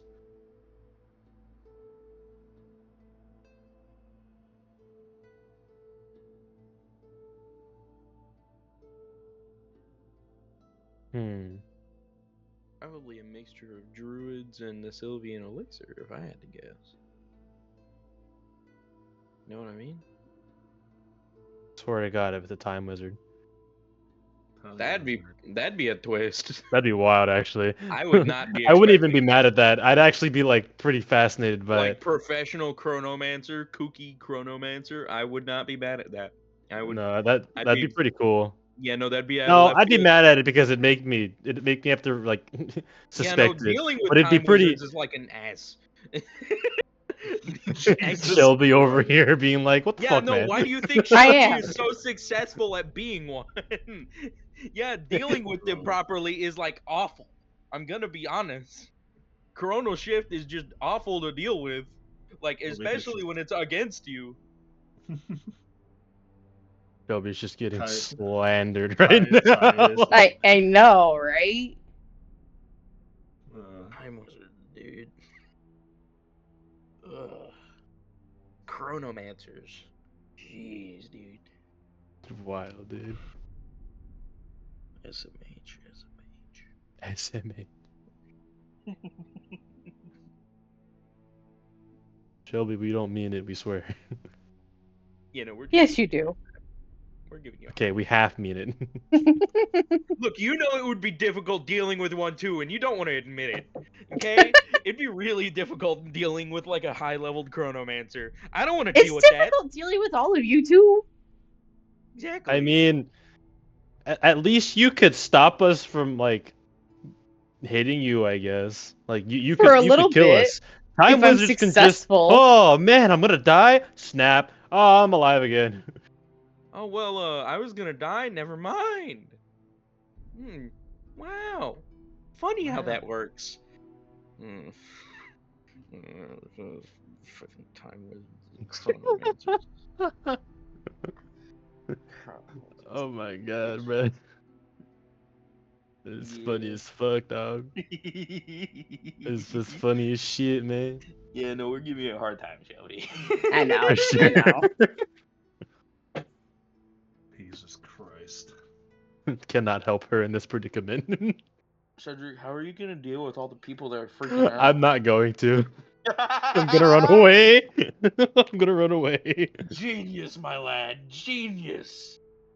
You think I can handle all of those? I saw like 15 people. Actually, that's a good question. How many people did I see? How many people were in the storehouse? You saw That's kind of an Almost important all thing were, that I like, need. 10 people, plus one with the captain. Plus 2 skitters. At the very least, you see one skitter at the moment. Yeah, the other one's probably fucking around in the ground. Have we just boned? Like, is he gonna have stuff? Actually, you know what? No, I can't do. Alright, Adrian, it's gonna be a bit of a stretch. With my passive perception while I was lurking around outside and making my way over here, did I see any birds? Roll a history check. Man. A natural 20. Tell me the answer. Yeah, you did see a couple birds. Were they hawks? No. Okay. You saw a few. You probably saw like a blue jay. You saw a sparrow. Jack Sparrow! A sparrow. You saw a hummingbird or two. Not a hawk. I figured if while I'm here, I may as well keep an eye out for Darkness Soul. I'm glad you remembered it's in a hawk. Yeah. See, he does care about Chakna. It's crazy. He is my So mentor what if after you all. cast dispel magic on Chakna's soul bird? just Good curious. question. Does it Don't get do it. sundered back to Chakna's body? You don't No. know that. No, I doubt it. Gonna have to put it in a jar. Need No, to find an no. empty. But anyways, at this point in soul time, jar. Bayhorn, you still hear people arguing out in the main entrance. What do you do? Hide. Where are you gonna hide? Exactly where I am right now. All right. How long are you gonna hide? You know where the lever's at. What are you gonna do? If he installed a hidden lever, he had to have installed a hidden other thing. So I'm just gonna keep looking around. All right. Roll me another investigation check.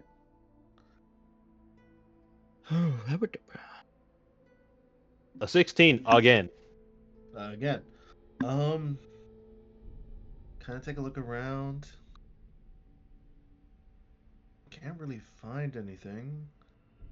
It's a little odd. You would expect him to, at the very least, install something else, but either it's very well hidden or you just can't see it.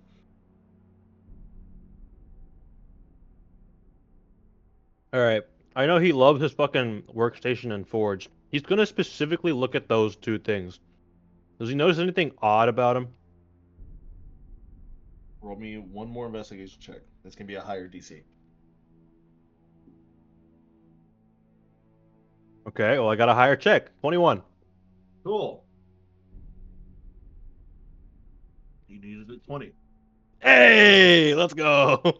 You see, on his workstation, underneath where all the tools and wherever that one inconspicuous lever wrench is at, you notice that not only is it touching the back wall, you see that it's very finely and so subtly welded to the wall.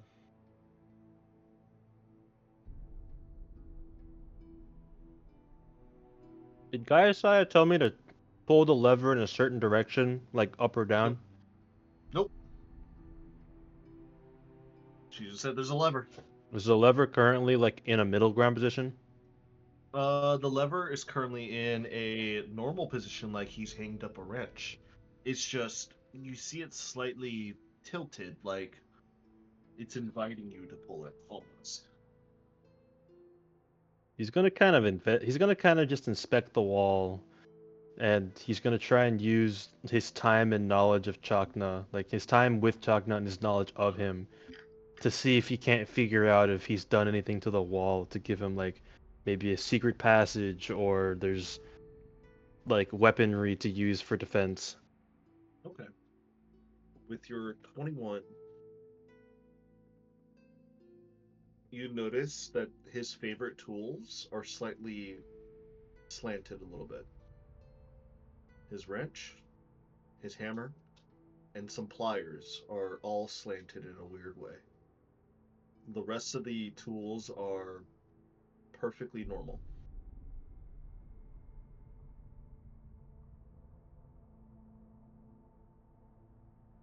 He's gonna touch the pliers.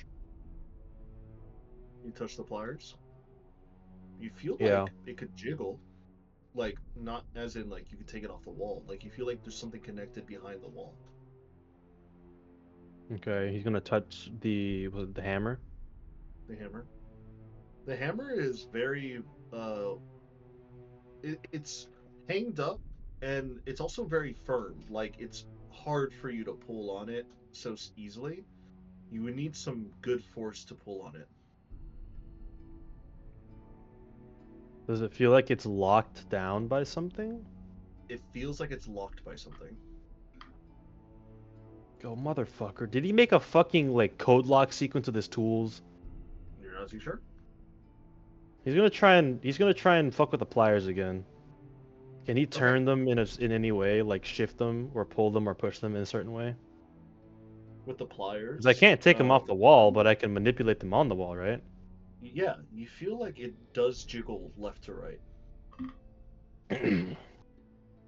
All right, before I do this, can I Can I do like a history or an insight check to figure out what Chakna would have said as a combination? You As would have no silly as it information sounds. because he's never told you anything that would be a combination. You can Can't- try, but Alright. Can these tools be moved? Like the pliers. Can I move them to a left or right position? Because the way that Yes, I'm you can. imagining it, it's like the pliers are hung up, like nose to the ceiling, handle to the ground, like on a nail. That is Except I correct. can't take them off. So Yeah, can that I is move the pliers to the right? As you take the pliers and you start shifting it, you feel like some sort of gear system turning in the back of the wall, and you shift the pliers to the right. Did it feel right? Like It felt, you know how sometimes you can yeah, kind of just I know what you feel mean. that it's right. It feels like you turned something and something behind it reacted. What about the hammer then? Because you said I couldn't move the hammer yet, right? It felt like the hammer felt like it was locked in place. And the hammer moved now. As you grab onto the hammer, it's not bulging. Okay, I shift the pliers to the left then. As you shift the pliers over to the left, you hear some sort of clicking mechanism. And then now you start hearing a ticking sound. He's gonna try and move the hammer. The hammer is now. At first, you thought it was going to be hard, but now it's easy to pull down. And you start pulling the hammer down, but it's still stuck on the wall by its base on the bottom. So it feels like I need to do one more thing. Yes. He's gonna pull the wrench now. As you pull the wrench manages to not go up or down. It slides down, and you see that there's as it slides down, it like follows like a mechanism through like a hidden back switch, and then you hear something click, and that clicking comes from where the hammer is at. So I can pull the hammer all the way down now. Yes. Okay. As you pull the hammer all the way down, you feel a little bit of rumbling, and you see that the workstation in front of you starts to shift inside the ground, and behind it you see a set of stairways going downwards. Interesting. All right. He's gonna try and look around for Isolde and uh Arzak, because he knows again. He hasn't had to do this in a while, but he does know. You can kind of see like a shimmer of invisibility, like Roll a very perception check. faint thing, but you have to look for it. Yeah, roll perception. Is it is it dim in this room? It is not. Oh man, I wanted my advantage stick. 26. You look around and you don't see that shimmer. It seems like they're not in the room. What about out in the hallway? Out in the hallway, as soon as you poke your head out, you start to see people walking up and down the main hallway and Okay. heading towards your direction. Oh, they probably heard it. He's gonna get in and shut the door. Yeah, you shut the door. So the thing that I just opened, he's gonna shut that. Okay. And effectively just close himself into this stairway. As you walk into the stairway, you feel to the left and right sides. On the left side, you feel like a piece of brick is now sticking out of the wall. So you push it, and you feel the workstation start to shift up behind you and close up behind you. Okay. Solid. Bless you. Thank you. I didn't know if anybody would hear that or not. I did. Bless you. My apologies. Don't apologize. Bless you. Thank you.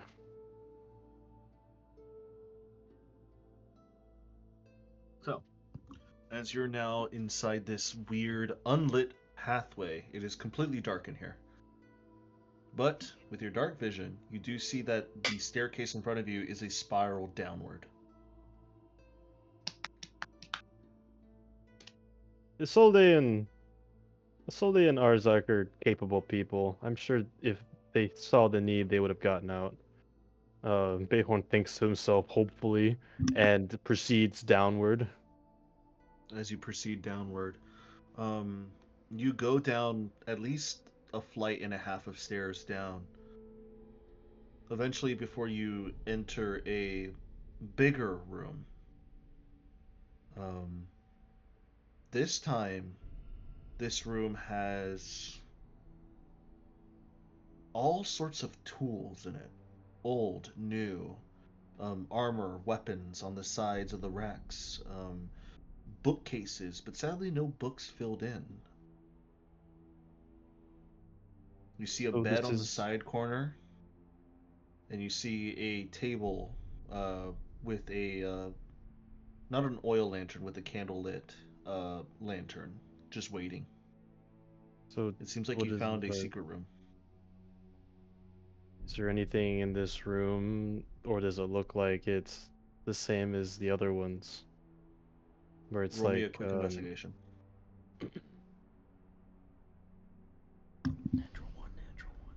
I hate you. I'm so rebarbsing you. No, fuck Why you. You're did not you getting your do way. that? Why did you Was do it a You're not natural that? getting one? it. It was a natural Why one. did you do that? Yeah. Why So did you do rebarbsing. this? You're You blaming me as Yes, if I because actually I heard made you it fucking happen. you whisper. did make it happen. You manifested Yes, it. you did. No, I did Double not. nat ones. Double nat ones. Don't you Duh. stop it? Double net I one. feel like Double Shelby net knows one, that there are double net important one. things in here, and she needs to figure it out. Oh, damn. Nah. Do you need silver barbs, Cedric? I could sneeze. You're not there. Oh, do you need lucky, buddy? You're not there, and I can't take your lucky. Oh, damn. You can always ask Yeah. your god, Timora. Sure. Flip a coin. Does she permit me a reroll? Roll me a religion check. I hope you roll a natural 20. Dang. You said it too late. I rolled a natural Nope. 2. It literally hovered over the 20. Nope. Lands on tails. Oh man, I guess not today, huh? However, with a How do I- 13, you do look around in dark vision, and on the right side wall of the entryway that you walked out of into the secret room, you do see a lever. Probably like a way out. Maybe. Hopefully.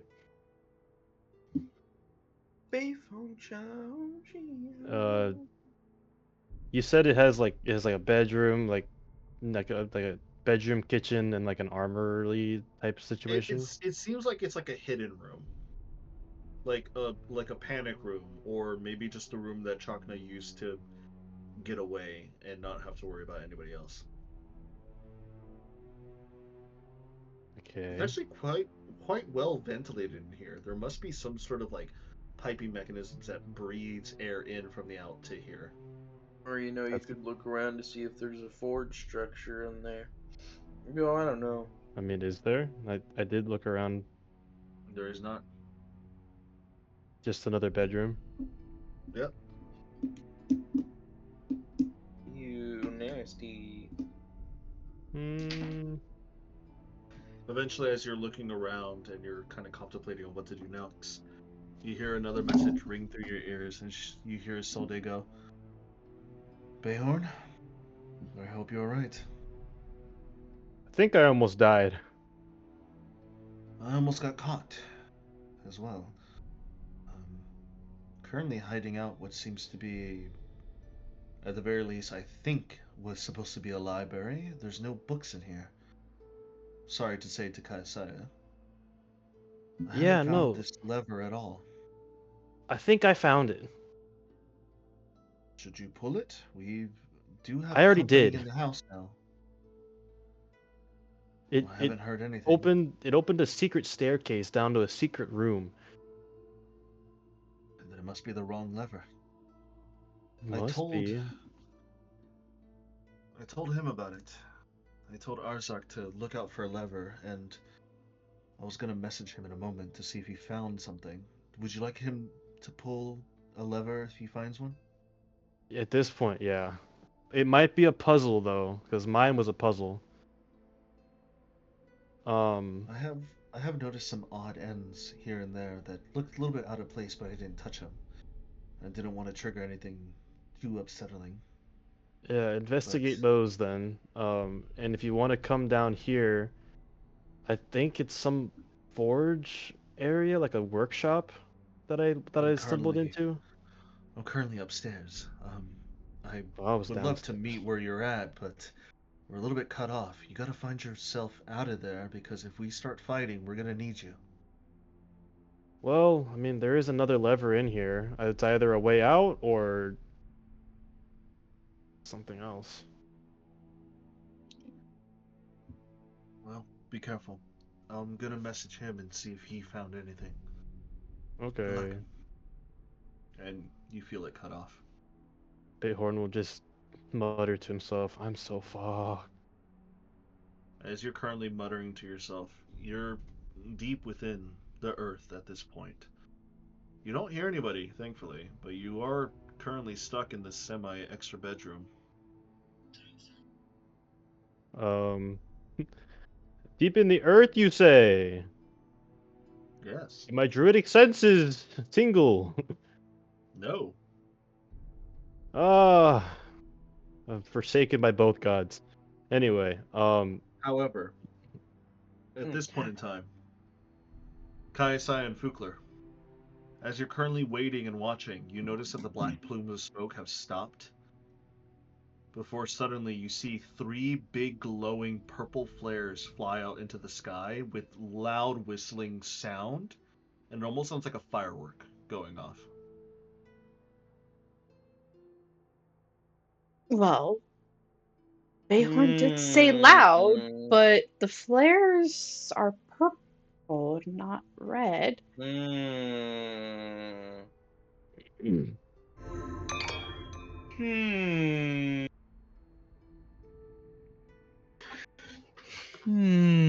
Jazz. You know what's funny, Cedric? Now that I can tell What? you. You could have just Oh. rung Chakna up using your comm badge to be like, hey. Fuck, you're right. I figured it out anyway. It's fine. I brute forced his little puzzle. I was waiting this whole time while you're looking at this puzzle. You're like, I'm gonna ring up Chakna. He would know what to do. You never did it. You never did it. And I'm over here like, this guy's an idiot. You mad, bro? You mad that I brute forced your puzzle? No, I'm not. I'm just astounded at how stupid you are. That's amazing. Hey, man, I just want you to know, I don't care if I have 16 intelligence. I'm not intelligent. If I could fiber wire you right now, I would. Wire me? Well, guess what? You can't do that. I said fiber wire. I want to choke you out until you start bleeding from your throat. Yeah, you can't. Anyways, at this point in time, yeah, Kaisai, you see 3 purple flares and you hear them loud. I roll insight on the flares and shit. Everyone insight. I did. It's 24. It seems like that's a signal, but it is a little bit odd that they're not red. You just asked Bayhorn on your comm badge. I could, but I'm This nervous. is true. I'm about to say. Nobody's using their Shut- comm badge. No, Let me nobody's speak. using. Oonga boonga, what is combat? Let me What's speak. gonna happen in campaign 3 where you guys have no comm badges and no sending and message spells? We're gonna be perfectly fine because we're training What do you for it right mean by now. Let me speak. What do you mean by that, Adrian? What's gonna happen to Anyways. the sending spells? Don't worry about it. If you guys succeed, nothing will happen. If you guys fail, then well, see what happens. Anyway, Adrian, are you going to hard transition into another TTRPG if we fuck up? Are you Oh going no. to... Well, here's the thing. I will spoil alert a little bit. I told Shelby this already. If you guys fail against the architect and you guys like TPK before you even get to like the final battle, we're going grim dark fantasy next campaign. Oh joy. Ooh, you have me torn between wanting to succeed and wanting to fail now. Oh no. But if you succeed, we can meet Fukler again in the future. If we fail, grim, dark, far future with the Emperor. No, Mm. not that far. God damn it. Oh, damn it. That's too He's damn gonna far. make it that far. Damn He's it. gonna unleash all of his years and fast forward time. Good lord. If only more Anyways. like that. I'm not a chronomancer. You don't know that. I hope I'm not a chronomancer. No, I meant you don't know that doesn't work like that. I hope I'm not a chronomancer.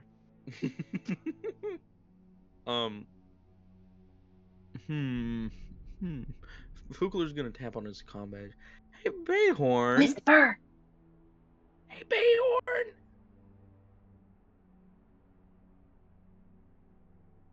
Bayhorn, Wow. did you send up a flare? I don't know. What do you mean you don't know? Where are you? I don't know. Did you send up a flare or not? I don't know. I'm in some weird room in the ground. Did you do the action of shooting a flare up in the air with an explosion or not? How many times do I have to tell you? I don't know. Why don't you know? 'Cause I'm underground, stupid. Why not? It's just not possible. Why Mother- not?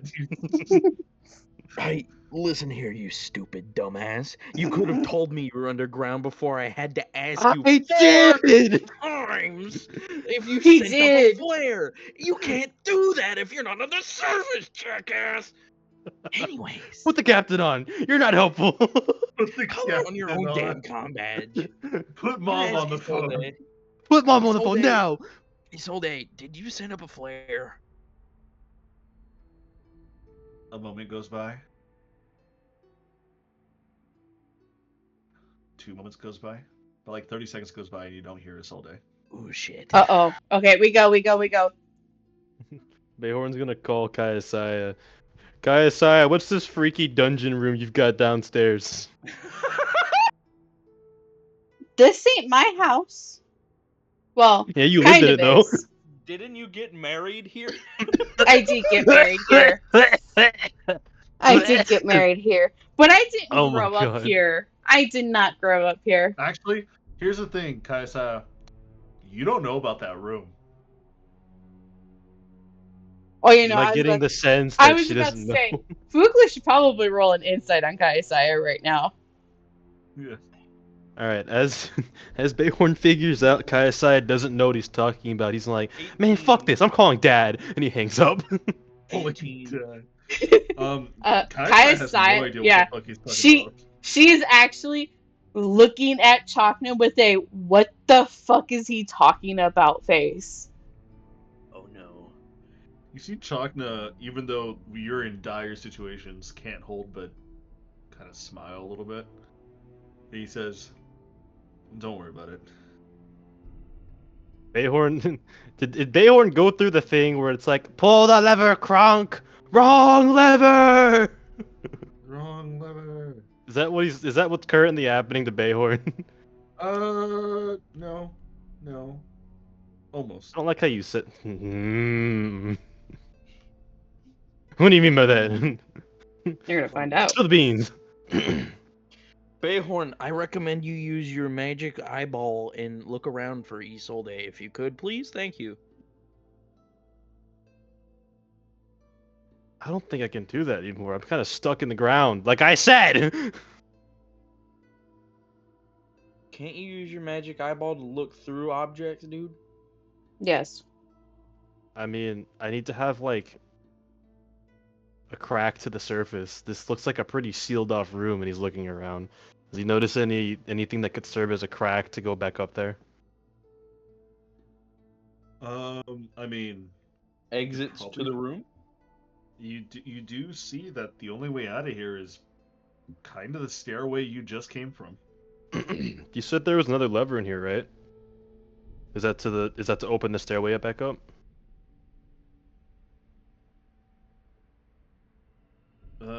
yes, there is a lever in here, but you don't know what it does because you haven't pulled it yet. Mm-hmm. Do it, do it, do it, do it, do it, do it. Do it, do it, do it, do it, do it, do it, do it, do it, do it, do it, do it. Do it, do it, do it, do it. Anyway, we're running over to the village to enact part 2 of plan. I don't want to have to do this. We're gonna talk first. Yeah, talk. Yeah, We're sure. gonna try. You never know. One of us is gonna get gutted like a fish. And it ain't gonna be me. Bonk bonk. I'm wearing the plate armor. I have armor on too, you know. I was more referring to Finnegan, but I'm glad you're okay, Captain. My God, the evil laugh is crazy, bro. Are you sure you're a lawful paladin? Yes. Next question. This is a premeditated lawyer question. This is definitely one of those answers like I will not speak to you unless I have my lawyer in Literally, I will give you apparently. the answer you want to hear. Depends on what you Motherfuckers. define as lawful. Motherfuckers stay quiet until they bring in the Chick-fil-A. Chick-fil-A, bro. They're really pulling out all the stops. They bring in the Chick-fil-A and motherfucker folded, ratted on all the homies. Are you talking about that cop investigation where that dude's eating Chick-fil-A? Yeah. He's ratting him out. Yeah, they literally brought him Chick-fil-A in the investigation room, and he just immediately folded, bro. He started ratting on all the homies. He immediately Good started lord, talking bro. as soon as he got Chick-fil-A. It was crazy. Dude, if I were in that situation, I'd be like, you know what? I'll tell you, but I'm pretty hungry. Can you give me some like Chick-fil-A and then I'll talk?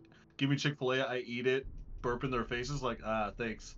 Yeah, no, I make forgot sure what to was get one of saying. the small 8-ounce bottles while you're at the Chick-fil-A. Make it tedious for them. Oh my god, dude. Anyways, but Kaisai and Fukla, are you guys now heading your way down to the village? Yeah. Okay. Yeah. I'm going to have basically everyone kind of like be in distant flanking positions and try and Alright. hide, where Fukler Oh, and I okay. are up front looking like we're supposed to be here I need to Okay, get. so I need just to get- you and Fukler? with people in the back with covering support. Okay, so still they can see them, but mainly you and Fukler are the two front ones. Yeah. Alright. So, as you guys make your way, you notice that as you've made your way into the village center, where you're starting to take this open and elevated walk path that you remember, Kaisai, walking these walk paths before that are elevated over the water and elevated over some housing. You do notice that one of the houses up ahead is burned. Not burned all the way down. It seems like they managed to stop burning it, like the burning down part.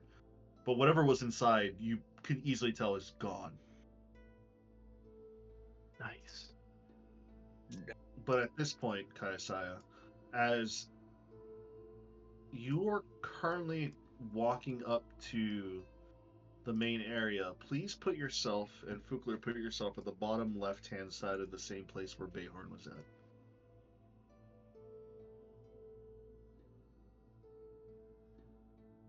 And since there's so many people, I will put the B team on there if we get into combat later on.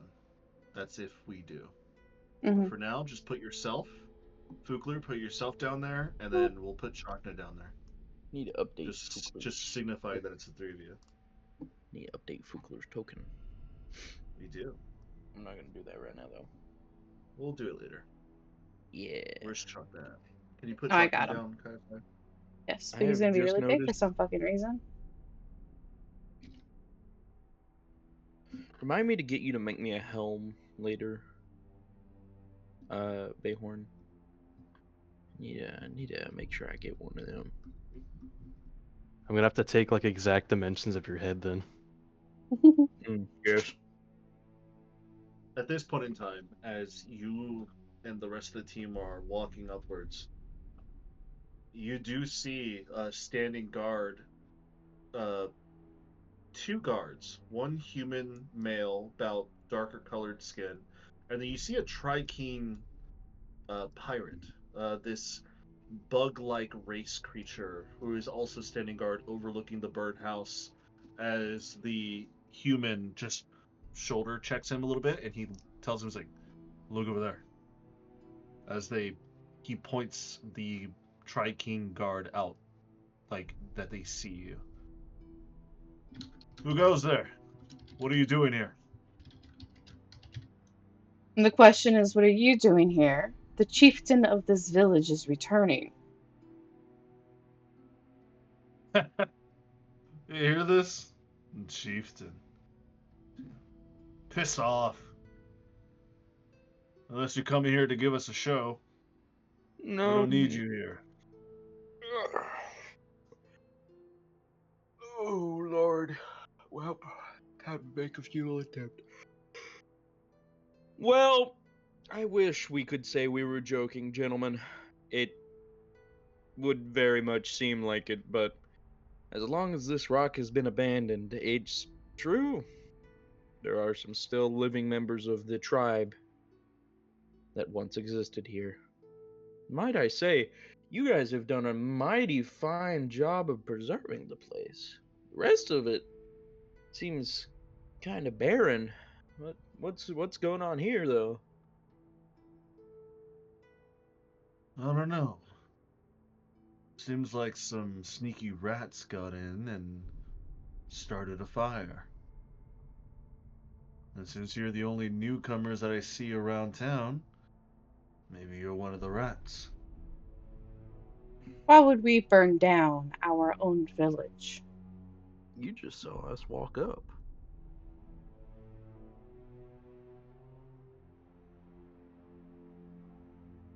Well, to be frank, we don't know if this is your village, because at the moment it's our village. Secondly, it's called sneaking around. I know people got invisibility. I know people are good at crouching and hiding where they can take to the shadows.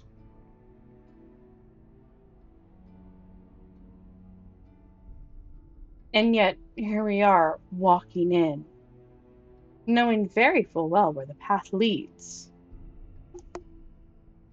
I mean, I'm sorry to say it, Princess, but anybody can clearly see where the path leads unless you're blind as a bat. I mean, look at it. It's a fucking cobblestone pathway. Anybody can see it. Got you there.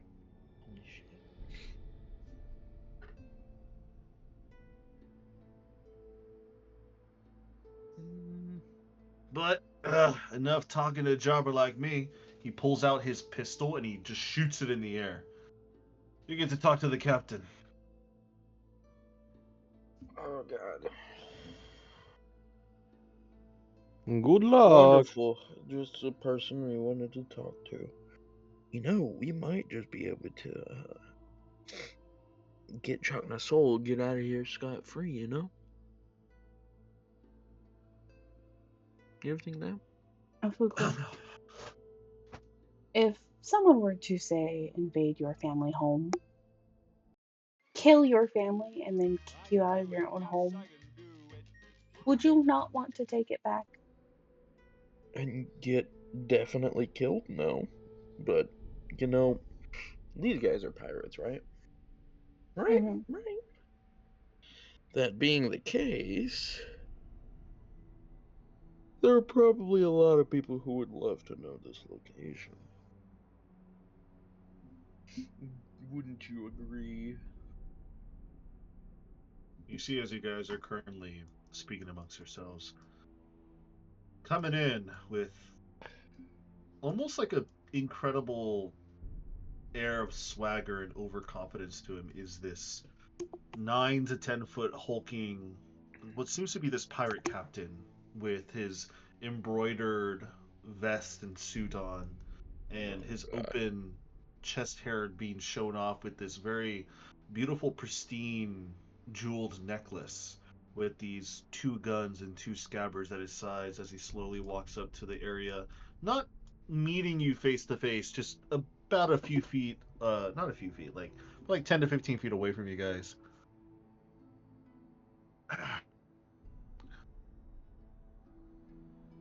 Speak. Huh. My name's Fukler. I'm a paladin. This is my captain. And the current reigning chief, or former, No, of this current. village. Or what used to be this village.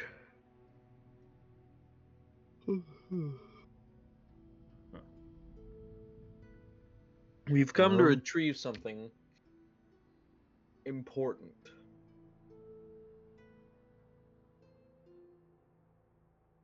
Though I feel like it's not my place to say what it is.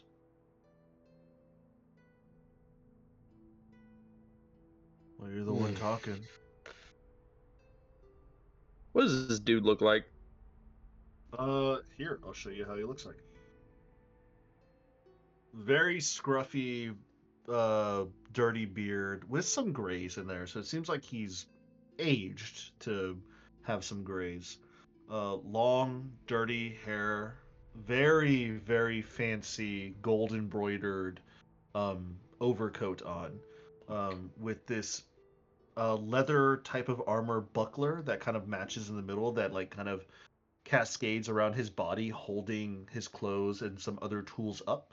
Uh, Two guns near his crotch where it's like an X motion, so he's easy to be able to grab and start dual wielding, and two cutlasses that are hanging off of his sides.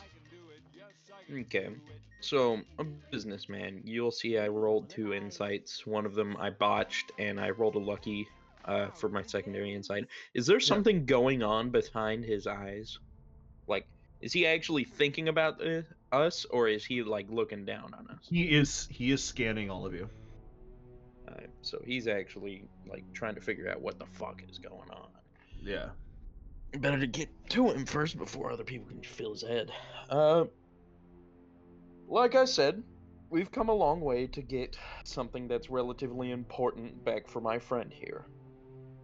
Also, like I've said, he was the reigning chief at the time a disaster struck most of this rock.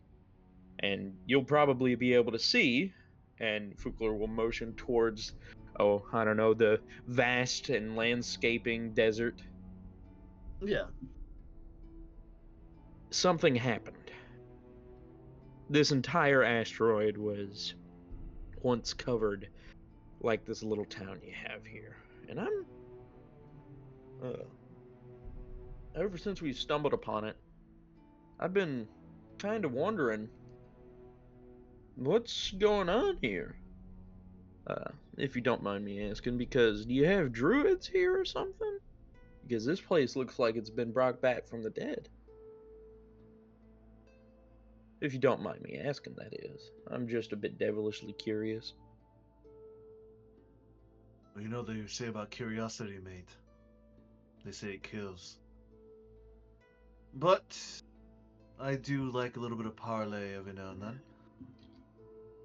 I will tell you right now, this place that we found was completely barren and empty.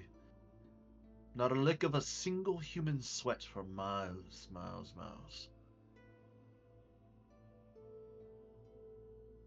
We landed here, decided to take a refuge, decided to make this place our own. Been here for about a year. So I guess by time and territory sake, we own this place. And we're not willing to give it up so easily. A year?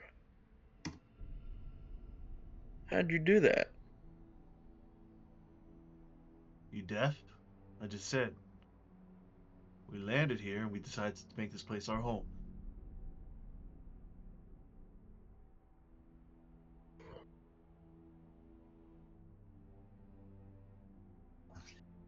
Ay, ay, ay. Well, if you wouldn't mind me asking, like I said, he is the once reigning chief of this village, of where it is. So if you wouldn't mind at least letting us look around a little bit, he might have some stuff stashed away here and there. And, well, it's of sentimental value. I'm sure you'd understand. It's a bit important to him and his heritage and whatnot. Nothing sentimental if it makes me coin. However, I do have one small issue. As you can see here, seems like there's a rat burning stuff around. And from what my crew has told me, we found a rat. Currently holed up in the big house. Do you have any idea what that might be? Currently, I'm gonna be honest with you, no. Might have a couple ideas, though.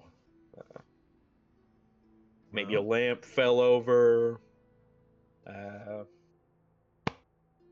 Somebody threw cigarette butt somewhere. Uh, Shoot, there could be a lot of things that could happen. Candle fell over. Fires start all the time. You could have upset the dragon. Uh-huh. so you have no idea about this rat that I found then? Alright. Maybe to about know. the rat, but not the fire. What? Hold on. You said something about a dragon? Yes. Chakna, was this common knowledge? No, it's not common knowledge. Only with our people and those closest to us know about it.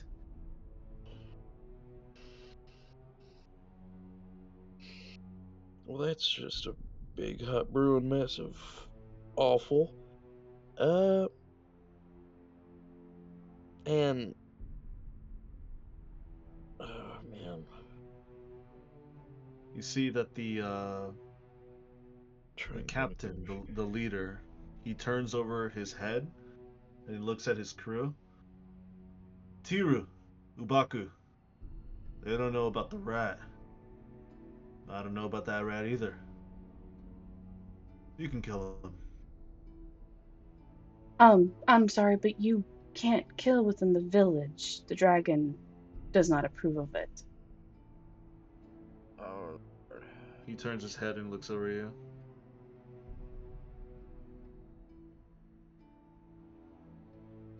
I don't care about no dragon fresh meat. I don't care about no curses, no spirits. This is my village. And I do what I want here. Then you have You not laid understand? claim to this village. oh God. You keep saying about claim and war chieftains coming to this village. We've been here for a year. We conquered Skitters. We conquered this area. Made it ours. I'm as good as a war chief as anything else. Ubaku, go take care of it. And you see one of the Hazodin just looks at him, gives him a nod, and just Hold on, runs how off. far away is he? How far? Which one is he? This one at the very back. And he is turning around. Let's see Um, how far I need him away to make a Bayhorn Constitution is. saving throw. Is Constitution saving throw? Constitution saving throw. Okay. I will do that. Give me 1 second here. Let me set up my encounter page with their stats.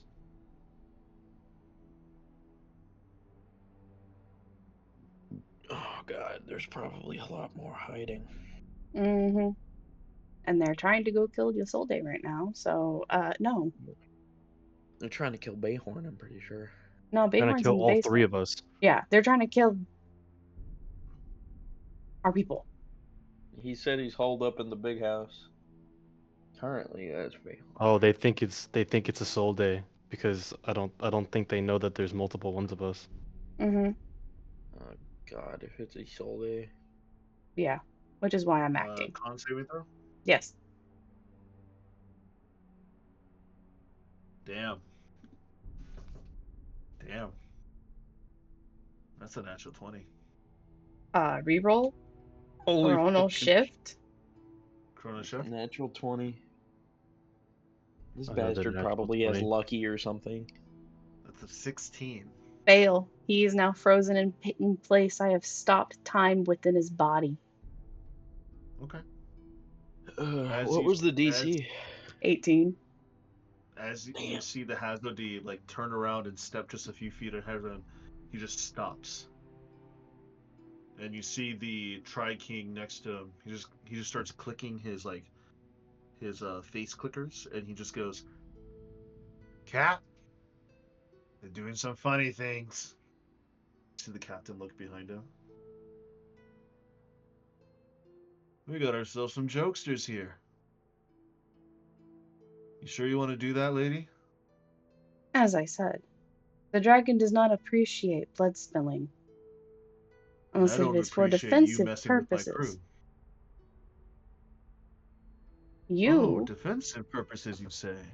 Sneaking into my home and raiding my house? I say that's defensive enough. s- standing here in a war-torn land, claiming it for yourself before the rightful people can come back and rebuild? Rebuild? Lady, do you not see what's around you? This place is rebuild. The green is coming back.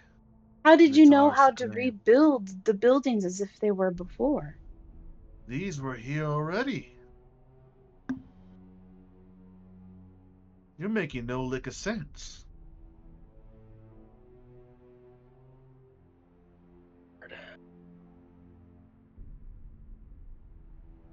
Oh no. Now, you either let go of my crewmate, and he pulls out one of his flickmock pistols and he points it at you. I'm gonna have to splatter that little piece of face of yours on the ground.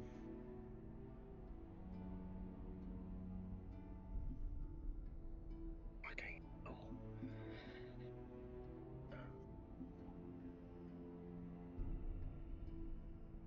What to do, what to do, what to do, what to do.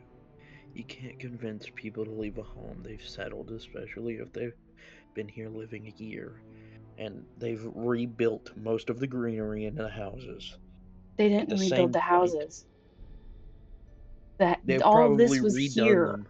No, they didn't. Yeah. According to him, he just said, "What are you talking about? You're crazy."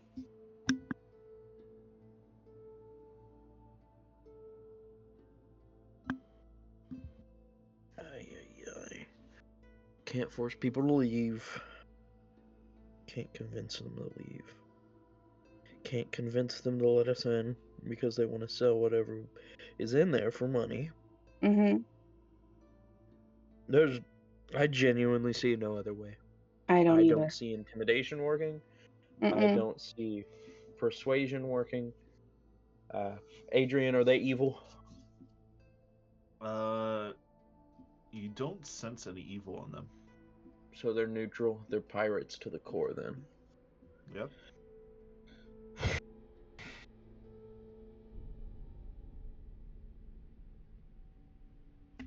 Okay.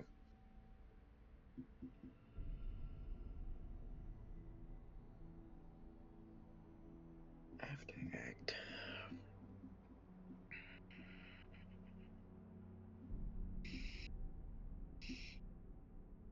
As this is happening, as you guys are currently thinking your next option, Bayhorn, what are you doing?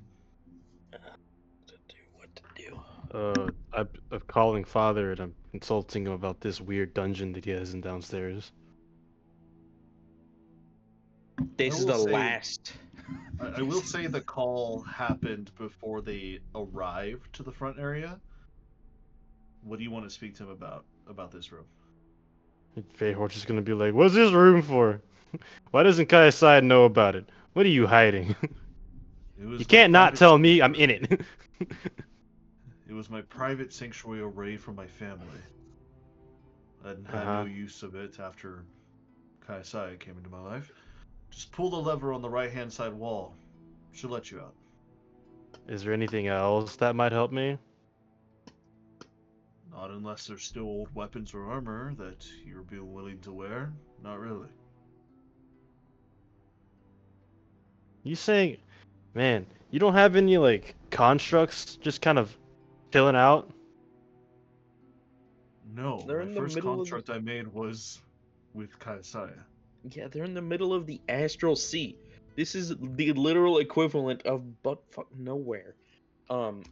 Like they Yeah, are this nowhere. is his Nowhere. home. This is his hometown / home. Like, This is Well, Appalachia. I This is was Appalachia. Nobody's coming up here. I was more saying along the lines of like, is there, because he's an artificer. He Yeah. chose to go into artificing. Yeah. This is when he chose to be an artificer. He wasn't a master artificer until he hit the astral sea. I mean, You neither only was advanced I, so but you can fast still because make. Shotgun's been there helping you. Oh man. All right. What kind of stuff has he got lying around here then? I mean, honestly, it's pretty basic armors and weapons. They're not even magical. So nothing that helps is what I'm translating that. Is there a cape of No, billowing? Cape of There's billowing. not. There's Damn. not a cape of billowing. No. There's no Helldivers capes anywhere. No. Cape of billowing is the coolest item, but the most useless item. Yep. Oh man. So, Bayhorn, what do? Are you just gonna stay in there? I'm like, pull the fucking lever. I gotta help. You should. You pull Sneak the up. lever and you As hear. I'm and doing this, can I ask Chakna something else? Yeah. What do you say? Did I make any flares happen, or have we not found that lever yet? You have not found that lever yet. That's what he tells me. Yeah. Oh, So he wasn't the one that pushed off the purple flare? Yeah. Bayhorn was not the one. Uh-oh.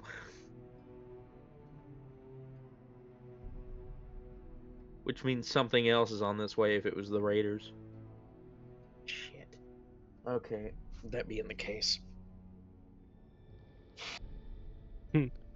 we're boned. No, not quite. We might be able to fucking skid out of this, but if this doesn't work, we're gonna have to fight. And I can't keep everybody alive. So you're gonna have to be responsible. I Pass. can't heal everybody. hmm And I'm not gonna rely on everybody else to heal me. Honestly, Everybody I needs- don't know of a talking way out of this with this captain. He is I'm dead gonna set try. on claiming. You're gonna try? I'm going to fucking try. Go at And it, buddy. Fugler is going to start with, well, whoa, hold on, Captain.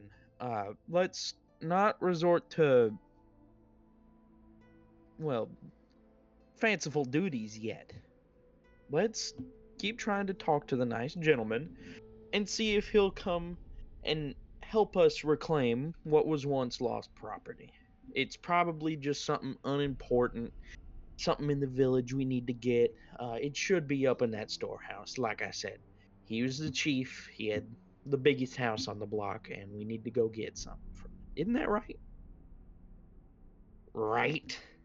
That is And right. Fugler's looking at you with fucking wicked eyes. Bug That out. that is right. We do need to get stuff. Great. If you'll let us get to that building up there, we'll be out of your hair in no time. You can even have people watch us the entire time.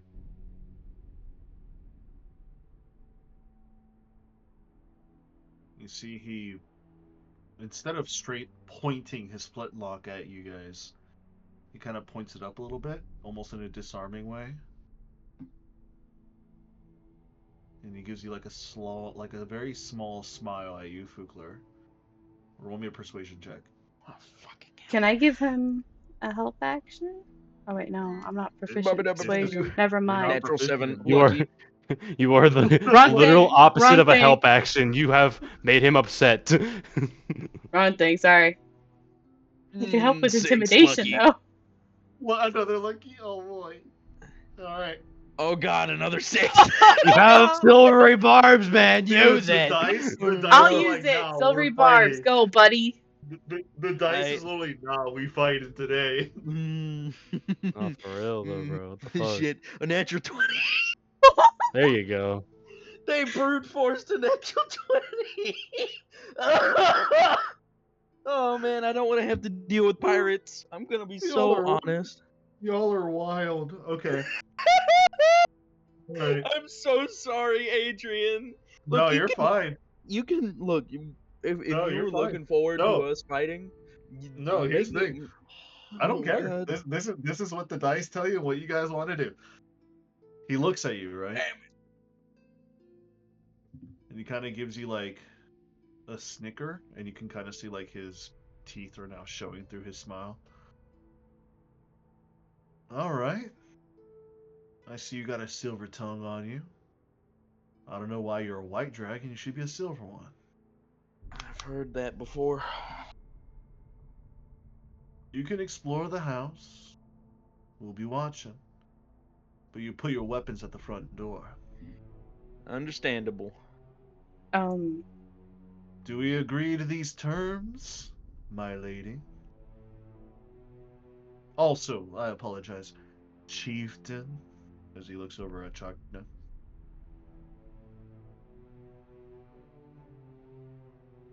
Guys, I will telepathically connect with Fukler.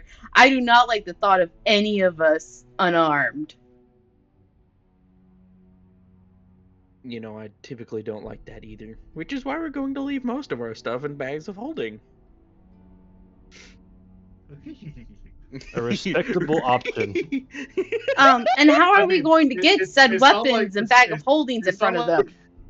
It's not It like was half more of just you so they don't get can stolen. cast and whip spells out of nowhere. Like, Exactly. like you can still have defensive options. Yeah, Kaisai doesn't even use a weapon. It's mainly me and Fukler. I'm pretty Yeah, sure. the only one. Chakna Yeah, does you, too! Fuku, Tiana. Yeah, but still, Chakna got hands. Like, Yeah, like he was trained by a fucking yeah. illusion monk. yeah, Chakna's a boxer. He got hands. He may be out of ammo, but he's not out of hands. Kugler's a He fucking dragonborn. reloads his hands. He's not out of options Yeah, yet. he literally does the fucking. What's that one meme? Is it the Henry Cavill where he reloads his hands and he, Yeah.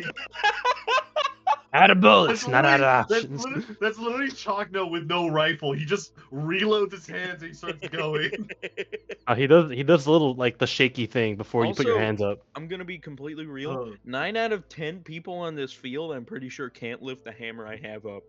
I'm gonna That be is also so true. honest. That is so true. That is That is so true. true. You The can only fucking one Thor that might this be able shit. to is the captain, and he'll struggle with it. The only Oh, one that that's- might be able to is the That's captain. so funny. So that's here's the thing. So the captain, that is his ultimatum. He'll let you through. You'll be watched. Weapons at the door. Okay, once we get close enough, if we're doing this, once we get close enough, I'm gonna message Bayhorn, Isolde, and the homie up in there. Even though the homie's probably Arzak? gone. Yeah. What? Arzak? Yes. I thought you said Uh, Zorzark. I was like, what the No, heck are their you names on are a about? little similar to pronounce for me. Yeah. Mhm. But I'm gonna use the message spell on all 3 of them. Oh, I can I'm just gonna try say- and. Well, never mind. You can do your thing. I'm gonna say, try to get somewhere where you're not obviously seen, but you can reach us. You're gonna have to get in the bag of holding for a little bit. Bruh. Adrian, I need to ask you a question. Yes. How does the pocket hole work in terms of trying to send somebody Oh, into shit. the pocket hole? So the pocket hole. You Can I just, like, open it. Can I You can just like open it and put it over push their heads and somebody just like pull down? Yeah. It would be a strength check because it would like try to resist it, but if you overcome them, they'll be jumped into the hole. Yeah. Yeah, just feed the mimic. Feed the mimic. So Like I was saying from the so beginning. what if I like sneak up behind him, right? Like basically up to where I'm like only 10 feet away, and Yeah. I like dash up to him in stealth, and I just fucking pull the bag over him like a hood over his face. Yeah, like a hood. Do I get So I mean, advantage on that? you'll get advantage if you're stealth, which you most likely will be because you're fucking Bayhorn. So yeah, you would get Of advantage on course. your strength. You'll get advantage on your strength check, and you would have to contest against his saving throw. Which I'm sure it's insanely high. It might be high, it might be low. You're not exactly too sure. Bitch, I know it's high. It's 9 foot tall, ripped as shit. Yeah. Don't Don't bullshit put the me. captain in there. Don't put the captain in there. He's probably gonna fight the mimic. He actually might be able to win. He might Yeah, no. win against the mimic. He might 1v1 the mimic. I'm gonna Well, be here's real. the thing, Any right? other- Here's the any thing. other y'all? He'd have to 1v1 it and be weakened because of it. Yeah, but Mhm. he And then I still can might spit win. him back out and wail on him. He still might win, and we don't know what that mimic might drop when it dies. So, no. Anybody else on the field? Full blast. Go. Do it. But The at this point in captain? time, No. All right, Adrian. Yeah, what's up? Just one more question. Are you able to place the pocket hole down and make it to where it's like there's a hole in the ground, except you're going into the pocket hole? Yeah. Yeah, you can. Okay. So then can't I just place the hole on the ground underneath someone's feet and have them just drop in? You can place the hole on the ground and you would have to activate it like right at their feet. But you'd have to be right next to them as well. So Yeah. stealthing would be very difficult unless you had like greater invisibility. Or I'm Bayhorn. Or you're Bayhorn. Bayhorn But does what he anyways, wants. at this point in time, as the negotiations have been met, you will be allowed to enter the big house with no weapons. All your weapons at the door. You see the captain just kind of put his flintlock pistol away. He looks at all of you. Can you, let go of my crewmate over there with your weird time magic, lady? Your time magic. God damn it. He's already Time figured out wizards. you're a chronomancer. Oh, If you God. could refrain from killing anyone while we're here, we don't like murder. He kind of looks at you with like a small, sad face. He's like, oh. He puts like a little X over his heart. Cross my heart. This man would be played by Johnny Depp if this was a movie. Are you telling the Johnny truth? Depp. Robert Downey Jr. Or an insight check. I did 25. 25? He's telling the truth. I let it go. He's gonna try not to kill anybody. That doesn't mean You he's see- not gonna kill You'll anybody. try and maim somebody. You see Ubaku, the Hazodi, just kind of, fuck it, what the fuck? Cat, How does it feel to Captain? be turned off and then turned back on?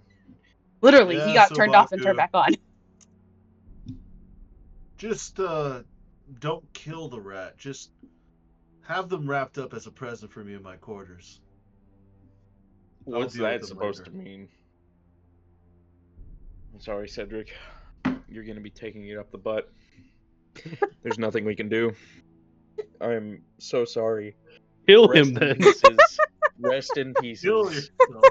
Nah, I'm gonna do that. I'm gonna do the Bayhorn equivalent of biting his dick off. I'm gonna shove it in the pocket hole and have the fucking mimic eat it. At this point in time, as the captain turns his back against you and he just starts walking, like basically an opening path between his like crewmates like open up for him. Like he does command and show respect here, and he yells out to his crewmates, "Let them pass. You heard their deal and we heard our terms. They'll be in and out. No worries."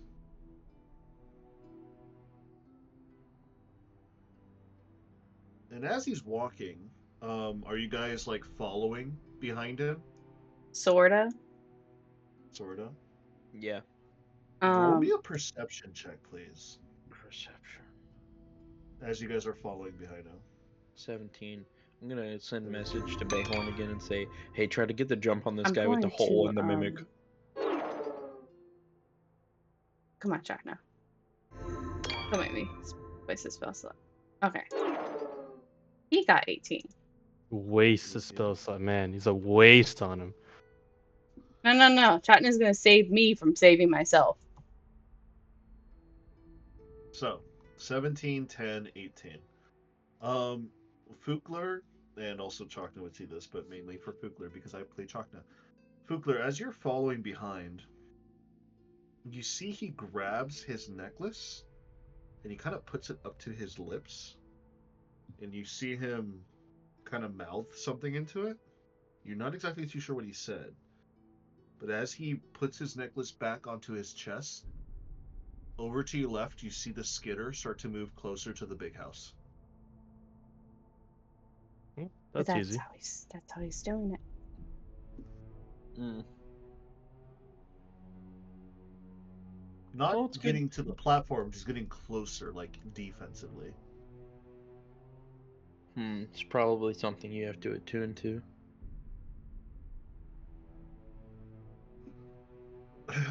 However, at this point, as you are being led, basically guarded almost, between the captain and all these people giving you a pathway over towards the big house, as you guys are being slowly watched. Bayhorn, at this point in time, you've already escaped the underground sanctuary room, and as you take a look outside, you don't see anybody, but you do see and hear there's commotion outside. So what do you do?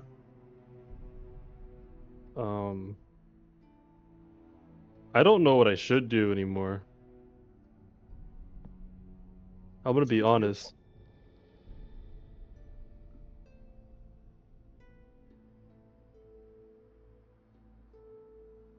What would you like to do? Do you want to set up an ambush? Do you just want to wait? Do you want to look around the house a little bit more?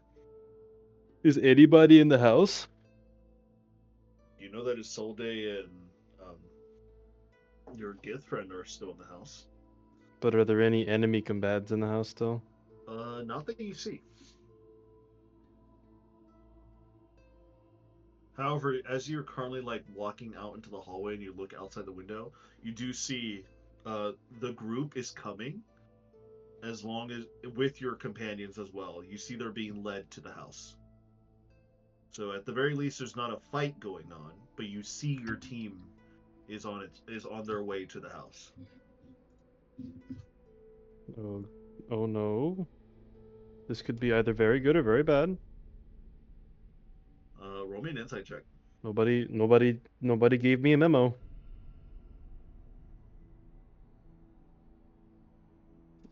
Roll me an insight of what 22. 22. Immediately you clock on Chakna's and Kaisaya's faces. They are not happy. Well, that doesn't fucking help me. That makes me think that they got captured. Fukler's with 22, it seems very...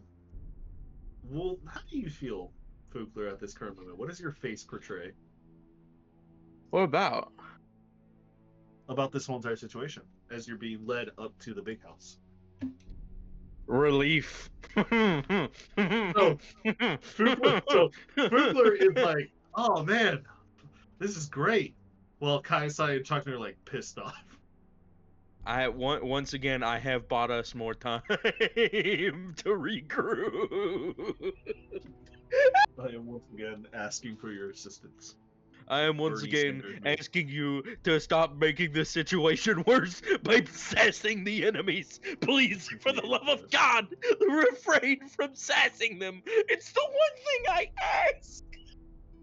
And the one thing they refuse to do. Exactly! Oh my God. Fukler's not having a fun time.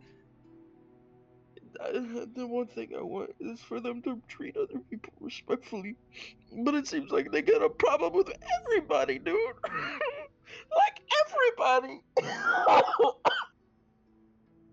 What's your deal? Who hurt you? Apparently everybody. Exactly! Oh God. man. And Fugler's constantly having to be like, "Hey, let's not do this. Come on, Look, please." you get kicked out of your home, watch everyone you love die, finally get the ability to come back after a long and brutal war. And someone moved in and said, "This is mine now." I'm That just gonna doesn't say right mean- now, Fugler got kicked out of Strixhaven a day before graduation, and he now knows that his family and friends have forgotten about him as if he never existed. Just saying. Yeah, no, so my Yeah. brother doesn't. And if know and also- when we and deal with also, Fugler's Strixhaven, brother doesn't it's know. Yeah, Fugler's brother doesn't know he exists. Yeah, see, Exactly. And Fugler's So- still trying to be the upstanding guy. Exactly. but I'm we're not trying- dealing with the people who did that. Finnegan's I'm- home was legitimately blown to smithereens. And he Exactly. turned into a giant lady bee when he saw the person responsible. And he apparently had to get new legs that I didn't know about. Exactly. A lot But- of trauma in this D&D campaign. Lots of Yeah, no trauma. kidding. Means is a good D&D campaign. This is a good D&D campaign. But regardless, look, you can't just go around murdering people. because She they're tried not to. You can. Not yet. There are people in the house who could be murdered first who are on our side. Look, want the them to only die. reason she wanted to throw fucking hands is because Isolde is in danger. She That's was why trying. I'm saying don't throw hands. She's very protective, okay? Before we can throw hands, we need to regroup with the people who are doing the before we can throw hands. But either way, sorry. She got a little mama bear. I know, but like you can't. What were you thinking they were gonna do? They might have lit the storehouse on fire to be like, oh, no evidence, and then what happens? Isolde and Bayhorn die, burn alive. You didn't think of that, did you? I don't know what's happening right now. I don't know what's Definitely happening could've either. happened. I'm saying they could have taken drastic measures because of what Bayhorn found in there. Even though, look, Fugler, I'm not speaking for Fugler right now. I'm speaking for the party. They could have taken drastic measures when they saw us show up after seeing a fire that just happened in the storehouse. They could have almost said did. no evidence. Yeah, they could have said no evidence and then absolutely burned that storehouse to the ground and then just absolutely started wailing on us. They could have just cut all ties. No illegal contraband. No evidence back to them. And then Well, here's the thing: is they don't absolutely technically erase have us. illegal contraband because, well, there's no formal government here. You're saying the Sylvian elixir isn't illegal across the stars? No, because there's no government across the stars. Seems like an oversight, but whatever. I'm gonna have to start. But you know, that ain't half a bad idea. Start a Kai Sai writes in government? her. Yeah, Kai Sai pulls out book. Start a galactic government. Oh god, we're gonna have to deal with the fucking first Space Reich. No. First Space Reich is crazy. No, that's the gift. Caius Oh, that's the Caius is starting the Astartes in the Empire. Fugler's Federation of Humanoids. I'll lay No, that Fugler has to be the Imperium and Kaisai has to be the Chaos. Exactly, The chaos. exactly. No. I'm not a Everything, god. You can't look at me leads like I'm a to god. Warhammer. It does, No, Adrian. no. I'm gonna start the Federation, man. The Federation of This Chaos. is Age of Sigmar. Space. I thought you would have said the Age of Sigma, and I was like, no. No,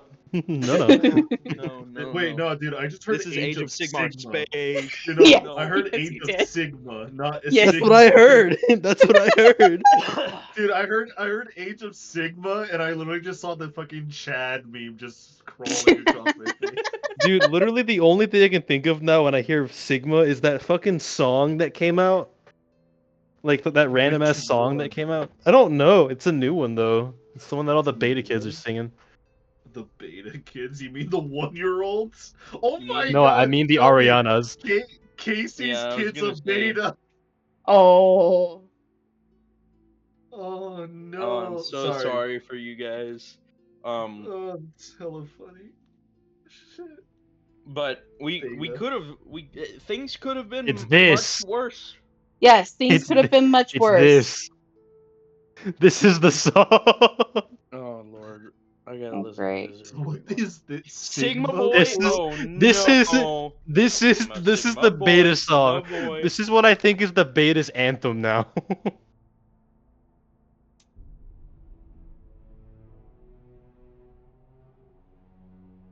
So stupid. I'm not I hate listening that to song. any more of this than the first 2 seconds. That was I hate all I this needed song. to hear to know what This is this song terrible. was. Anyways, for any viewers that are out there actually watching us, we're sorry. I got us off track. I was trying to explain how this could have been a lot worse. And I agree. I- It could have been a lot worse. You did really great. I'm, not happy, but you did great. Thank you. We can beat them up after we get our people back. How's that Yes. sound? Okay. Agreed. Perhaps you should stay outside with the weapons to make sure that they don't steal our weapons. Fugler's gonna extend his hammer and make it go all the way to the ground and keep his hands on top like a badass. No, he's And gonna stand down. Watch of everybody's weapons, Chakna's gauntlets, Kaiosai's spell discs, all that great oh stuff. no, my spell discs are locked within my bag. Oh well, never mind. They'd have to literally rip my skin off. New idea, Adrian. Crazy surgeon. I like this idea. Crazy surgeon. Yes. Crazy surgeon. Crazy surgeon. Dismantles the crew. We have to find our body parts to get put back together. Don't do that. I like this. I mean, I'd Yeah. rather not. Fugler's already partially dismantleable. You can take his eye out Yeah, and his you're arm you're out. partially dismantleable. I'm not. Sounds like an oversight to me. Jesus Christ. Everyone is going to be a cyborg or an android. That's just how it goes. That's just how this campaign's gonna go. Oh my lord. I'm All just monoplegic. I'm just missing a limb. Shut the You're missing a limb and an eye, mean- friend. Anyways, at this point in time, as everyone puts away their weapons, Kaiosai is going to telepathically connect to Chakna and ask him, do you feel it nearby? Is it closer now? it definitely feels closer. It's hiding somewhere. It should be around here somewhere. Maybe Which- when we scour the halls, I'll get a closer tug to it. Okay. Oh, all right. Who's dying first? Not yet. Well, at this point, I will Bayhorn, you do seeing Bukler establish a telepathic link with him while I walk with Chakna into the house. Okay.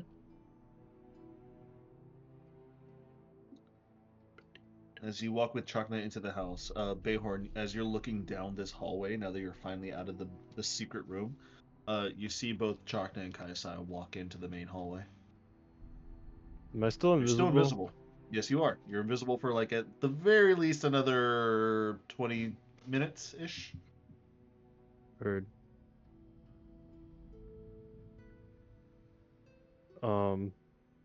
I don't know what that does for me, but word.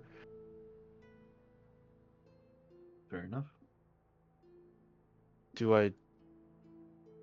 Are they being flanked by guards, or are the guards just stationed outside? They are being flanked. You see, at the very least, 3 of the pirates have followed behind them. Are they? You see that Are they gonna Chakna start has upstairs or some- downstairs? Well, let's ring back over to Kaiosai. Where do you want to search up? Upstairs or downstairs first? She lets Chakna take the lead. Let him follow the pull. All right. I'll let Chakna take the lead. So let me roll for Chakna real quick. Boop, boop, boop, boop. Oh, that's pretty good. Pretty good indeed.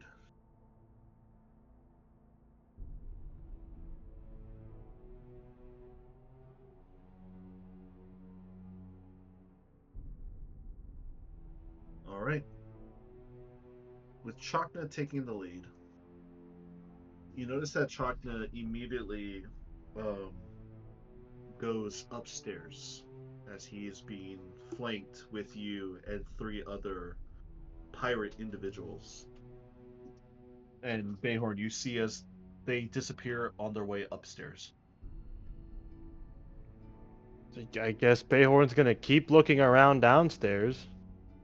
Okay. Does he see anything in this brief moment of time? Roll investigation check. Did I ever tell you I hate investigating on my rogue?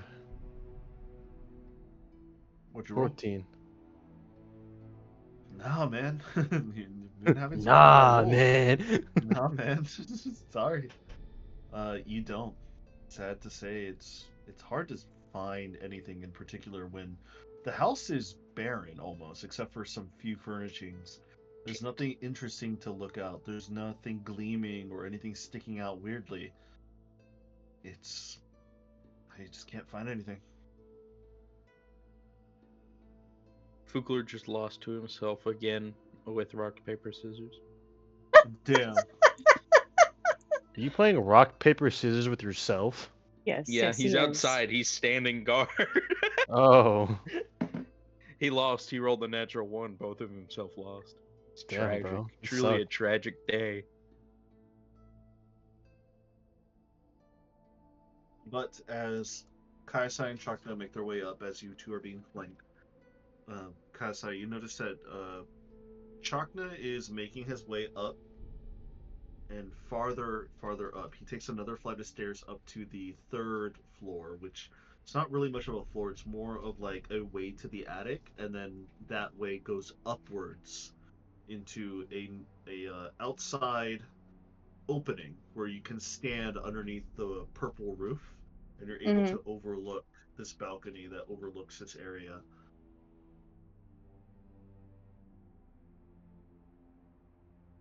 But as you're making your way up, as you're passing by some rooms before you make your way to the 2nd stairwell going upwards, you look into one of the rooms and you see that Isolde is currently tied up and on the ground.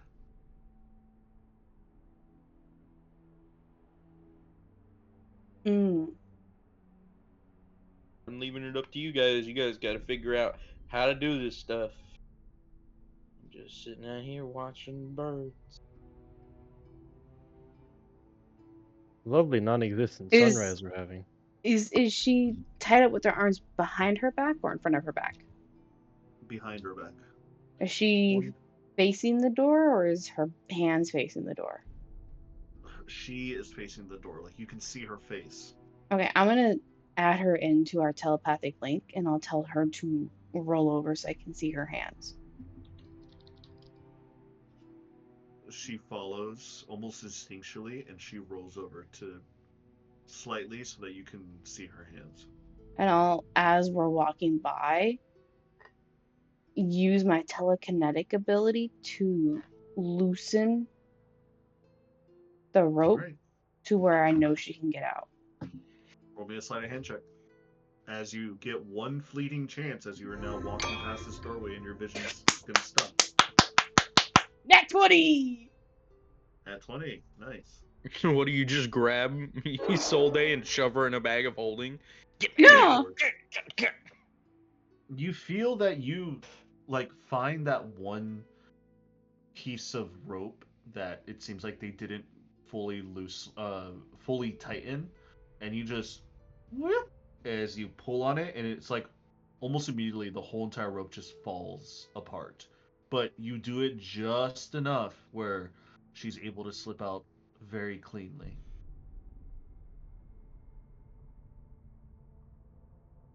And then as Jock and I continue on, in our telepathic link, I will tell Bookler, I found you Solde. You should be able to sneak out soon. Huh. Well, yeah.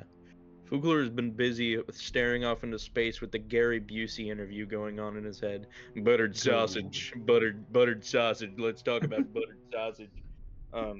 And he's like zoning out hard. He's like, yeah, okay. Don't zone out too hard to lose our weapons, man. Huh? What?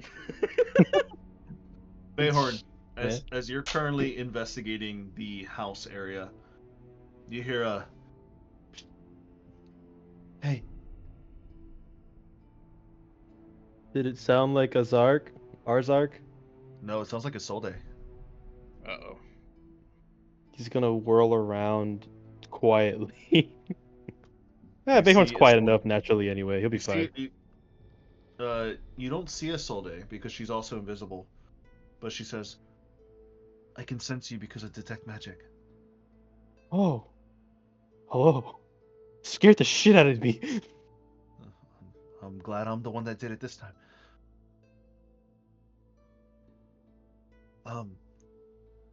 He Arzak took the fall for me.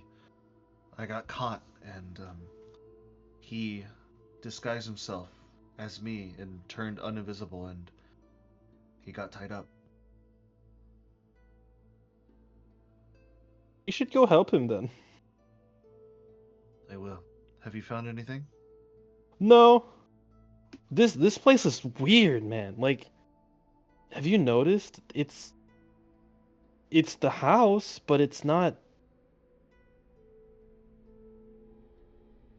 Have we ever looked at houses together? I mean, houses to steal out of? Sure. More like houses to rent out or buy out. I mean, there was a time where we stuck in a town for a few months where we did rent out a home. Why? You know how sometimes those houses can look like they're houses, you could live in them, but it's like they're not really quite furnished. They don't Oh, you feel mean like a house. They don't feel like a home. They just feel you like a mean house. you mean the viewing homes, right? Where they just Yeah. where Doesn't they this just kind show of you? feel like that to you? Yes and no. It like Feels like something's the, missing, right? Like it's here, but it's not. I'm not too sure. I mean, it does feel a little bit odd, but I can't exactly put my finger on it. Because there's nothing here that's of use to us, at least from what I've seen.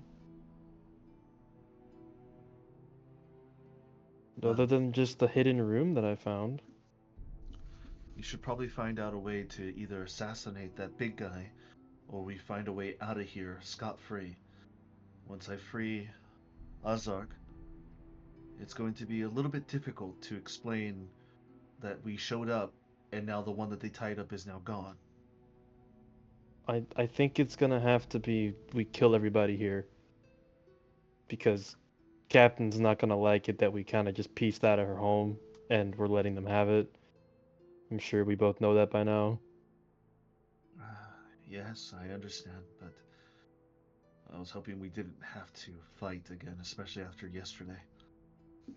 Oh yeah, no, I'm not looking forward to this at all. Well, let's hope the captain and Takna find what they're looking for. I'm going to free Arzak.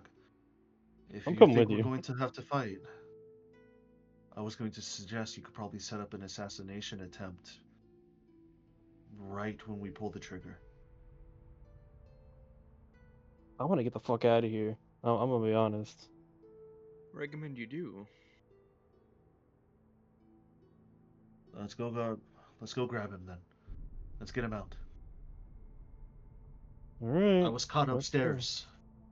Upstairs to the right, second door on the left. Let's go.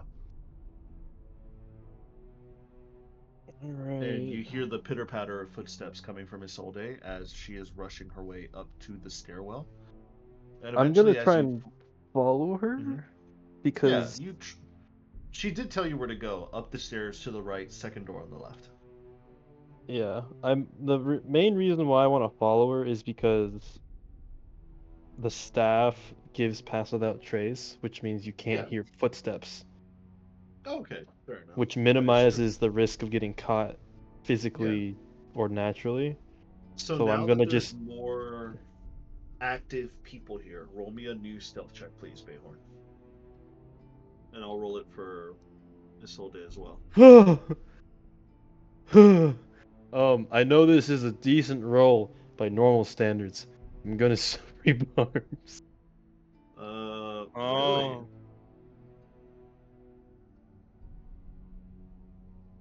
I rolled a natural 5. Damn. Isn't your reliable talent kick in?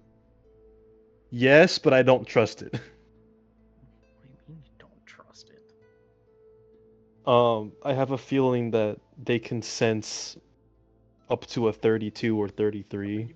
So I wanted to get something higher, but I got a 35. 35. So Isolde it'll rolled do. a 32 with your plus 10. Well, what the fuck? Hello? Oh. I heard myself Preston. through Preston. Your mic is doing some weird stuff, buddy. Mm-hmm. I can, like, hear myself echoing, and I can't hear you anymore, Preston. Yeah. Really? Oh, I can hear you, but it sounds like... I think it very might have gone echoey. to your webcam. It went to your webcam, yeah. One second.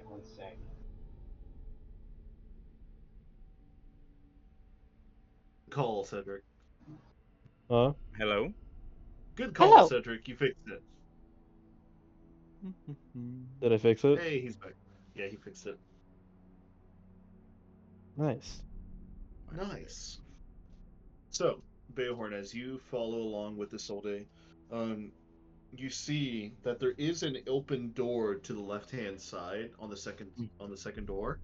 But as soon as you open it and you look inside, there's no body in there. And you just hear Isolde whisper, "Where did he go? He's gone." I don't Did he know. break out? He could have. Oh, And Bayhorn's gonna Preston's kind of listen. deafened and muted. He's trying to No, fix his Uh-oh. game. Okay. Am I Bayhorn's good now? gonna just kind of listen. Does he hear any? Am I okay? You're Yes. okay. Yeah, You're you're okay. Can you guys hear yourselves? No. No. No. I can't hear myself. I was setting something up, excuse me. You're fine. You're all fixed. You're excused. Bayhorn, what'd you say?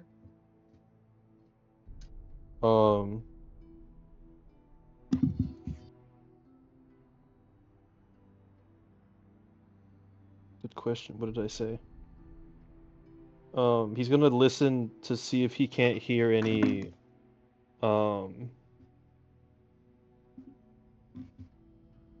if he can hear any like motion or commotion going on. You hear footsteps coming from the upstairs. Like you can hear it through the ceiling, and you assume that's most likely Kaiosai and Chakna, the 3 guards that followed them. Mm-hmm. But other than that, you can't sense anything.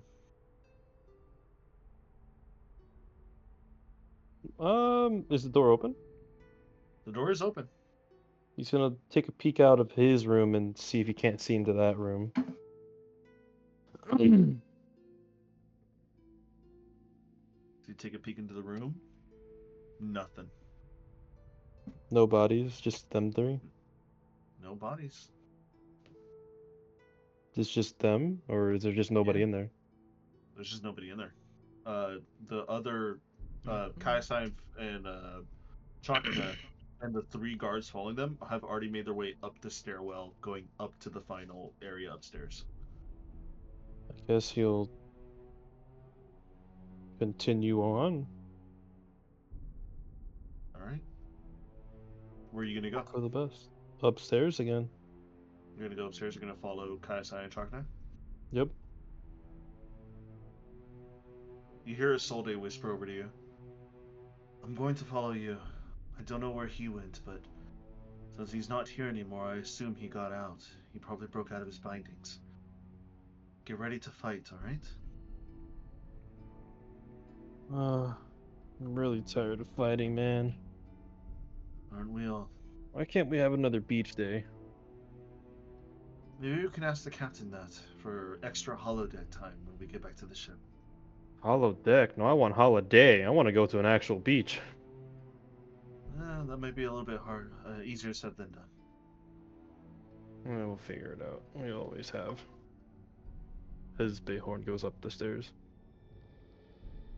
Kugler, as you're currently waiting outside with the B team a little bit away from you, but still like in range where like you can talk to them and if anything were to happen, they can start combat. The pirate captain starts making their way over to you. I wonder what Bubbles is up to. Jesus Christ.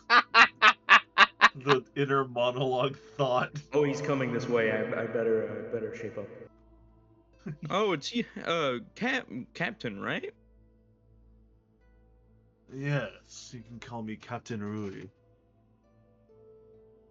Captain Rudy or Ruri? Ruri. Ruri. Gotcha. Well, it's nice to meet you. It's interesting to meet you. What do you mean by that? What's a dragonborn doing with a flock like this? Especially with that tongue of yours. You'd be a very good negotiator for those out on the astral sea. You know, I'm gonna be completely honest with you. You're like the third pirate crew that has given me an offer. And I don't know how to handle these anymore. I'm gonna be completely honest. Well, I'm sorry, but I know I probably have better talents elsewhere, but I have a lot of unfinished business here. Not here, per se, but with the people I'm traveling with. I understand. I'm not completely ununderstanding. I guess you could say, as a pirate, and other pirates out there can see how much of a jewel you can be in the right ship.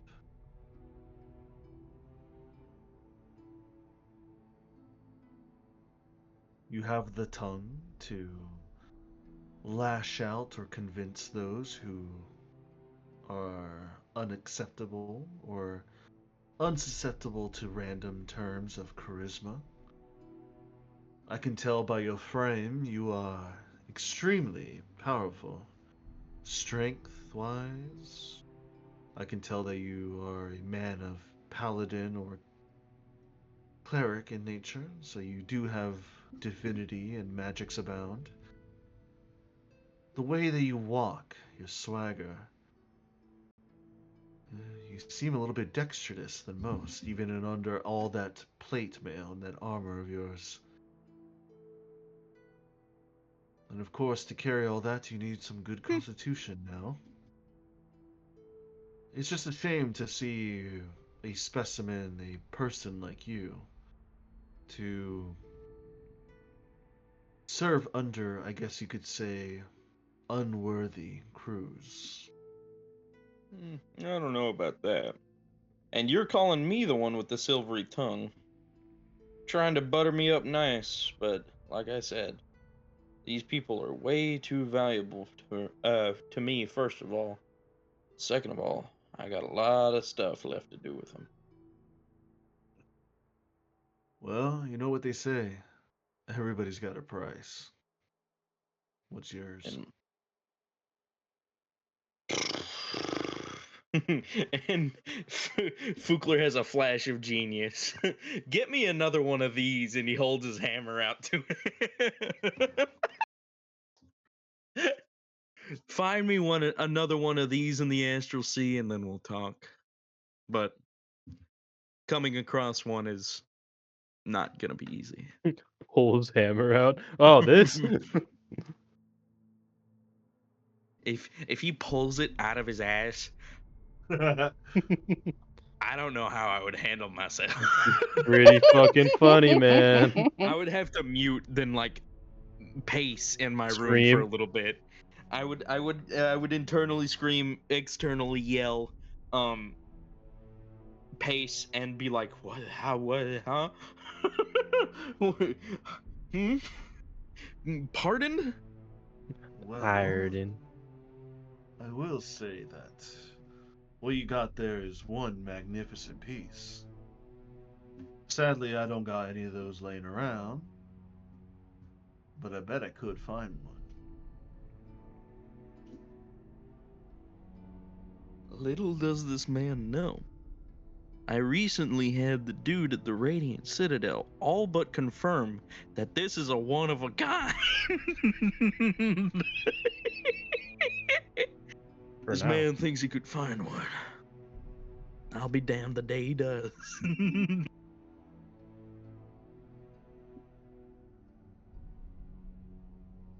Roll me an insight check.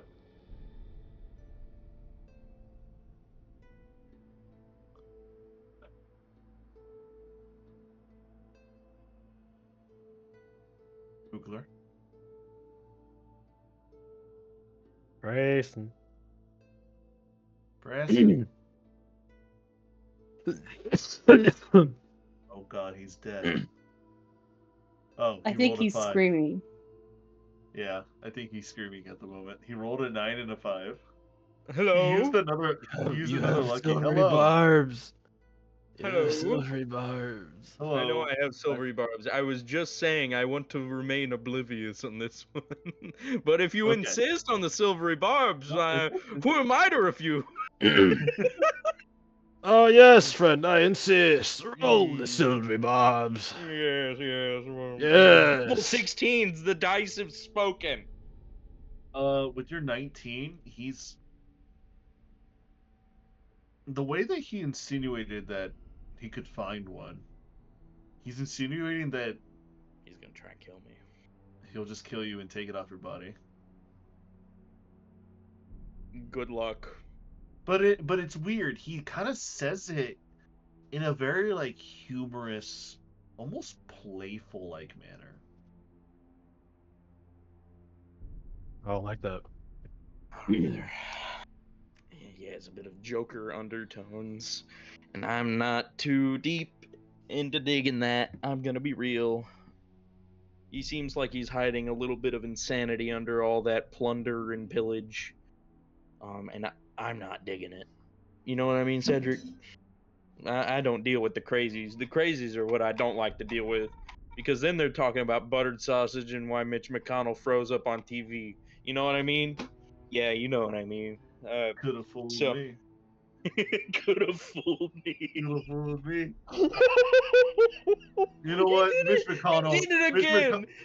Mitch McConnell ain't old. 4 more years. He froze up on TV again the other day. Yeah, I know he did. Yeah, bro. Brother's a walking skeleton. Get him out. I swear. Get him He's out of staring Kentucky. off in the distance Get like, him out. Get him out. Get him out, please. Poor man needs a bed and chocolate milk. Not 4 more years at the A podium. bed, No chocolate more. milk, and absurd amounts of morphine. Get him out of Exactly. here. Get him out of here. Anyways. But actually, this dude's a little crazy. I'm just gonna play into him to try and justify his crazy. I'm gonna be like, I'm sure you could find one, but a buddy of mine has justified me that it's a bit hard pressed to come by these. So, like I said, if you could find one, I'd happily join your crew. That makes the treasure all the more sweeter, loved one. Gonna raise dead you and give you back your hammer. If he does that, that's crazy. He actually would be insane. As you're currently conversing with this captain, and the rest of the B team behind you is also on alert because you're in enemy territory at this moment. Yeah. Kaisaya, as you're following Chakna up the stairs, being flanked behind by 3 people, you see him open up the trapdoor that leads to the top. And as you crawl your way upwards and he helps you up, as the 3 guards downstairs are not coming up, they're waiting because it's not much room up here. You remember this balcony. This balcony overlooking his village and overlooking the rest of the land beyond. You remember that this spot was the spot where he asked for your hand. No. And over to your left, as you're climbing out over and you see the balcony, you see perched in the middle of this, I guess you could say, balcony / gazebo, is a hawk. But the hawk is not moving. The hawk is completely made out of stone. And you see Chakna's face just laser focuses onto it. And you don't even need to read his thoughts. You don't even need to roll insight. You can tell that based on how he's looked, seems like he found it. Now what's he got to do? Eat the statue?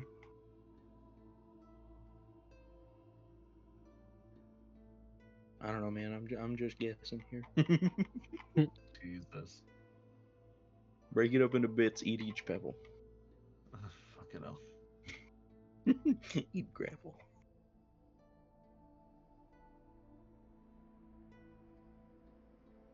So what feels right next? We take it and we leave. I don't want any more bloodshed spilled on my land. Not today. This land is my land. Land is your land. But he does say in your mind, but once I get my soul back together, I will come back and raise hell and spread their corpses for the skitters to eat for dinner.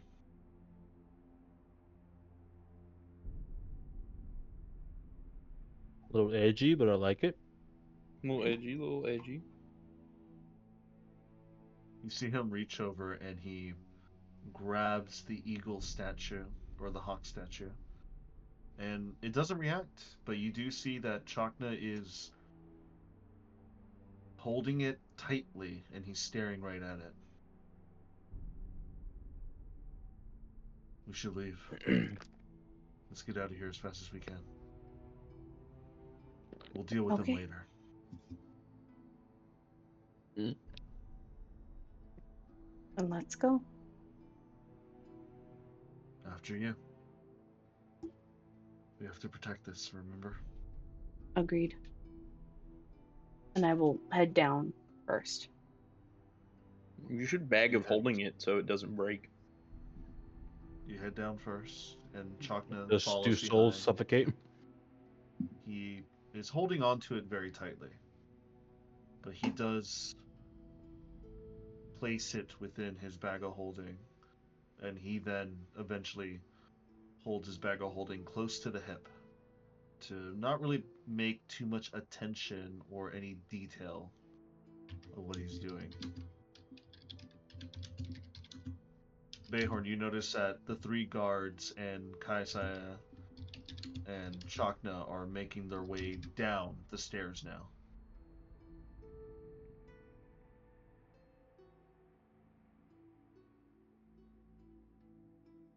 Bayhorn will just press himself up against a wall or something. Wait for him to Okay. pass and then go up behind them. Alright. Solde also does the same. Even though you don't exactly know where she's at, you have like that instinctual connection to her that you can kind of understand that she's nearby. It's not as telepathic or direct link as Chakna and Kayasaya have, but it's definitely a good link between the two of you. Nice. As you follow them out, just before you are about to hit the stairwell to head down, you see one of the guards, the Trikirine, kind of look over to his right into that secondary room, and you hear his pincers and his mouth kind of go off a little bit, and he says, "Hey, where's the prisoner? Where'd she go?" see him pull out a sword, one of his like Stuff him. scabbards off the side, Stuff him in the hole. Stuff him in the hole. and he starts to go inside and starts to investigate the room.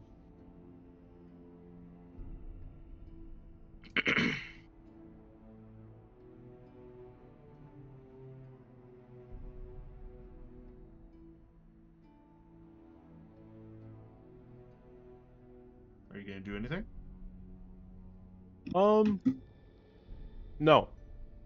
No? Okay. Since you don't do anything, I think I have a little bit of a plan. Got it. The Tricrane comes out and rushes down the stairwell past you, Kaisai, and Chakna. As he rushes past the stairwell and he goes outside, Fukler, you see this bug creature, this bug, two walking-legged creature, this Tricrane, who you have seen a few times in Strixhaven, although they're very rare to see. Kind of goes out, starts skittering with his mouth as like his mouth pincer starts to like move up and down. Boss, Captain, what is it? The prisoner's gone. Took the bindings and all.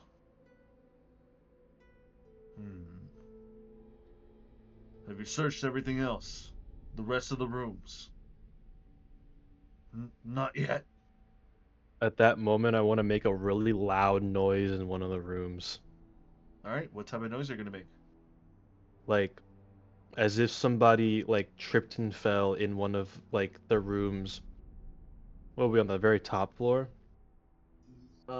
Yeah, so there's the ground floor, then there's the second floor, and then eventually there's that top bit, but that bit's just the balcony.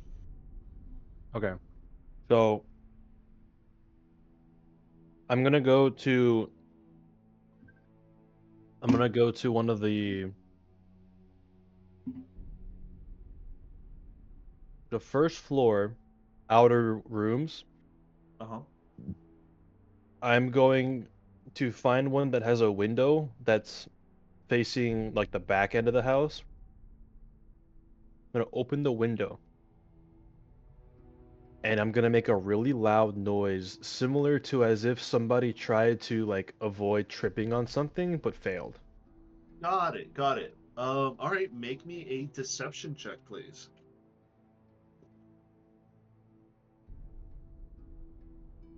I mean, shit, does it help if I do the tripping and falling? If you're gonna do it yourself, yeah, do it at advantage. Does it help? Yeah, it helps. And then I guess I'll immediately re-roll stealth after that. Yeah, you would have to. Natural 20! Good lord. There's so many natural 20s today. Alright. Natural 20 with the deception, and then what was your stealth check?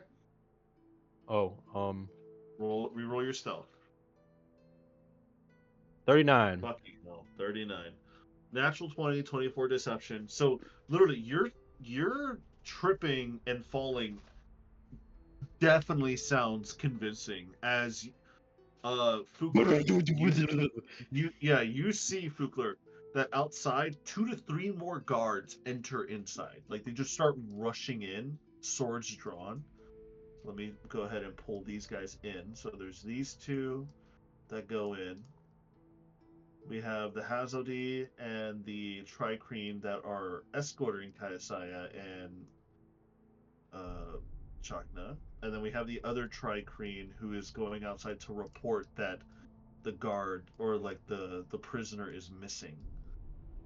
So as all of this commotion's happening, Kayasaya, you also hear this massive trip up and fall, and you're thinking, shit, we might have to go into combat.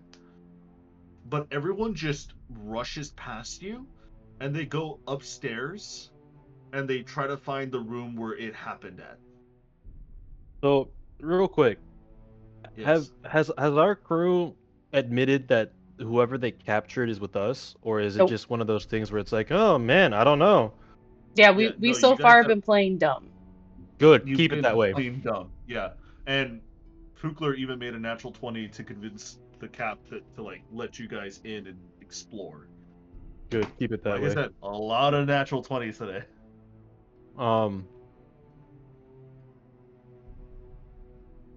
Bavehorn is then going to major image a tied up Isolde running Oh. away from the house outside. Like she would already be like by the time they would have gotten to the window to see it, she'd already be like 60 feet out. Just Okay, enough so to where it's tied like up you're far Isolde, away. or is Isolde like not tied up anymore? Or I guess like Isolde with like a hurt, because I wanted to make it to where like, oh, you can for sure catch him, Okay. but it would take a while. All right. So with your natural 20, where are you putting the illusion at? Point it to me on the map. I can't even. Well, I'll be back here, Yeah, like all the fuck way back here. So Yeah. what? Over The here? illusion's at least like 60 feet away from the house Okay. And running. and running. And running. So I will say, with your wonderful deception, as they rushed into the said room with the window seal open, they do spot a wounded-looking Isolde, the one that they know that they tied up earlier, now running away from the crew and from the party itself.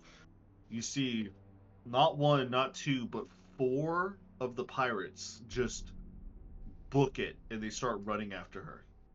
So I'm going to take 4. I can control how fast she goes, right? Yes. All right. So I want to they make it to where jump. every like turn or two, they gain on her about like 5 or 10 feet. Okay. Enough to be Fair enough. convincing, like, hey, we're gaining on her, but not enough to catch her immediately. Got it. So I will say the 4, like, leaped out or made their way outside through some other back door, and they started running after Mirror Image or Major Image Isolde, and they are currently out of the map at the moment. If some fights were to happen, they could always come running back. That's the thing, though. I'm making it to where they have to go, like, at least a mile away. they're gonna travel. I'm gonna make them go on a fucking adventure. So at this point, as Kayasaya and Chakna, you two make your way out, and you see Bukler is currently outside, like, just staring, and you see the B team is also kind of just, like, looking around themselves, like, what's going on? Like, what's happening? Buttered sausage, buttered sausage. Are you thinking Focus, about Oakland, food? focus! Man, something's going on over there, huh? Is that the rat you were talking about earlier?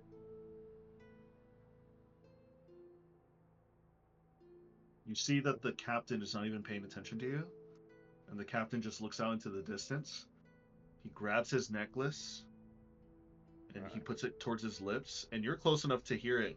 You just hear him say, "Go hunting." Oh, shit. So your idea was probably really good, but the skitters might catch her. And what's odd, the skitter behind him doesn't move. So what So he's there's telling another the other ones? there's another two skitter that he skitter. commanded. Alright, you guys need to, like, take this opportunity to make, like, a tree and leave. I've had my halo off this entire time, right? Since we're in like a brighter area. Yeah, you can choose to turn it on and off at will. It's like a fucking little flashlight. Yeah, no, I was just making sure because I don't want to walk in looking completely divine in front of these people. I mean, honestly, you could have walked in completely divine. You could have made some sort of con artist scam, be like, "I am." God the told me. chosen-" God told me to come here. Move. You could have, and I would have seen how far this could have went. That's an option for you, buddy. Oh man, power move. Just Actually, make your you know own what? cult. You know what? I could expand the church. Bayhorn can do it for you, so you don't have to risk losing your halo. He can just make a major image of you. The Fukler sect of the Church of Yatol. No, that doesn't sound that bad. Oh my god. A house of Fukler. No, the Fukler sect. I don't want a house of Fukler. I want more than that. I want there to be an entire subsection of a religion based on me. Fukler, stop daydreaming. Let's go. Buttered sausage what? Stop daydreaming. Before you all skedaddle out of my town, that wasn't so hard, was it? Did you find what you were looking for? They did, I'm pretty sure. Otherwise, I don't think they'd be back out here yet. Call it an heirloom. That's what I did earlier. But you gotta be careful using that word, because then they're gonna want to steal it and sell it. And like I said, something of sentimental value, intrinsic value only to him and his family. You gotta understand. Sadly, I don't. But Fugler's internal monologue. Shit.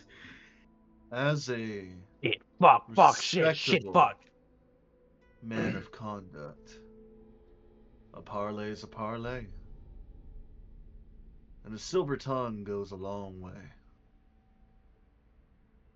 You see him give, like, you, Fugler, like a small, courteous bow before he, like, raises his eyes during the bow and looks straight at Kaisaya.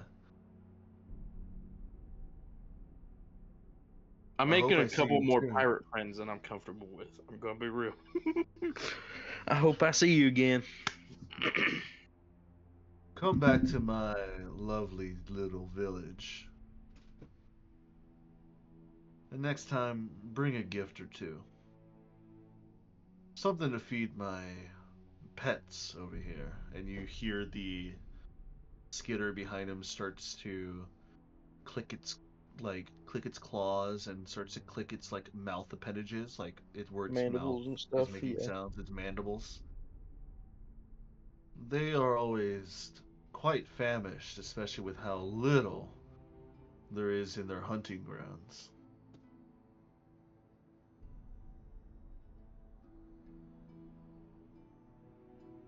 But when they do catch that rat, and he looks over to the distance where he sent the other skitter and the other 4 pirates have left trying to find the major image. Once they find that rat, he's gonna have a very good meal. Oh, I don't doubt it.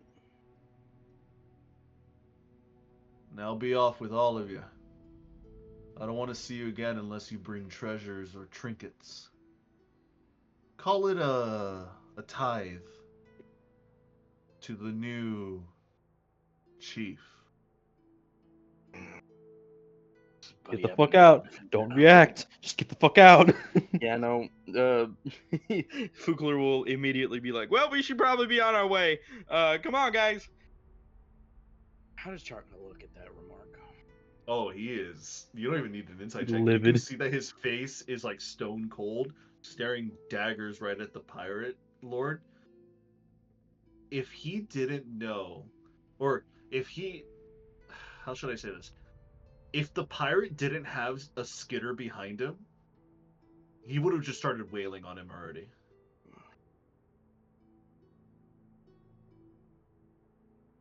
You can shoot the cannons from outside, I'm sure. This is Fugler's inner monologue. Right now, we need to get out of here.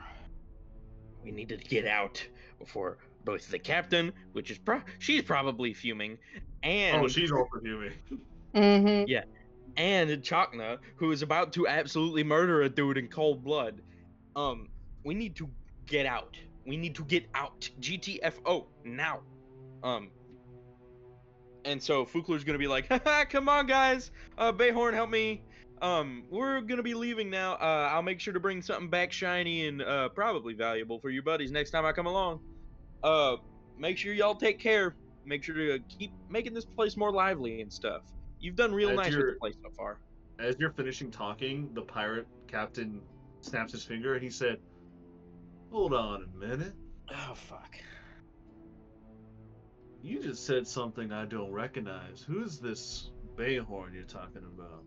I didn't want to say anything in case you missed it, Adrian, but I was like, God, no! You said my name! I'm not there! Hold on, Kaisai is gonna step in. Fugler, did you name your new arm? No. No. Fugler's gonna act ashamed. No. No. Okay, I know you males like to name your male bit, but Fugler, you don't also have to name your robotic arm. Okay, look. I'm not used to the 5 fingers yet. Just give me a bit of time. Okay? I'm trying my best here. I need one of you to. Okay. I need. Deception check. I need Deception check. I need both of you to roll deception separately, or one of you at advantage. There's no way this is gonna work, man. I don't believe roll it. an advantage. I think you should roll an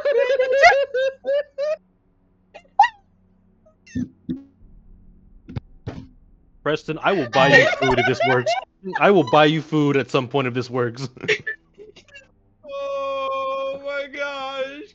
Whatever you want, man. I don't care how expensive it is. I don't make it work. Genius. Okay, I have. LB, did you roll deception? No, you should roll an advantage. Alright, okay. Oh my god. So an 18, do I need a 20 to pass? I give him guidance. I am not gonna tell you until you lock in your roll. Guidance. Okie dokie, artichoke, guidance. I need to roll a d4. You might need to re-roll it entirely. So that's 18 plus 3, so that's So 19. 21. 21. Are you locking in? Deal or no deal? Nope, no deal, no deal, no deal. No deal. Okay. 1 second. How are you gonna reroll? Silvery barbs. Natural 20. Double natural 20! That's a natural 1 and a natural 20, so.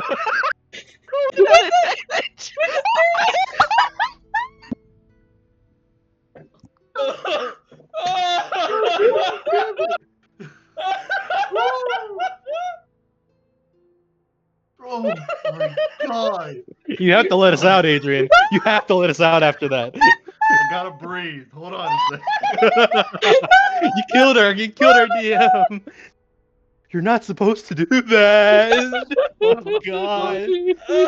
Oh. All right.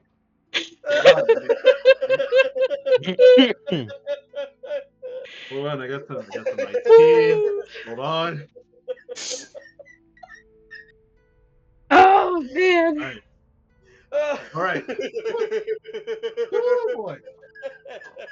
Oh, my neck. So my stomach hurts. what happens as he was about to reach for his pistol to initiate combat, he kind of looks at you and he kind of like tilts his head a little bit and he's like, "Call your arm Bayhorn? That's a rightfully funny name if I ever heard myself. Although it can't really be too judgmental." And he pulls out both of his guns and he doesn't point it at you. He just points them to the air. "We call this baby Ebony, this one Ivory." And he puts them back into the holster. Incredibly based. Yeah, I'm sorry. I don't like people finding out this way. I've been trying to cope, and it's not easy losing an arm. So I'm actually kind of really embarrassed.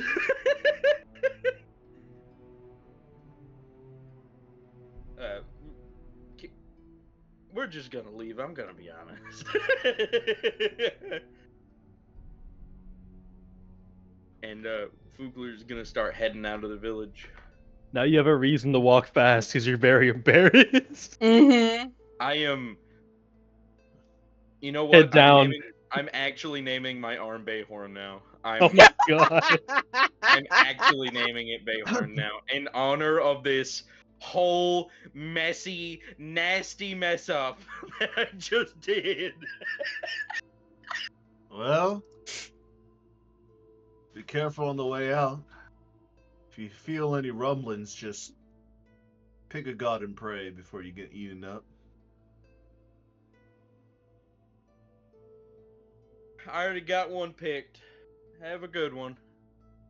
And Fugler's going to quickly start walking out of the village. As you guys are quickly walking out of the village, you guys are just Kaisai like, will actually stop for a moment near the statue.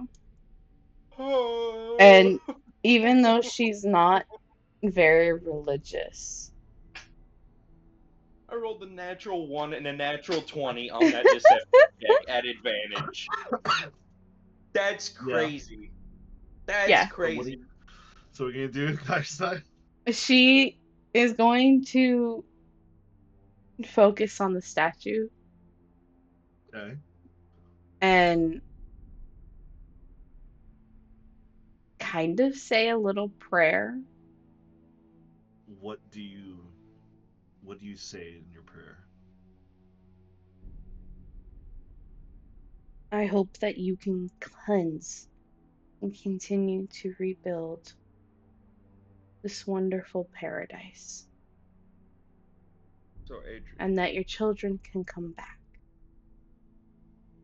And she says this to the dragon. Roll me a religion check.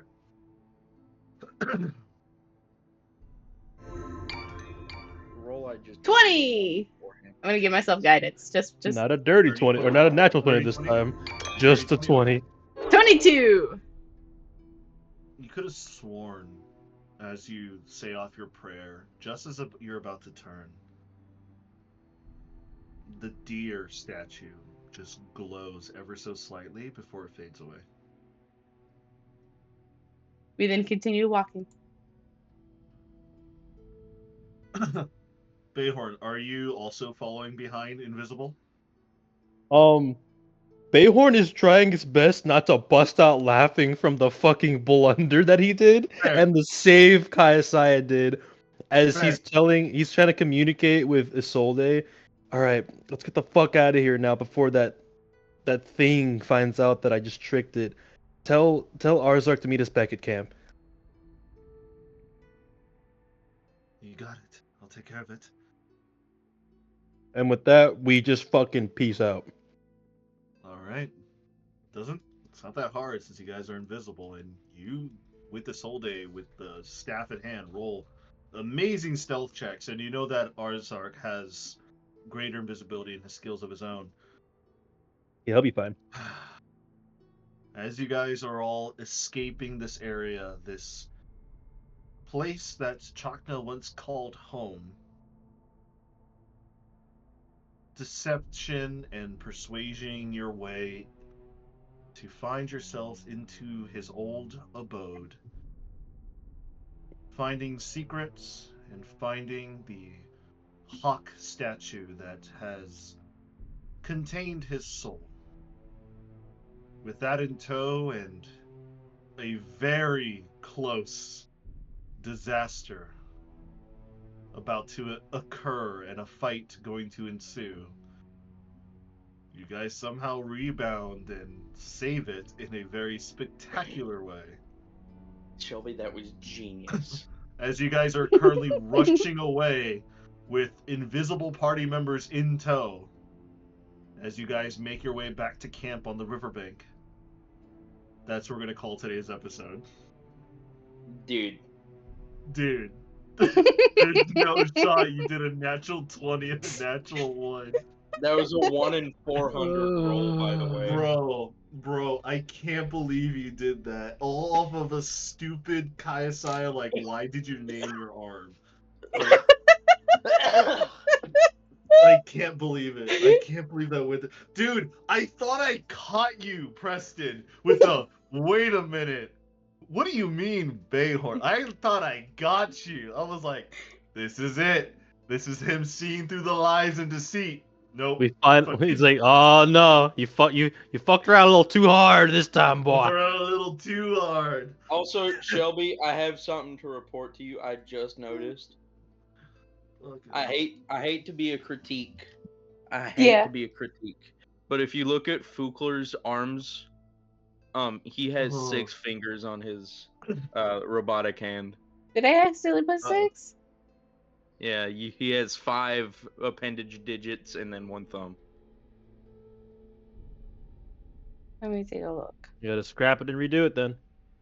That is scrap and redo. No, she shouldn't have to scrap No, and you redo. gotta She should scrap it, just man. have to erase a little 1, part yeah. of it. 2, Oh yeah, you do 3, gotta read. 4. No. Oh, my bad. No, you're fine. You're fine. I didn't even realize it until I was looking at it. Like, I didn't One Nah, realize of those either. things you can't really canonically, see. you got a robot arm that has 6 fingers. Do you there's just ten a little all- itty bitty Which nubbins on you the actually side. did his other hand like justice because yeah, he only has 4 appendages. Yeah, I only Wow. have 4 appendages. Now you have 10 fingers. I really wonder how that feels. Like I really wonder how that feels to have 4 appendages on one hand but 5 on the other. I bet it feels weird as fuck. Trippy as hell. Trippy as Yeah. hell. I can only imagine. Like, the brain's like, Phantom limb sensation. Like giving cats opposable thumbs. They'll just rule the world. Exactly. But like, Oh my definitely. I almost got caught. And in honor of that, I'm naming this arm Bayhorn. Baylor. Yep. Based. I'll take the. I'm not even taking that, bro. That's Kayasaya. Shelby, that was genius. I'm going to be completely I honest. was thinking of ways to like fix what you did, and I was like, I can't think of anything, man. You're just fucked. We're gonna have to fight him. And I Oh had to my swallow lord. my pride on that one and say, yeah, no, I'm coping. Oh, I'm I can't. sorry. Oh, I can't ask you this time because we haven't gotten out / killed him yet. What do you mean? I was gonna ask Adrian what the captain can do in terms of like fighting, but I can't ask him that yet because You can't ask we it could until you possibly either- fight him still. Yeah, until you leave, like leave, or just kill him. I hope you know we're probably gonna orbital airstrike his guard dogs. I'm Well, The stratagems are wild.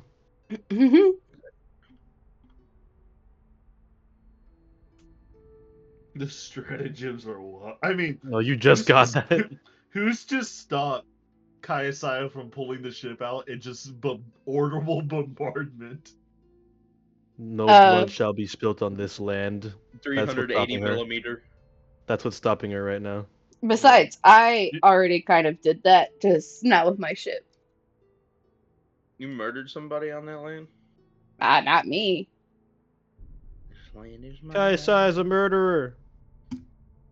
We had a No. really good session today. That last part, I slipped up. That's on You me. did, dude. You did. You really did. I legit heard you say, "Come on, Bayhorn, let's go." I'm over here like, now wait just a goddamn minute. Dude, I was like, fuck, no, please don't notice, please don't notice, please don't notice. Fuck, I he was also noticed. thinking the same thing, and as soon as you said, and I'm like, You no! noticed, Adrian? Did you notice everybody was suspiciously quiet whenever he said that? Oh yeah. Immediately. Oh man. Oh no, dude. I almost messed up bad. Dude. Okay, so what's your deception? My deception's 4? a +4. Okay. So you needed a 25 normally to deceive him. You had You to hit a roll a natural natural 20. So I no, had he to could roll a natural 20. he could But I have rolled gave a guidance. 19.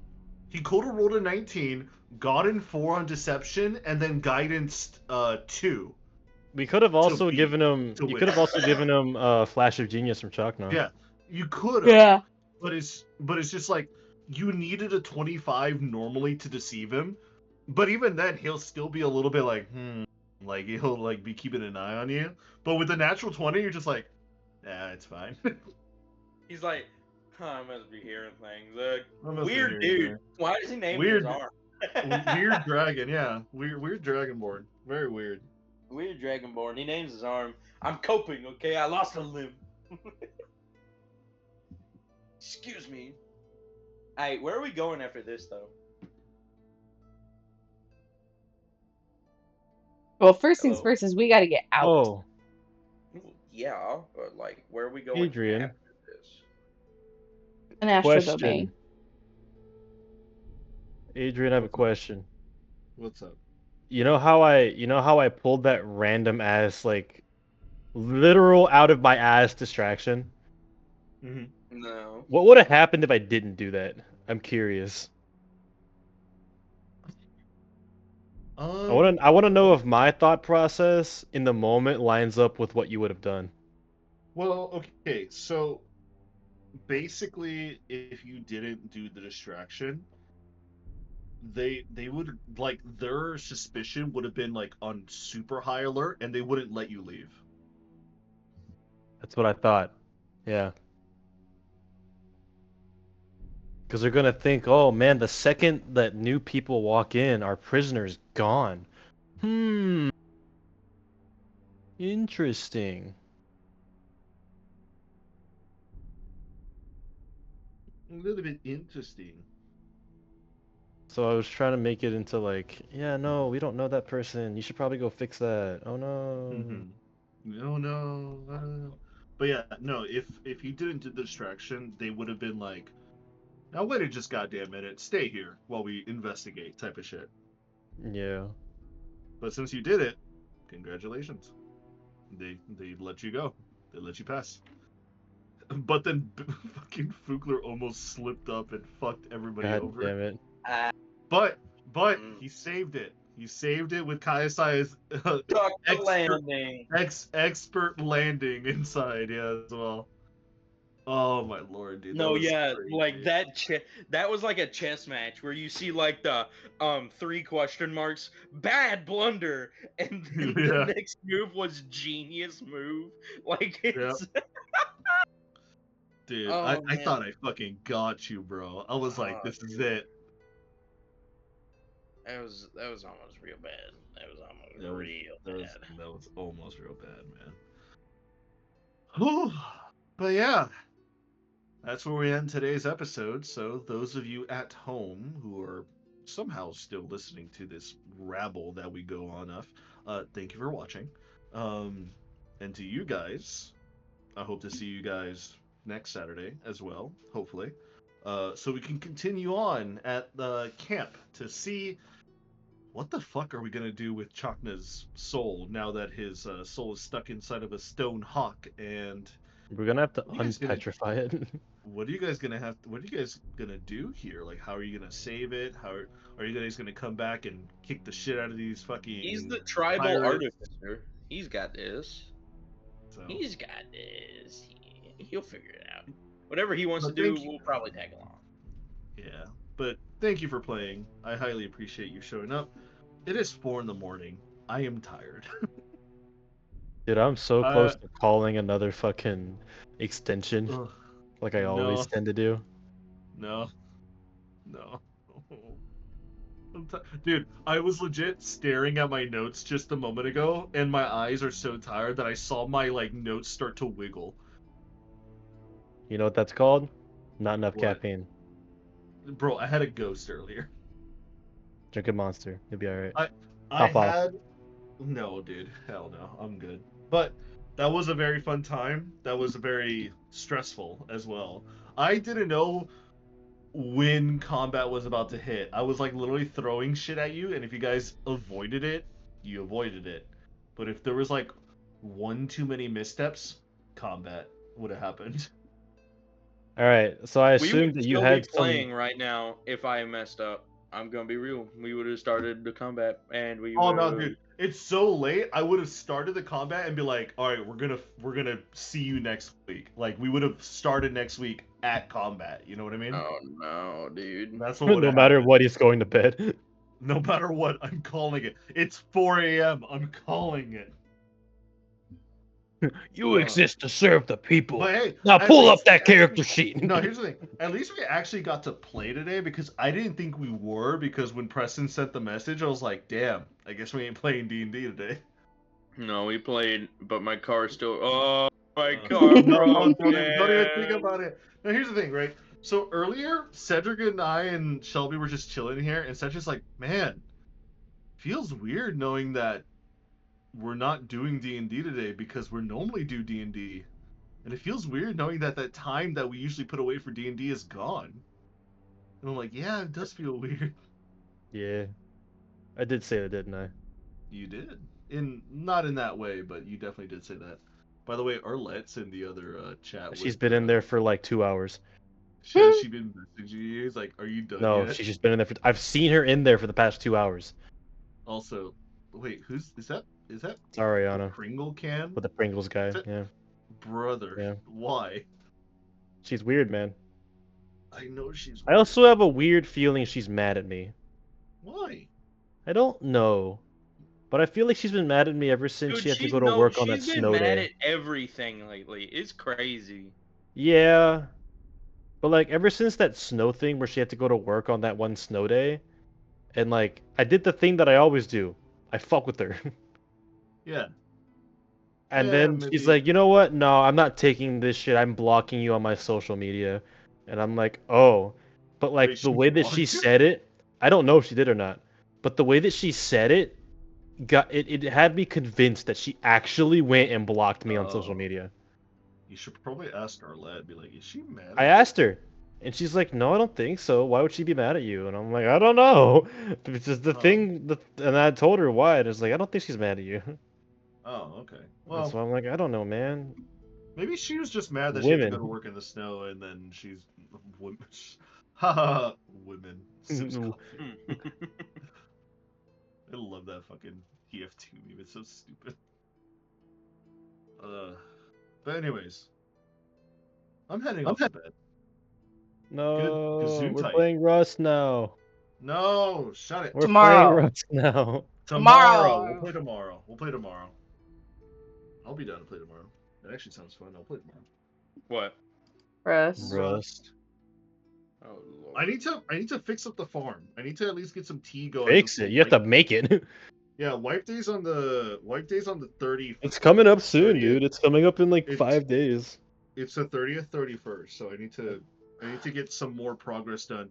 Well, actually, not really more progress. I just want to do more shit, like raid, like at least like a hard raid, and like get other shit done. I mean, like that one time we tried to do a hard raid and we couldn't do it. Yeah, but all three of us could probably do it. You know, I like to get more treasures under my belt because when the new month comes around for that new wipe, our BPs are gone. Oh, I know. I'm not gonna go too hard for the next few days. I'm just gonna chill, maybe raid a little bit. But once the new wipe comes in, I'm gonna go hard to get BPs. You know what I mean? We have enough to raid like for a Yeah. while now. Yeah. Like, I got a lot of stuff. I'm gonna be real. I went mining for a while, dude. Oh, Don't mine at night. I can also play Helldivers with you now, Preston. Wow. Speaking We of have the which, I'm third probably not going to be squad mate. available on computer at all tomorrow. Oh, Oof. really? I am rewiring my computer, putting in my new Oh. my new motherboard, and all that great Well, stuff. I mean, you'll fire it up once you're done, though. So we will see you at least a little bit. Yeah, hopefully I have the correct BIOS installed and Windows will just work. And I hope so, it is too. a piece of shit. Hopefully it didn't happen like me. Fingers crossed. I know, right? Yeah, hopefully I anyways. don't have to reformat drives. That would suck. At that No more point, buy a new solid. drive. I'm going to bed. So good night, guys. It was fun playing D&D. Good night.